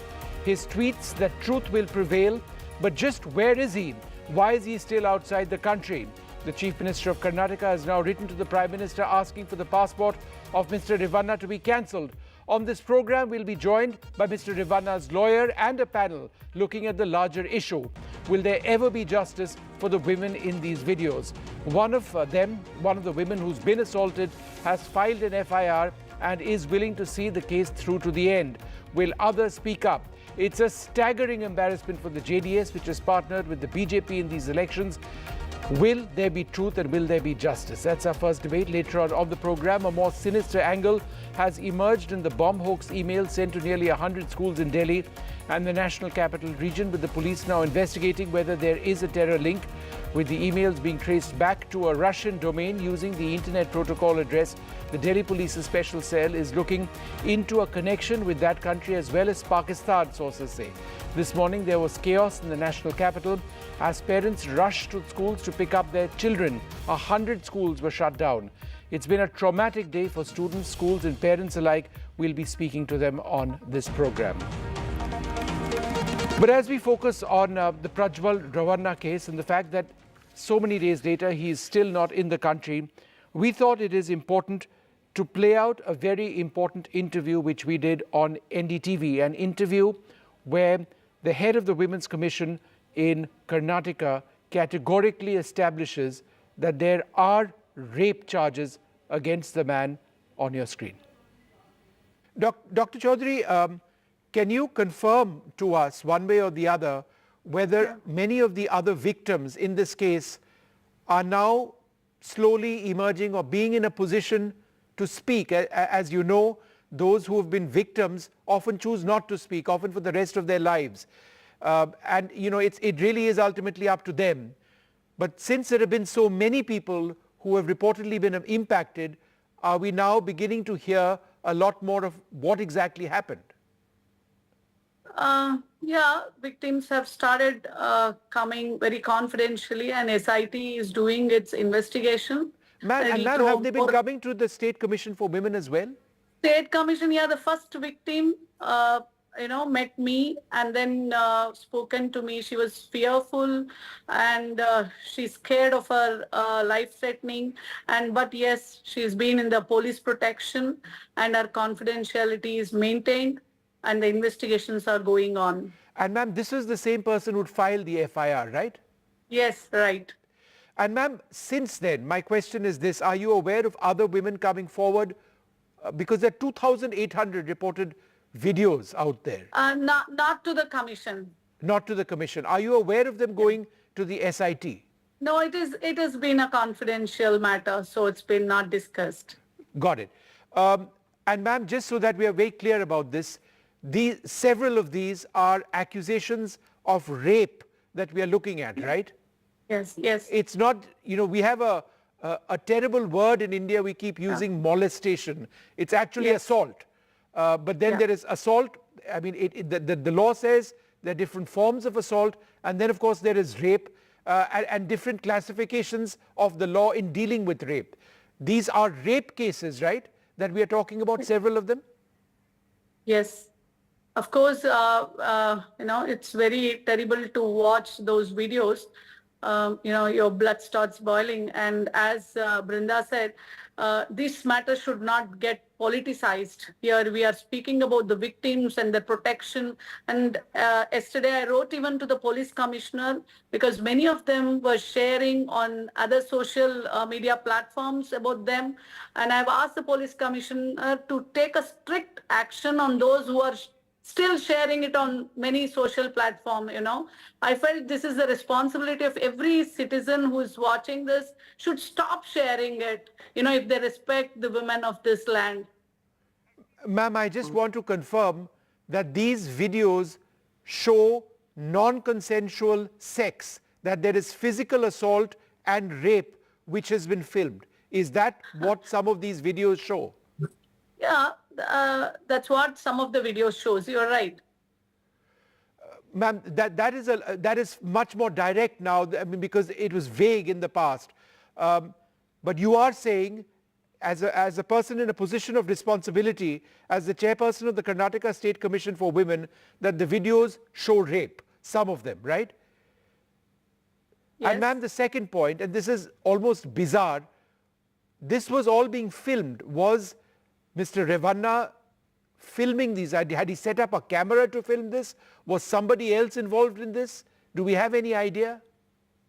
When you watch the video, you can clearly make out the person in action is recording from another hand. That's what the video depicts. And ma'am, this is something that went on for an extended period of time, right? Yeah, probably. And ma'am, there was no complaint from anybody, no FIR, nothing of the sort. Unfortunately. And you probably, helpless. They were fearful. And today, when you speak to the Hassan people, you really know, nobody dared to, speak up. And yes, I don't know how this came up. This came up now. Right. And I appreciate you taking on these questions because, of course, there's that issue of confidentiality. And, of course, there's the issue of being sensitive in a horrific situation like this. So, and I'm also trying to be careful in what I ask. But, you have established that these were rape cases in many cases. And that really does, give us an idea of what exactly. I haven't established when you look at the videos of some, you really feel you feel that it is there. That's where when you look at those videos, you naturally feel, yes, the sensitiveness in those cases. That's why I wrote to the Chief Minister, it has to go to SIT because hundreds of women involved in it. All right, well, joining us now, the lawyer for Prajal Rana. Thank you very much, Arunji, for being with us. Where is your client now? Sir, I have already written a letter, and as of today, I haven't privileged communication with him. So probably it would be too early for me to answer your question. He's not in Bangalore, and we have requested for a 7 days time. He's not in the country either, is he? When is he going to come back? See, he requires 7 days time. Based on that, he would be coming, sir. After 7 days or within 7 days, he would be here. But why isn't he coming earlier on when there are such serious charges against him? See, sir, I do not know what is the mood which has been running in your conversation or in your debate, which is being aired right now. So all that I may say is that when he's been served with a notice to come and appear before the investigating authorities, we have spoken to him. He requested. There are certain other issues which has been involved in this case, and it is less said it's better. So we felt that it requires some time also. For that purpose, we have given 7 days request that he would come and cooperate. So 7 days to be outside the country. In 7 days' time, he doesn't feel that he can be in the country and answer any questions. I don't want to comment on those things, sir, because once it has been under investigation, so I don't want to give it in any kind of sense that he's not abiding to the requirement of law. He is abiding to the requirement of law. He is ready to come. To that extent, we have made the communication. There is an effort by the Chief Minister who's written to the Prime Minister saying that his passport should be cancelled as well. How do you react to that, sir? Sir, he feels that is the correct means of communication, and he has done that. And probably being in that position and you being in media, probably you're the right person to ask the person who has actually made that request in the public domain. And what is the outcome he requires also. But so far as an individual, I feel probably Twitter or any social media should not be the forum to make any kind of such kind of a request. And yet it was on Twitter that your client actually made a statement saying that the truth will be revealed. So he's using Twitter as well. Very much. But when such kind of a communication is being done, it is just to bring it to the public's notice that what is being transpiring from his end. It is nothing more than that. That letter is only appealing to the public as well as the people who are doubting him unnecessarily or who are too early to draw certain conclusions. There is some clarity from his side also. That is the whole object of he making the communication. So, he is not expecting any kind of a clean sheet or anything on a public media or on a public forum. He has to go by through the legal process, sir. No, absolutely. That's where the clean sheet will be given or not given. We just interviewed, I played out an interview that we'd done with Dr. Nagalakshmi Chaudhary, Karnataka State Commission for Women Chief, where she said, based on the video that she saw, there appeared to be instances of rape and non-consensual sex acts. How would you respond to that? No, she's holding certain position, and she has certain powers. She has certain duties being in that position. So let her do her do her job, and we will do our job. No, but she is doing her job. But to a direct question on whether she believed there were instances of rape, while she did say that these need to be established, she said that in her opinion, there were acts of rape. In other words, your client is a rapist. How would you respond to this statement by a person in a position of authority? Dr. Nagalakshmi Chaudhary, Karnataka State Commission for Women Chief. See, such kind of an inferences to be drawn from her word, like any kind of at whosoever's instance, I feel it is incorrect. Such kind of an inference, first thing. The other thing is that, see, when she says that she has seen that at least my client and myself, we do not have the benefits with what kind of material the complaints have been registered. Because when you are saying that that is what she's been disclosing to you, that she has the benefits. She's disclosed it to myself me or to my client. the As entire of world today, in an interview we do not played have 5 any minutes kind back. of such kind of a material. We do not have that benefit. So how do you expect us to comment on that, whether she's correct or incorrect? Have you gone through all the footage, sir, which has been revealed, Certainly which she not, evidently sir. has? Certainly not, sir. Certainly not, sir. But sir, isn't that strange, as the legal counsel for Mr. Revanna, when he faces such serious allegations, you've not gone through the video? Because my primary duty would be I would look into the records, not on which is there beyond the records. I have the advantage as on today to look into the first information report or the complaint which has been registered before the concerned police. But That what is the about the only video material, itself? As his by your legal understanding, counsel, I believe probably you know as a journalist that as an advocate, as an accused at the stage of an FIR, what all material would be given to us. But surely, but surely, sir, I understand a little bit of the law myself. If there is such strong evidence, or allegedly such strong evidence against your client, are you not going to go through that? Particularly at a stage when you've had people from the Karnataka State Commission for Women say that, in their opinion, there were instances of rape. No, I think I have an answer from your own, like whatever the comment just now you made. It is her opinion. Right. Her opinion may not be the final one. It should pass through the regular legal recourse, where we would be having an opportunity to comment each and every material which they are relying for such kind of an opinion. Sir, the person who has been named, who has filed the FIR, according to the Karnataka State Commission for Women Chief, is somebody who wants to see this case through to the end, and there is a possibility that she will remain true to what she believes and what she has written in the FIR. Is it your sense that other women who are on those videos might come forward as well? See, in our country, every citizen have and they can exercise their rights whenever there is any kind of a grievance. And when you said that when presently whoever who has given the complaint wants to see a logical end, now as a person who has been facing the accusation and as a person whom I am representing who is facing the accusation, even he intends to see there is an end to this. Even he wants to do it. That would happen. That kind of a situation will come only when there is a proper due process is adopted. Okay. So just a couple of questions in summary. Firstly, your client will be making himself available to the Special Investigating Team within a week. Is that correct? Yes, sir. That is what my request is.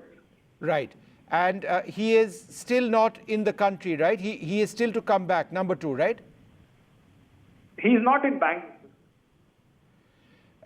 The third point is you are, as his lawyer, denying that there is any rape which has taken place. Is that correct? Yes, sir. All right. Mr. Arunji, I appreciate you speaking to us and defending your client in this case, a very serious one indeed. I'm joined now by Aishwarya Mahadev of the Congress Party, Mamata Kale, the political analyst, Shugato Srinivas Raju, a senior journalist, and Tara Krishnaswamy. I'm also joined by Dr. Vikram Singh, who's a former Director General of Police as well. Dr. Vikram Singh, when the charges are very serious, you've had people in a position of authority who have actually spoken to those who have alleged assault, say that they believe that the videos actually show rape as well. Is it good enough for the person in question to say that I will be back in 7 days as opposed to being back immediately? Good evening, Vishnuji and esteemed panelists. Shamelessness of the worst kind. Depravity, and then you have the temerity to say that you come after 7 days as if nothing has happened and butter would melt in your mouth. What could be more disgraceful than that? And for the CM to write to the Prime Minister to withdraw the diplomatic passport, you are barking up the wrong tree. It was enough for the station house officer to have confiscated the passport, what they could have done in 24 hours. It is the shamelessness, and I feel that the family pedigree and the syndrome, show me the man and I will show you the rules. This happens to be one of the worst sex escapades and the sexual orgy that the nation has seen. Second, probably only to the Ajmer sex scandal. And to say the temerity to say that I'll come after 7 days is the shamelessness of the worst kind. So I would have been very happy if NSA had been slapped on by now. Its presence was not required. But the public order of Karnataka and the nation has been vitiated, and the least that the government could have done was to have invoked the provision of National Security Act, Public Order Clause. Number two, he should have been declared a proclaimed offender, not 7 days. Come back immediately or a red corner notice will follow, and photos showing him as a proclaimed absconder should have been all over Karnataka and all over the country by now. Nothing like that happened. SIT has been, I feel, too little, coming too late, and of course, hunting with the hound and running with the fox. It is very disappointing to see the action taken till now. I had expected a lot more from the police and the administration. Dr. Singh, just from a legal standpoint, since you've obviously as an ex-police officer had to deal extensively with lawyers, in a case like this, the lawyer for Prajwal Rana just told me that he's not seen the videos and that he's seen the FIR. Isn't it incumbent upon the lawyer to actually see the body of evidence against his client when it's available? He is an excellent defense lawyer. I heard him every word of it, and there couldn't have been a better defense than that. Persistent, dogged, and determined. But to say that he did not see the video, perhaps then he is way off the mark, because it is his bounden duty to see every shred of evidence that is available in respect of his client and not to see the video. I'm sure he must have seen, but on a national and a prestigious television channel like yours, he wouldn't admit that he was privy to the video and to the pen drive. Thus, if he has not seen it, he is indifferent to his duty and not doing his duty, because then he will not be privy to what actually had happened, the body language and the type, the circumstances, and the titillation that his client would have got for posterity. He was making it for posterity, and that is where the problem arises. The perversion, the depravity, that angle could have been understood very well if the lawyer had seen that. It is not for seeing it for the sake of seeing it, but for understanding and analyzing it and understanding the wiring of the accused, wiring of the mind of the accused, going behind his eyeballs. That was relevant for the advocate to see the pen drive and the videos. In fact, Dr. Chaudhary, in another part of that interview as well, said that Prajwal Rana was allegedly filming this himself while he was involved in these acts of violence.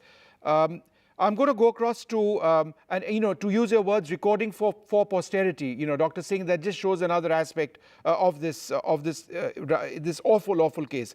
Tara Krishnaswamy, again, relying extensively on that interview with Dr. Chaudhary, she believes that the woman who has filed an FIR and who fortunately is okay now and has the support of her family is likely to see this case through to the end. Are you hopeful that more women who have been assaulted do come forward and that the full extent of this becomes clear?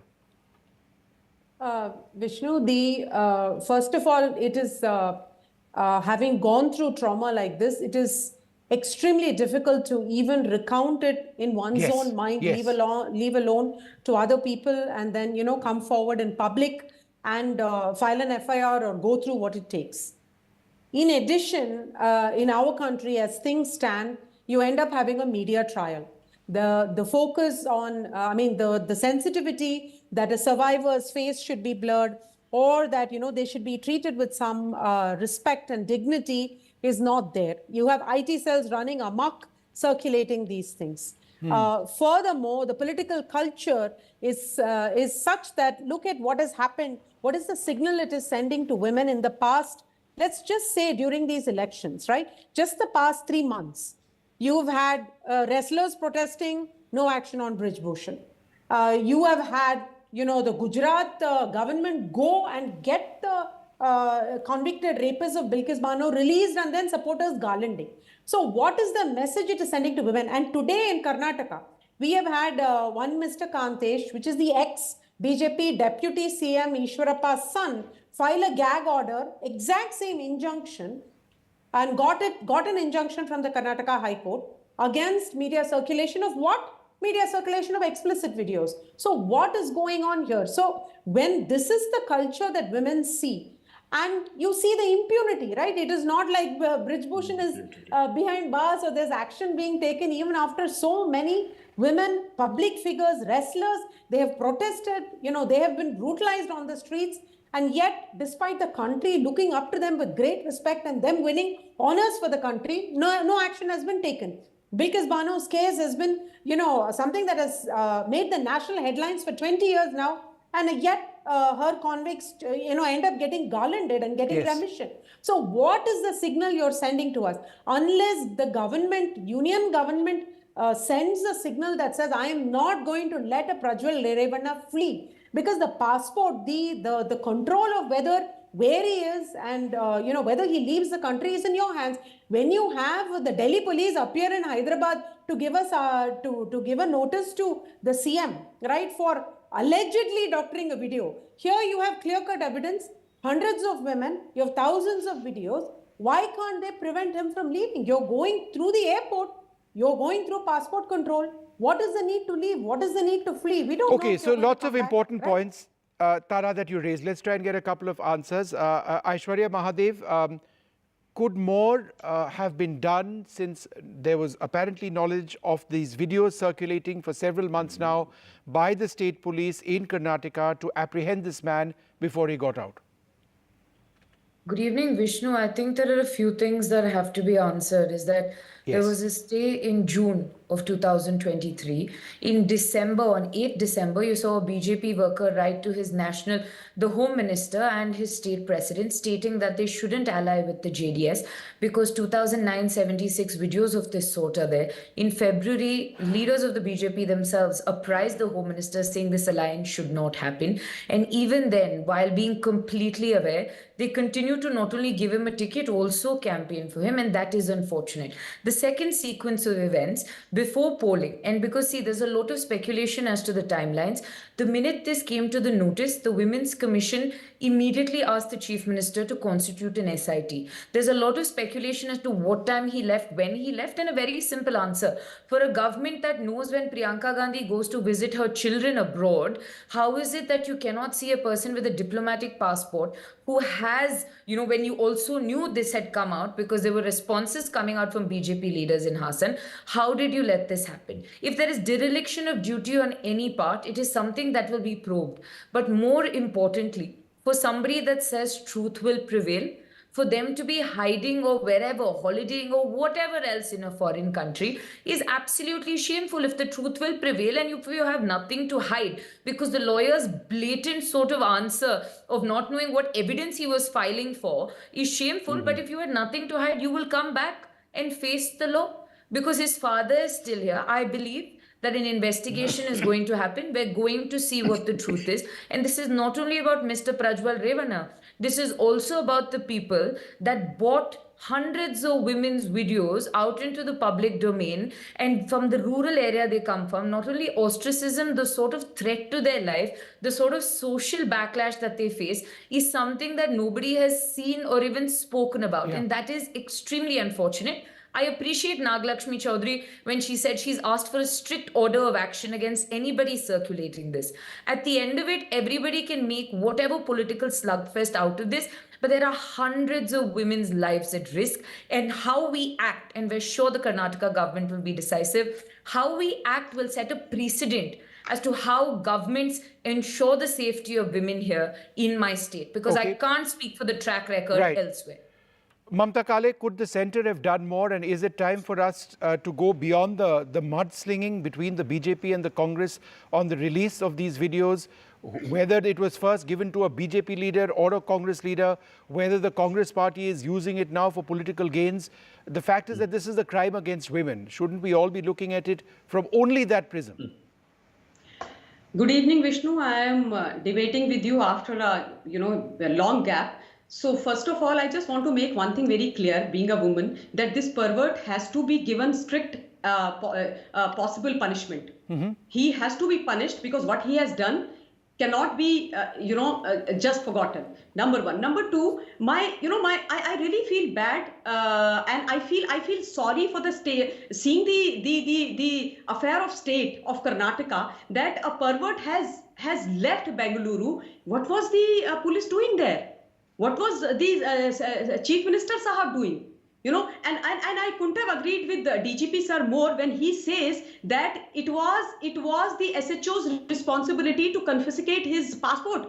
Why didn't they do this? Number one. Number two, why was lookout notice not circulated? And number three, why was this red corner notice not circulated? Law and order happens to be the state subject, right? So what were the police doing? Why were they sleeping? What was Mr. Siddaramaiah doing? And most importantly, we should not forget this character, Prajwal, the pervert. He was doing all of this when his father was PWD minister in Congress government under Mr. Siddaramaiah. He was doing all of this, the father and son. Why were they not stopped at that time is my question. It is really sad to see that a political party is politicizing all of this. I mean, are we not thinking about those poor women? Shouldn't we be thinking about them?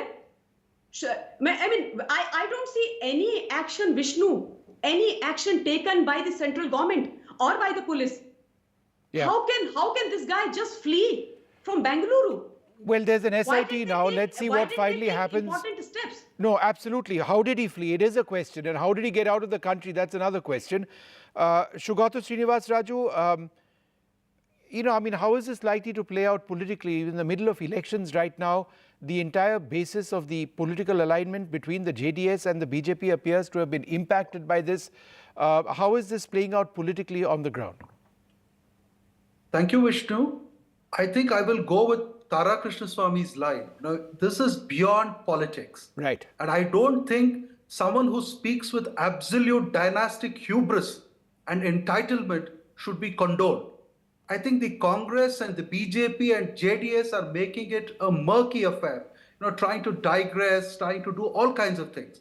In fact, if you start talking about politics, I think we completely lose sight of the crime.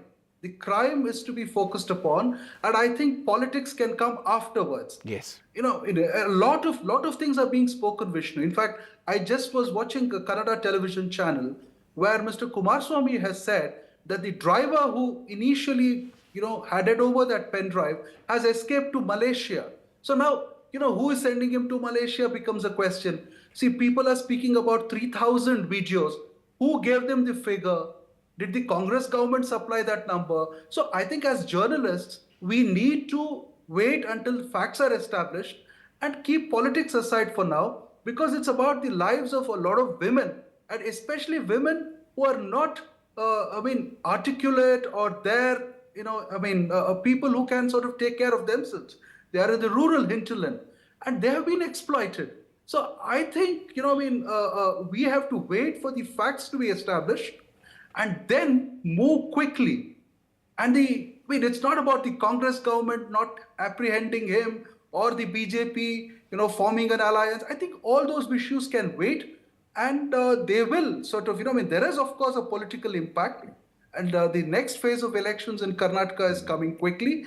And fortunately or unfortunately, it is not the Okkaliga belt where Revanda and the Gowda family comes from. So we don't know the impact, but I heard Mr. Amit Shah speak in Hubli today, Hubli Dharwad, where he has, said that, we want action, and then they've tried to throw things at the Congress government, and the Congress government in turn has been throwing a few other things at these people. So, it's getting very murky, and it's a very sad state of affairs. I think as a nation, we don't have a conscience, Vishnu. No, we don't. It makes me very, very angry. It makes me very sad. I'd like to thank you. I think my suggestion is, Vishnu, when you're going to discuss this topic, please don't call party spokesperson. Let people from the civic society speak more about this. I think it will have a greater impact. No, that's a fair point. That is a fair point. I'm going to end this debate at this stage. I'd like to thank you all very much for being with us. It is an absolute shocker. Hopefully there will be justice. We're going to take a short break. Dr. Vikram Singh remains on this program. We'll be looking at a big concern. Nearly 100 schools in Delhi and the National Capital Region were evacuated today. 100 schools after bomb hoax emails. What is it all about? The police are now probing a more sinister angle. There are some worrying elements in this, but fortunately, a hoax call today, everyone's okay. In our country, we choose our leaders, we decide who is going to be ruling the country, and it is something which is both a fantastic right, privilege, and we should also see it as our constitutional duty. So this election, I am going to be there, and I hope you all will join me in casting your vote too.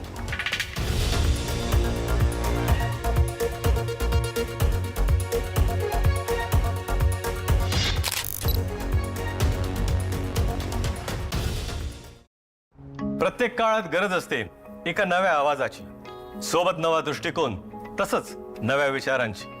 असा आवाज जो मोठमोठ्या मुद्द्यांमध्ये हरवणार नाही आणि मातीतले मुद्दे मांडायला कधी विसरणार नाही. पत्रकारितेतील हाच नवीन आवाज घेऊन येत आहोत तुमच्यासाठी आम्ही एनडीटीव्ही मराठी. आमचा हा आवाज आरडाओरड करणारा नसेल, तर तिखट प्रश्नांनी कशाला कोरड पाडणारा असेल. हा आवाज तेच सांगेल जे प्रत्यक्षात घडलंय आणि महाराष्ट्राच्या मनात नक्की काय काय दडलंय. या आवाजात निडरपणा आहे, सह्याद्रीचा कडा आहे, मराठी बाणा आहे. पूर्ण पडताळल्यानंतरच सत्य सांगेल हा आवाज, आणि केवळ आजचाच नाही तर भविष्याचाही वेध घेईल हा आवाज. नव्या महाराष्ट्राचा नवा आवाज, NDTV Marathi.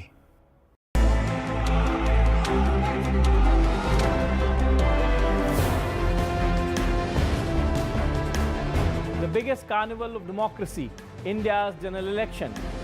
Prime Minister Modi makes a formidable bid for a hat-trick. The opposition is trying to mount a united challenge. And the southern parties are standing their ground. As battle lines are drawn, join us on an exciting journey on the road to 2024. Indian elections, a festival like no other. And NDTV covers elections like no other. When India votes, you can count on us.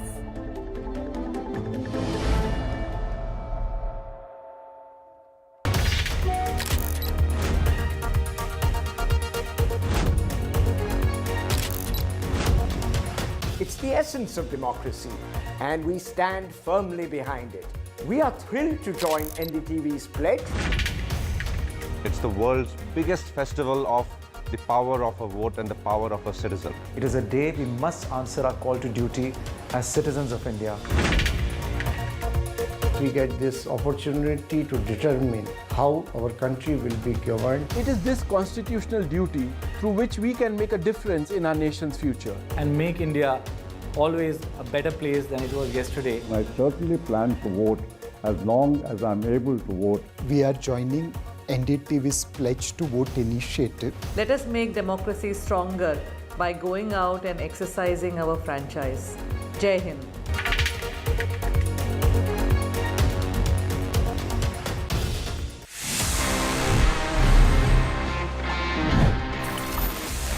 Let's talk about Android. और Android से मेरा मतलब है let's talk about this Google Pixel 8 Pro. And the reason कि मैं आपसे Pixel phone के बारे में बात कर रहा हूँ वो सिर्फ इसीलिए कि Android का जब भी whenever we have a latest release coming in, किसी A more sinister angle has emerged in the bomb hoax emails sent to nearly 100 schools in Delhi and the NCR, the National Capital Region, with the police now investigating whether there is a terror link to them, with the emails being traced back to a Russian domain using the Internet Protocol IP address. The Delhi Police's special cell is looking into a connection with that country as well as Pakistan. The suspicion is that the threat was sent at the behest of foreign intelligence agencies, possibly an ISIS module. That's what they're looking at right now. But today on the ground, there was absolute chaos in schools. 100 of them had these terror threats. Fortunately, nothing happened. It was a hoax. The students went home. Imagine what it was for the students, for teachers, and of course, their parents. A major law and order challenge for the police after over 100 schools had to be evacuated across the national capital and the NCR after a 4 a.m. bomb threat hoax.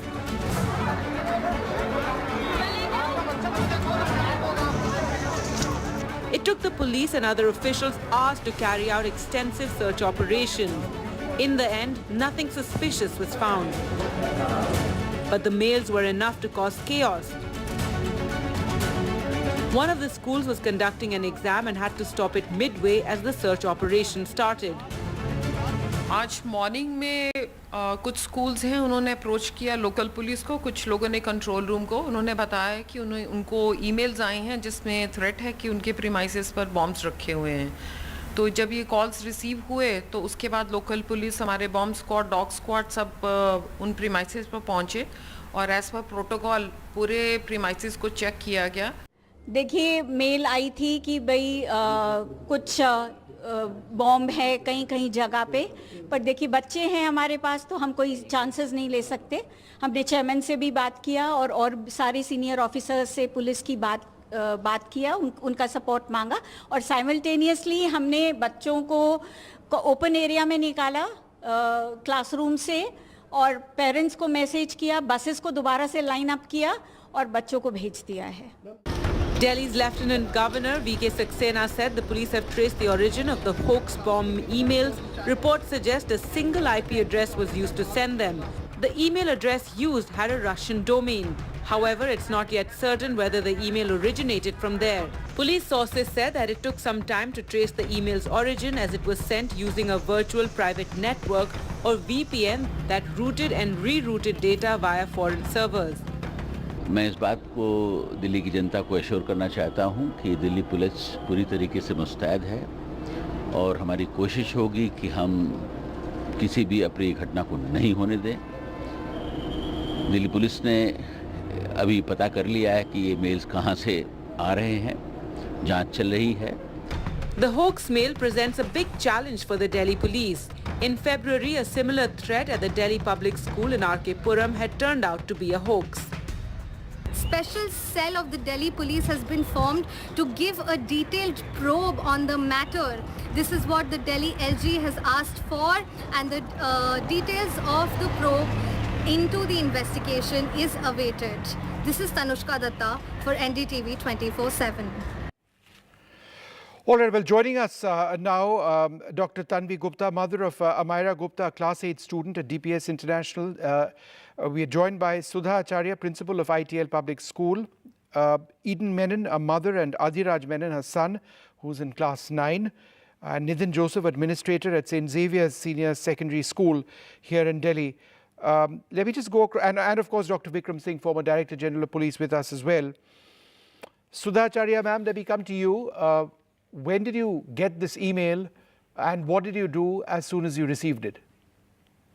Right in the morning, I got few calls from my principal colleagues, though I did not receive this mail till that time. So when I reached school, parents were giving frantic call, but I took quite little time to know what is the situation and told my parent, immediately sent a message through WhatsApp groups of parents that no need to panic. And school will take utmost care. If there is a scare, then we will take all evacuation measures. SOP is in place. We will call parents and disperse them.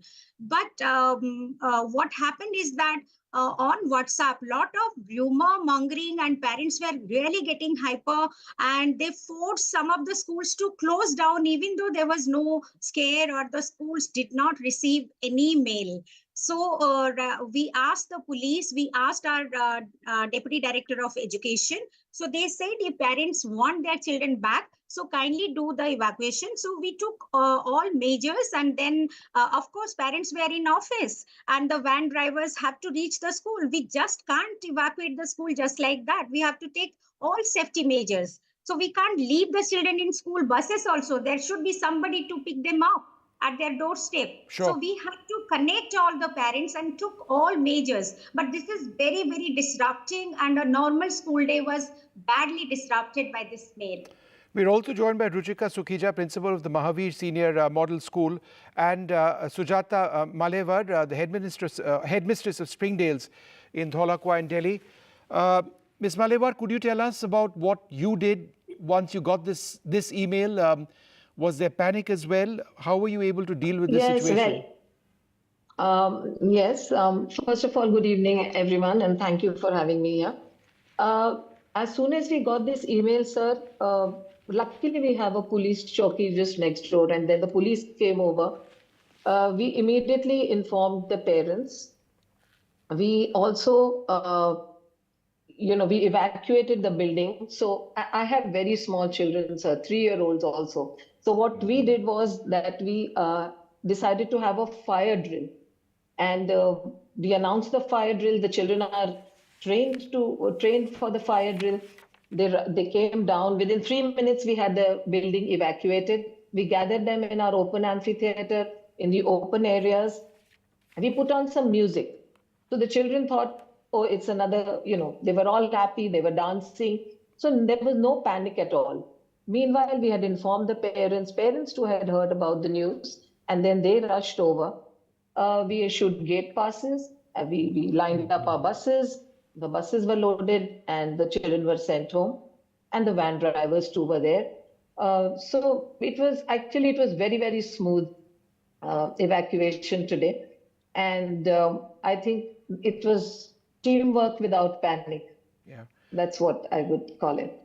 Ruchika Sukhija, is there a real protocol which schools have or your school has to deal with the situation, a serious potential terror episode? Is there a protocol that you follow? Yes. As ma'am said, there is a protocol that every school follows. We have an evacuation drill that we compulsorily do once in a fortnight, and because of which today also we were able to evacuate all our students in flat 5 minutes. All of them were outside carrying their bags, lunch boxes, etc. Initially, we hadn't told them anything, but as soon as parents started arriving, they obviously got to know, and there was a little bit of panic. But contrary to what Sudha ma'am said, we experienced that parents were very helpful. Initially, there was a little panic, but then everything turned out to be very smooth, and parents were, in fact, helping in dispersing the students. And as a protocol, like everything happened very smoothly, and within 2 hours, all the students were dispersed. The police also played a very, very commendable role. In fact, they arrived very quickly. The bomb squad also arrived, the fire brigade also arrived. So parents were quite reassured since everybody was there in the school. In fact, senior officials like ACP and DCP were still visiting the school till late evening hours. They were there in the school. Cyber cell was also there. So I felt that, as ma'am said, it was a teamwork because of the proactive approach of everybody. This situation was handled. Adhiraj Menon, you are a class 9 student. Could you tell us about, what happened? Where were you moved to in your school? And then I'll ask your mama question. Adhiraj, go ahead. Good evening, sir. I am Adhiraj from class 9th NCS. We were in the chemistry lab, and then a sudden announcement happened by a principal ma'am. She told us that all the students have to assemble in the backfield, the ground. After we reached the ground, the teachers made us sit in the stairs. After sitting in the stairs for half an hour, we were departed to our respected buses.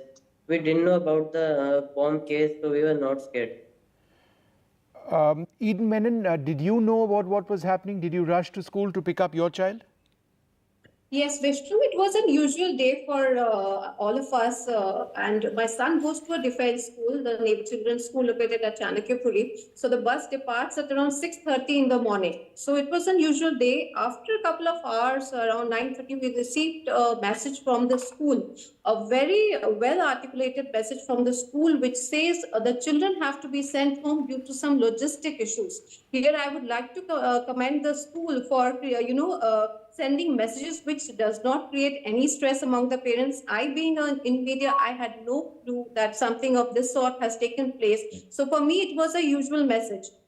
Within next few minutes, we could, when I saw the news, I could, I learned that something of this importance has taken place, which was very concerning for us.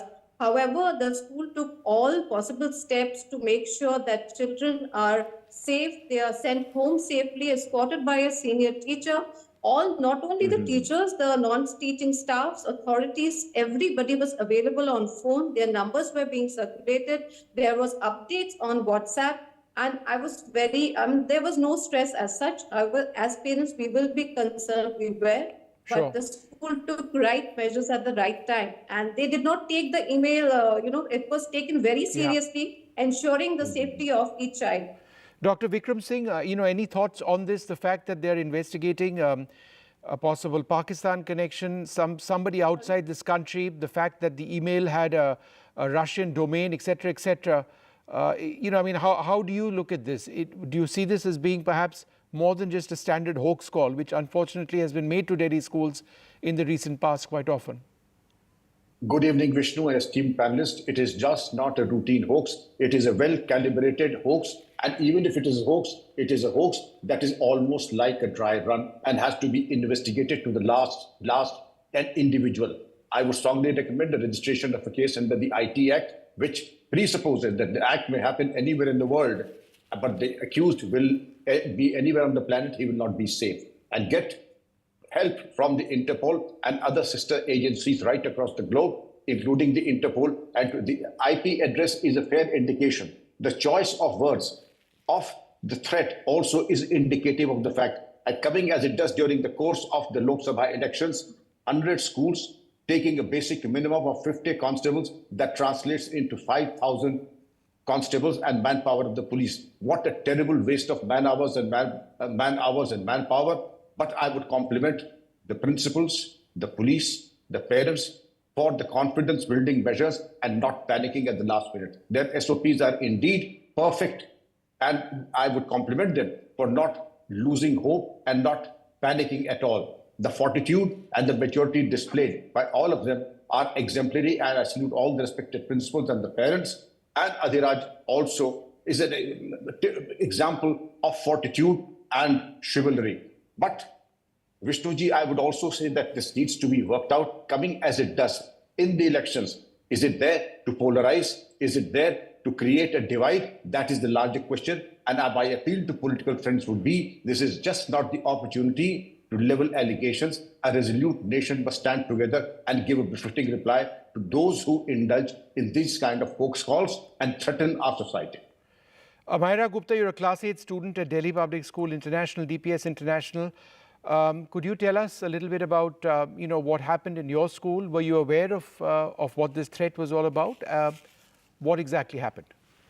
So all of us were in the auditorium at that time because our morning assembly was going on.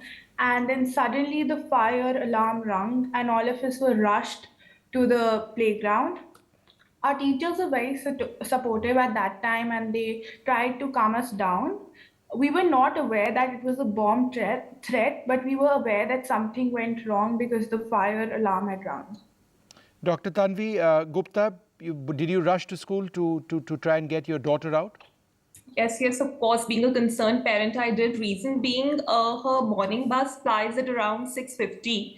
And they have this RFID system in the school wherein the moment a child arrives in the school or leaves the school, the parent receives a message. So I was just like an ordinary day. I left for my work and suddenly there was panic on these WhatsApp groups wherein messages were flooding from different parents. There were certain forwards. And I would say in my case, I had a different experience because my husband is usually out of town and I'm also traveling, and we have senior citizens as a grandparents here. So, if such a situation arises, it gets a little difficult and something which wasn't expected. So I would say I was receiving help calls within those 15 minutes from other parents stating that should we, pick Amira. But here I would also like to applaud the role of the school teachers and the authorities. So very smoothly this thing was handled, wherein the kids who were applying via bus, within no duration, these kids boarded the bus. And by the time I reached her school, she had already reached back home. So I would really like to, appreciate the efforts of the school's authorities in such situation of contingency. Yeah. Nitin Joseph, Administrator St. Xavier's, sir, we've spoken about schools and principals. What about the students themselves? Did you have to deal with, did students really know at starting out what this was about? And did you have a lot of worried, traumatized kids? Sir, good evening, first of all, and thank you for having me here. Well, with regard to the experience of the students, I would say majority of our students were clueless about what was happening. It was all about the parents who had come rushing to the school gate. And unlike the experience of other parents and the principals here, the privilege that we at St. Xavier's have is that our school is located next to the LG house. So it is a high security area zone. Thereby, we had the assistance of the SHO from Civil Lines, who came, who is also a parent. And the whole situation was under control, apart from the fact that at the very beginning, we took time to comprehend the whole seriousness of the situation. But then with regard to the students coming to know about the severity of the situation, I would say, those who were attending the school were wondering what was happening. But then slowly and gradually the news spread, and from my point of view, it was kind of a situation. They all wanted to go home, and there was no case of evacuation as such, since we got the assurance from the local police station, and we had the presence of the police constables also in the campus, and the administrators in the able guidance of Father Principal, the Vice Principal, and the whole team, we were all out helping the parents and issuing the gate passes and so on. So on the whole, we didn't have, it was a normal, another working day for us. And the school dispersed at around 2 o'clock, the usual time. Right, some schools dispersed earlier. I'd like to thank you all very much for being with us, and hopefully we won't have to discuss something like this in the future, but it was frightening for parents, for teachers, for schools. Let's just hope that, we get a better idea of what this was all about. Well, on now to a big news of a big family showdown that's being keenly watched this election. It's in Baramati, Sharad Pawar's bastion for decades, that he's handed over to his daughter Supriya Sule. But now she has an unlikely challenger in her sister-in-law Sunetra Pawar, who is a cousin Ajit Pawar's wife. Ajit Pawar had split the NCP and joined the Maharashtra government. We leave you with this report.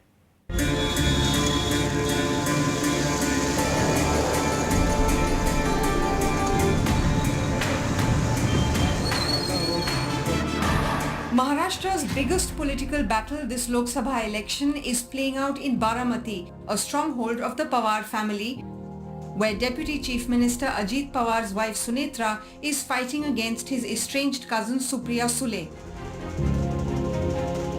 Ms. Sule has represented the Baramati constituency for 3 consecutive terms since 2009, winning the seat despite the Modi wave in 2014 and 2019. Because we are completely committed to Baramati, because Baramati is me and I am Baramati. I'm born, brought up, raised here. Everything that I am today, or the family today, is because of Baramati. So we owe it to every person.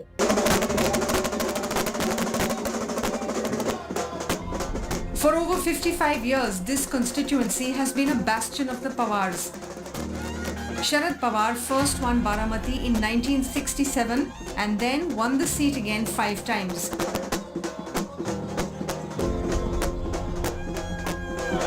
Ajit Pawar has been an MLA from Baramati since 1991, with his victory in 2019 being among the most crushing in the state's poll history. Ajit Pawar used to play a key role in Supriya Sule's past victories by ensuring that the vote bank of the Pawars remained unaffected. The Pawar versus Pawar tussle is the fallout of a split in the original NCP last year, when Ajit Pawar sided with the ruling BJP and Eknath Shinde-led Shiv Sena along with his loyalist MLAs. आणि मोदी साहेबांच्या विरोधामध्ये विरोधकांना कुठला मुद्दा न राहिल्यामुळं हे आता हे खालचे काही ना काही मुद्दे वर येतात.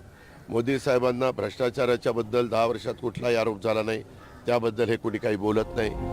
For 83-year-old Sharad Pawar, one of India's most seasoned politicians and a man of multiple comebacks, this is a battle he must win.